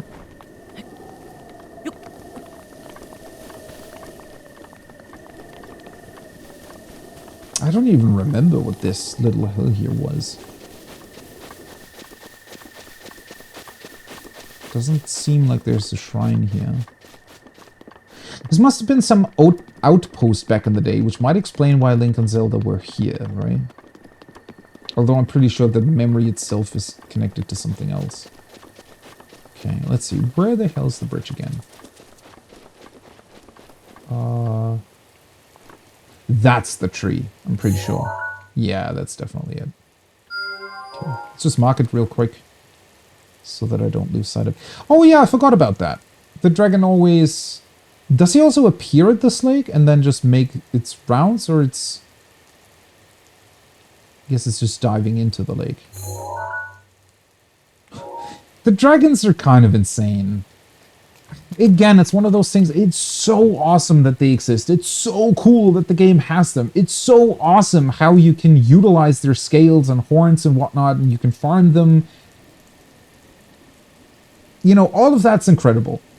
But why the heck isn't there a proper side quest that explains why they exist and where they come from and make you able to dive into their history and learn more about them, right? It's just, they're just kind of there. They kind of just exist.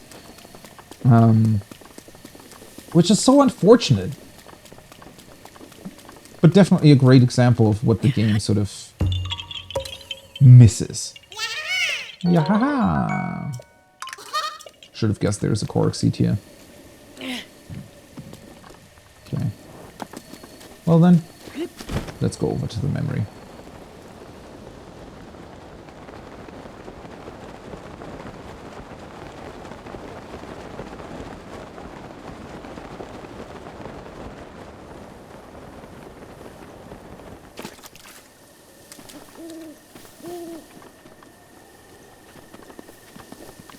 Were the statues placed by Link and Zelda? Recall. See, I don't really recall how this worked. I think it's just going to play the memory to us, right? And then it's going to get recorded in the Sheikah Slate or something? Or does it just...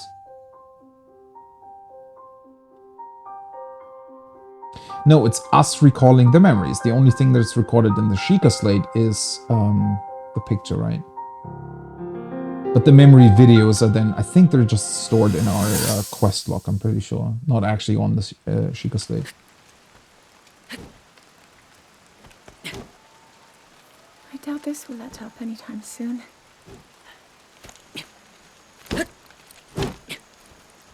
Your path seems to mirror your father's. You've dedicated yourself to becoming a knight as well. Your commitment to the training necessary to fulfill your goal is really quite admirable. I see now why you would be the chosen one. What if one day you realized that you just weren't meant to be a fighter? Yet the only thing people ever said was that you were born into a family of the royal guard, and so no matter what you thought, you had to become a knight. If that was the only thing you were ever told, I wonder then, would you have chosen a different path?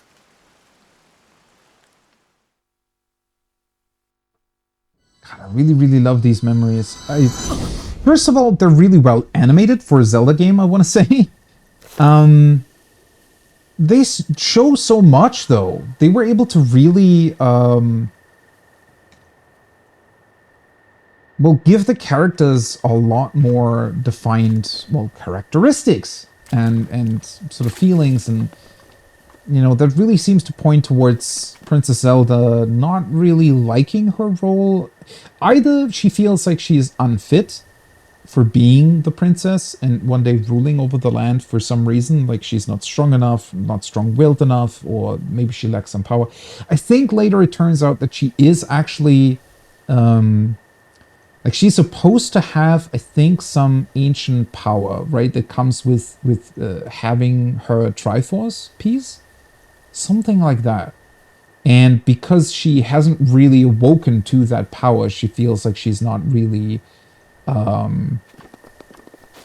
prepared for her role, or she doesn't really, she's not strong enough to actually fulfill it, right? She doubts herself a lot. And I think that comes through quite well through these memories. Yeah, it just makes me wish that the game itself had a lot more of these cutscenes. I wish these cutscenes existed not only for Princess Zelda and Link, and the four people that control the divine beasts, I would have wanted this cutscene quality pretty much throughout the entirety of the game, right? And I really, really hope that, well, I don't really think that Tears of the Kingdom will massively improve on that, because I don't really think that's the game they want to make, but I personally still wish that this would be, I don't know, I wish there would be, for example, I don't know, 5-6 different NPCs in Hateno Village, or Impa as well, right? That you could go to her and it would play like a proper cutscene with her talking and, you know, Paya coming in and giving her 2 cents and just really make it a proper, you know, RPG cutscene, everything, right? That would have been so cool. And I just hope that, you know, even if it's not gonna be, because that would be kind of insane if it would rival Witcher 3's amount of cutscenes, or something like that. But I really wish still that we would get at least, you know, more. I want to actually experience the story. I want to go through the story, and I want to see Link and Zelda, you know, discover ancient stuff.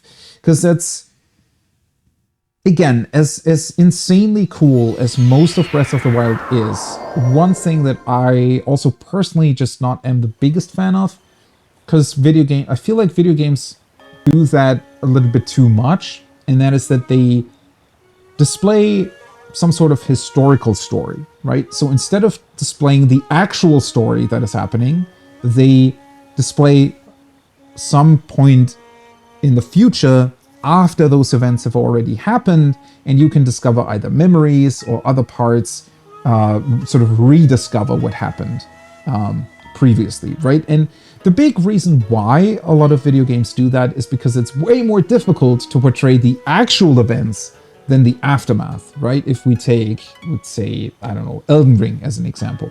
There were like huge battles that took place in Elden Ring's past, right?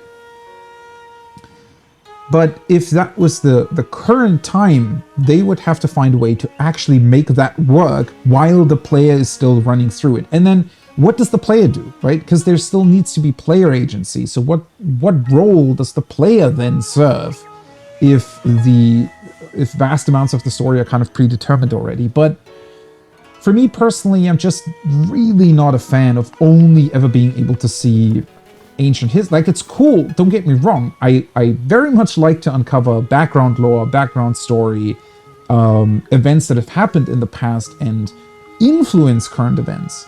But it's way, way more interesting to have current events actually take place and not only delve into the past and have this sort of, the fact that they're only memories that we're looking at instead of proper cutscenes with us actually traveling to those places together with Zelda or with other characters is unfortunate, right? Oh, is he going to give us a quest with pictures? I think he is, right? Oh, it's you! Great timing. I have some news. I did more research regarding the Great Fairy Fountain, and I have a lead. However, although I know of the spot where it's likely located, it's really hard to get there. I'm not sure I can do it. Even if it's just a picture, I'm dying to see it. I'll help you out. I knew it. I just knew there was someone like me nearby who appreciates true beauty. Sadly, I can't pin down the exact location of the Great Fairy Fountain. I haven't put it all together yet, but there's a suspicious place I have my eye on. In fact, I was about to head there now. Would you like to come along? Sounds great. Great answer. Just what I expected from a fellow beauty connoisseur like you. Alright then, follow me. Oh, shit. I need to actually follow him, huh? Wait, main quest? Oh. Wait. So he's making pictures, or he's drawing pictures, and he's called Pikango? I see what you did there. Really wants to see the entrancing Great Fairy Fountain behind Kakariko Village, but all of his efforts to search for it have been stymied. Stymied? If you find the fountain, surely Pikango would appreciate proof of its location. Why is that a main quest again? I did not remember the fairy fountains being the main quest. A part of the main quest anyways. I thought he was going to give us like a side quest of, hey, go take pictures of beautiful places and show them to me so that I can draw them. Or clearly I remembered that wrong.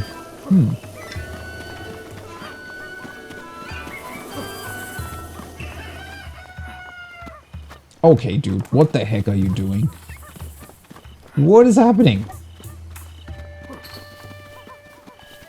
I do appreciate, though, that he's running. The guy that gave me tour of Hateno Village, he seemed a bit too annoying with this constant running around, but this guy? I mean, what was this again?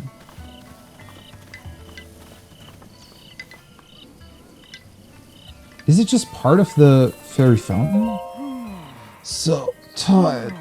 Hills aren't easy for old fogies like me. Sorry, but I don't think I can go on. A great fairy fountain should be along the path that leads past the shrine. Yeah, I know. That's what I've been told anyway. Yeesh, I'm completely out of breath. That always happens right about here. I think I'd better rest for a bit. You go on ahead. And hey, if you find it, don't forget to get a picture. Okay. So I wouldn't have even had to follow him, I guess.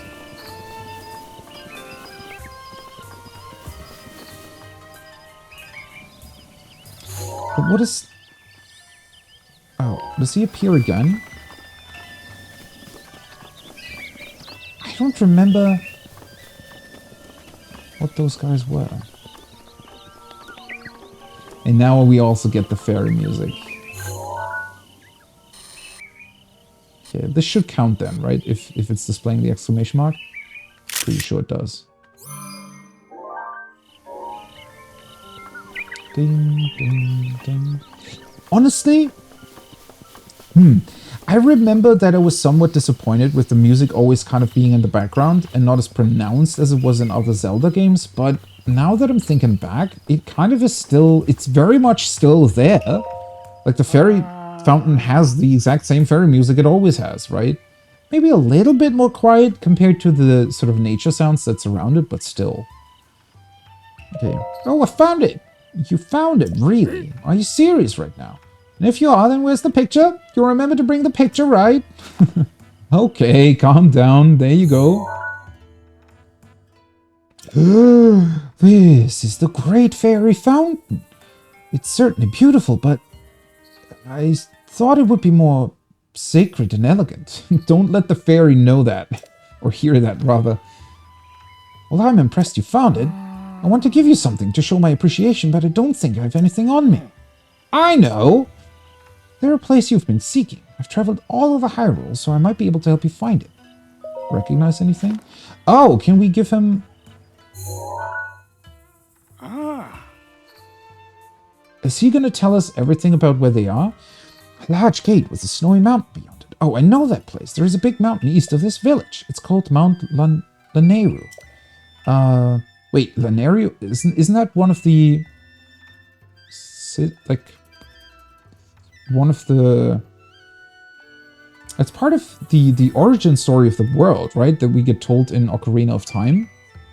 One of the fairies or whatever they are that basically created the Triforce?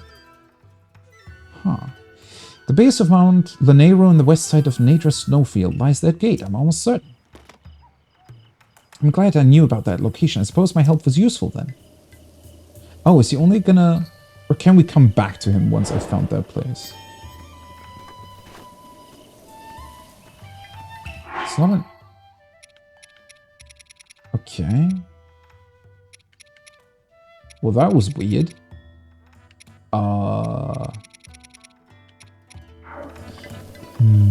I guess he really just exists to help you if you don't know where the memories are?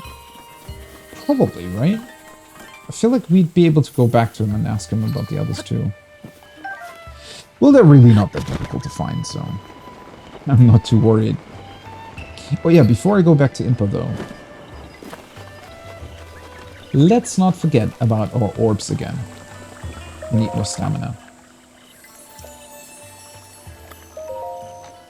Yes.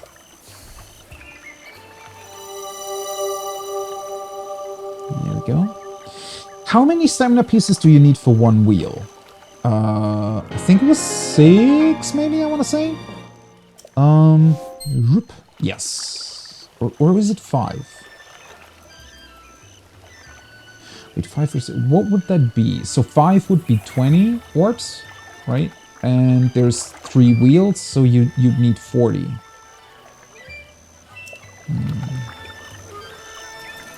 Or it's 6, in which case you'd need 48. Ah, well, whatever.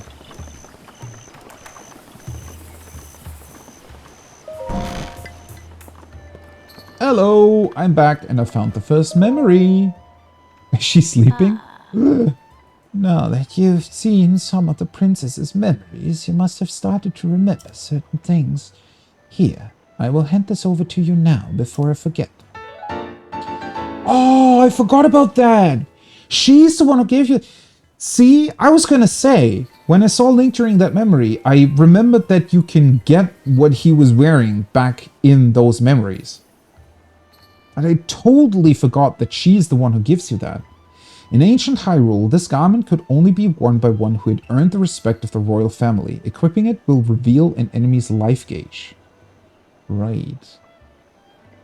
Which is a bit of a weird thing. I mean, first of all, that's kind of the effect that that the hero's mask, I think it's called, has in Wind Waker. Which is actually, like, really annoying to get because you need to farm a lot of materials from enemies for it. I don't know, was that made easier? I want to say it was made easier in Wind Waker HD, but maybe not.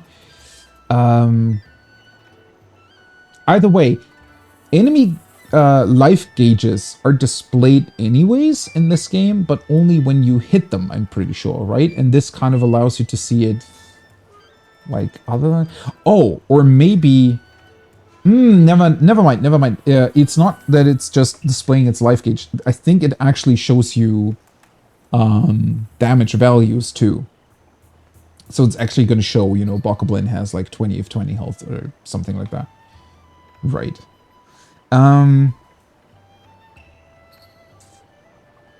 Was this upgradable?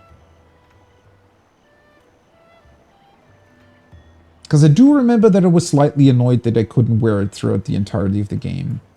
Or maybe it's because I was specifically looking for having the highest armor value all the time. I don't know.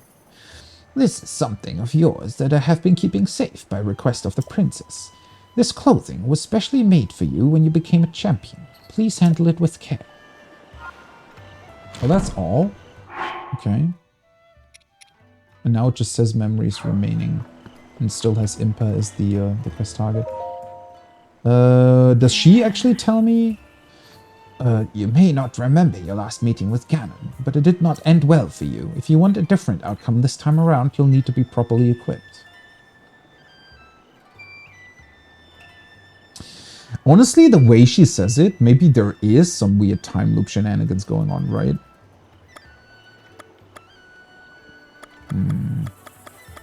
Okay, so I cannot talk to her further about the memories. So I guess the guy outside will give you instructions on where to find them then. I'm just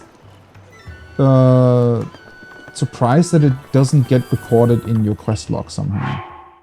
That seems somewhat weird. Okay, the blue's slightly clashing with the other two things now. Maybe I should go back and dye them again? I don't know. Does this work better? Kinda, but not really. I just like the hood better. I might go back to Hateno at some point and dye the trousers and the hood different color.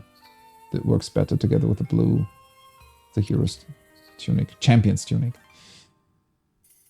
Right. Okay, that's pretty great.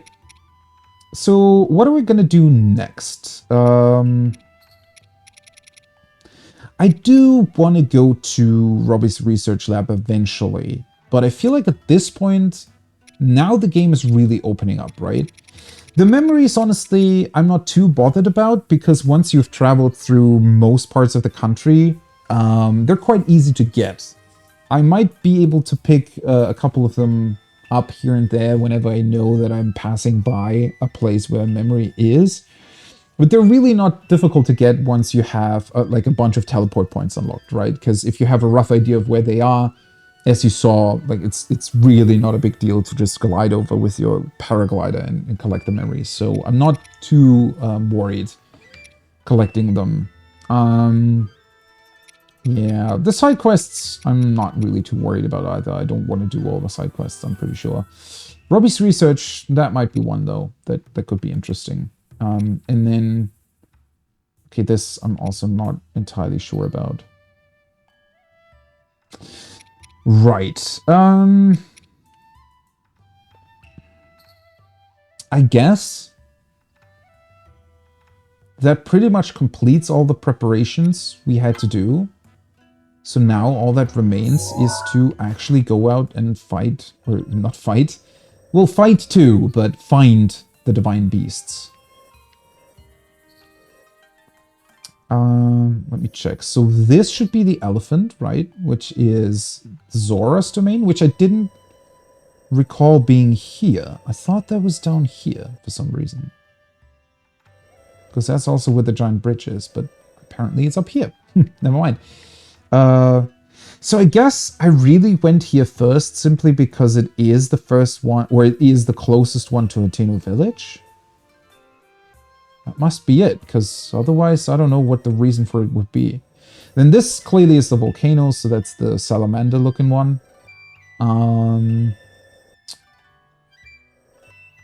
Which one's which here? Oh, that's the desert one. That's the desert one, which is the giraffe-looking one, I think. Because the desert is down here. And this is that's the flying one. Which I think I want to go there first, honestly. Because that gives you the better traversal option. So in terms of... This one gives you a shield, right?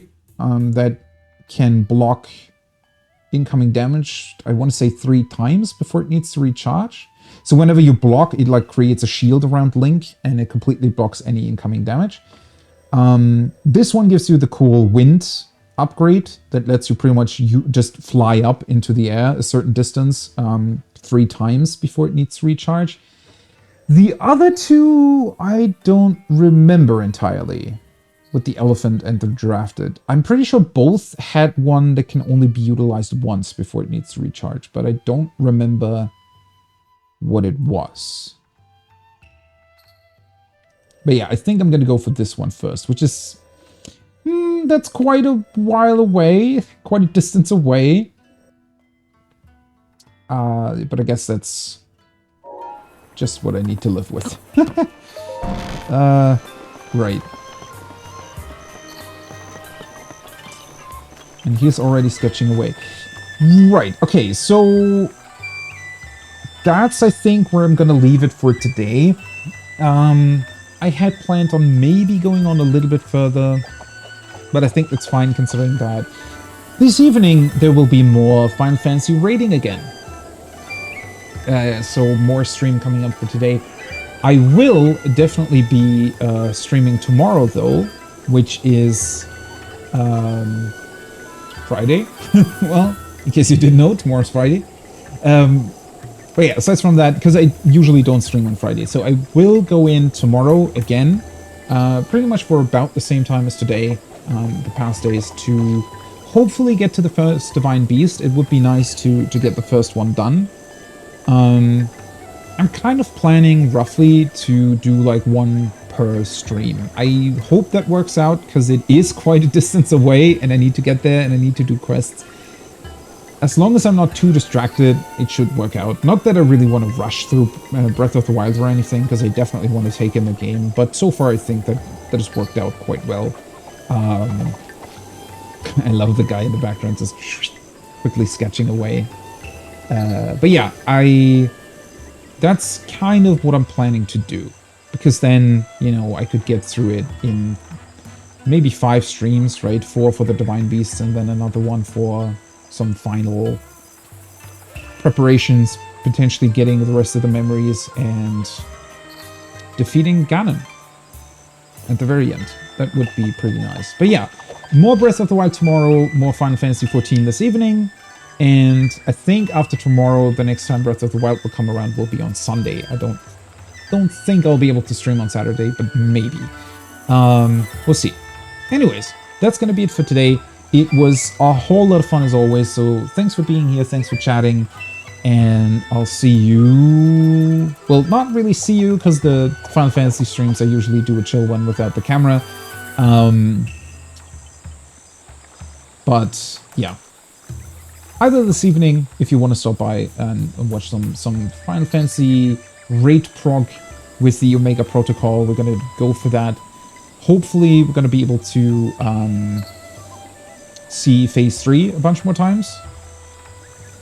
I think so. I mean, we've done so last time. I hope that we're really finally getting into our consistency and doing that. And then there will be more Breath of the Wild tomorrow, potentially with the first, hopefully, with the first Divine Beast. And figuring that out and getting the first power ready to prepare to deal with Ganon, which would be pretty cool. Other than that, all that leaves me with is hopefully I see you on the next one, and I hope you have a great rest of your day, morning, or evening, wherever you are. Bye-bye!